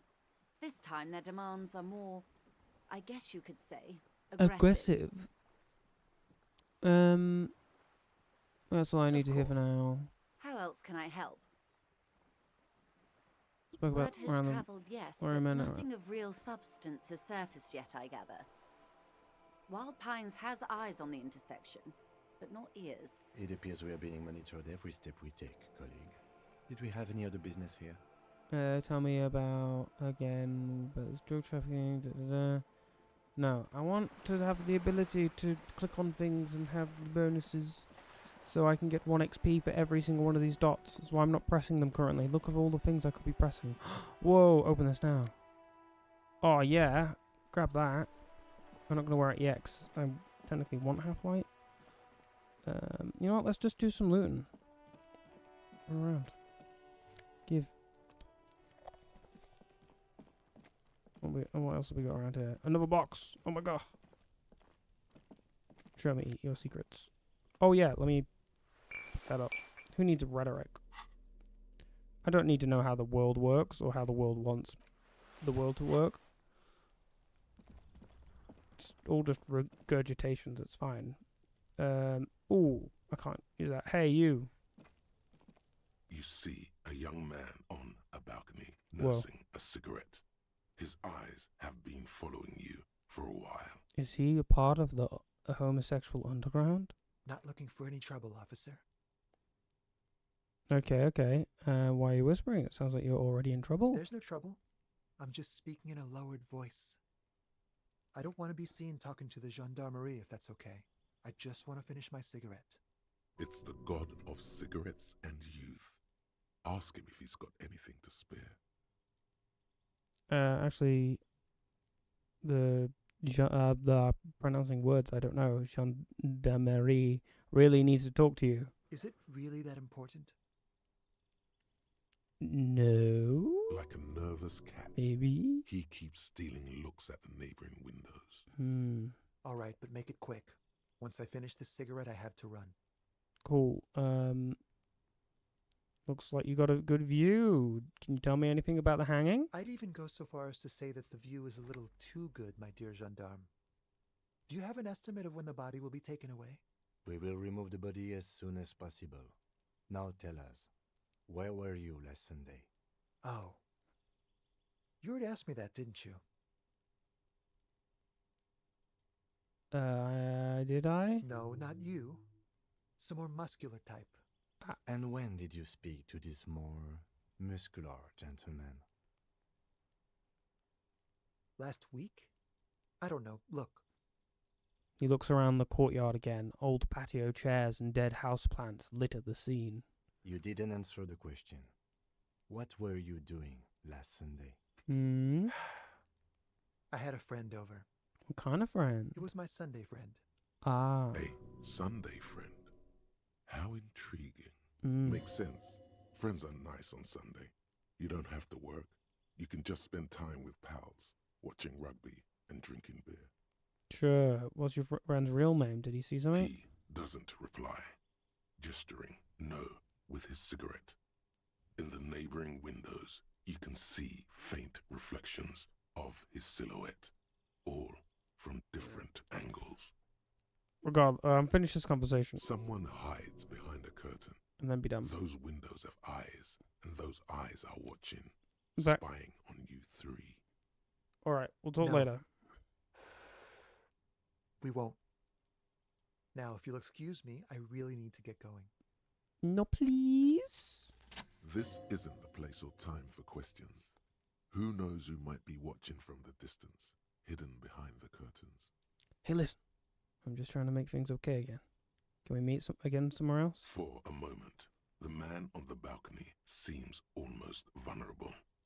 Something moves in the depths of his feline eyes, compassion and a hint of understanding. I am sorry, but I really don't have the information you're looking for. But, hold on, what's that? For a split second, his hand lingers, as though gesturing towards a stone placed right next to the front door. It's a sign. Good luck with the investigation.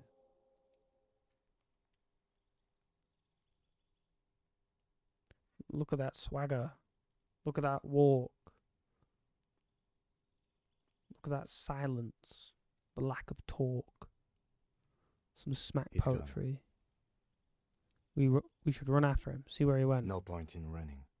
Tenements like these often have multiple exits.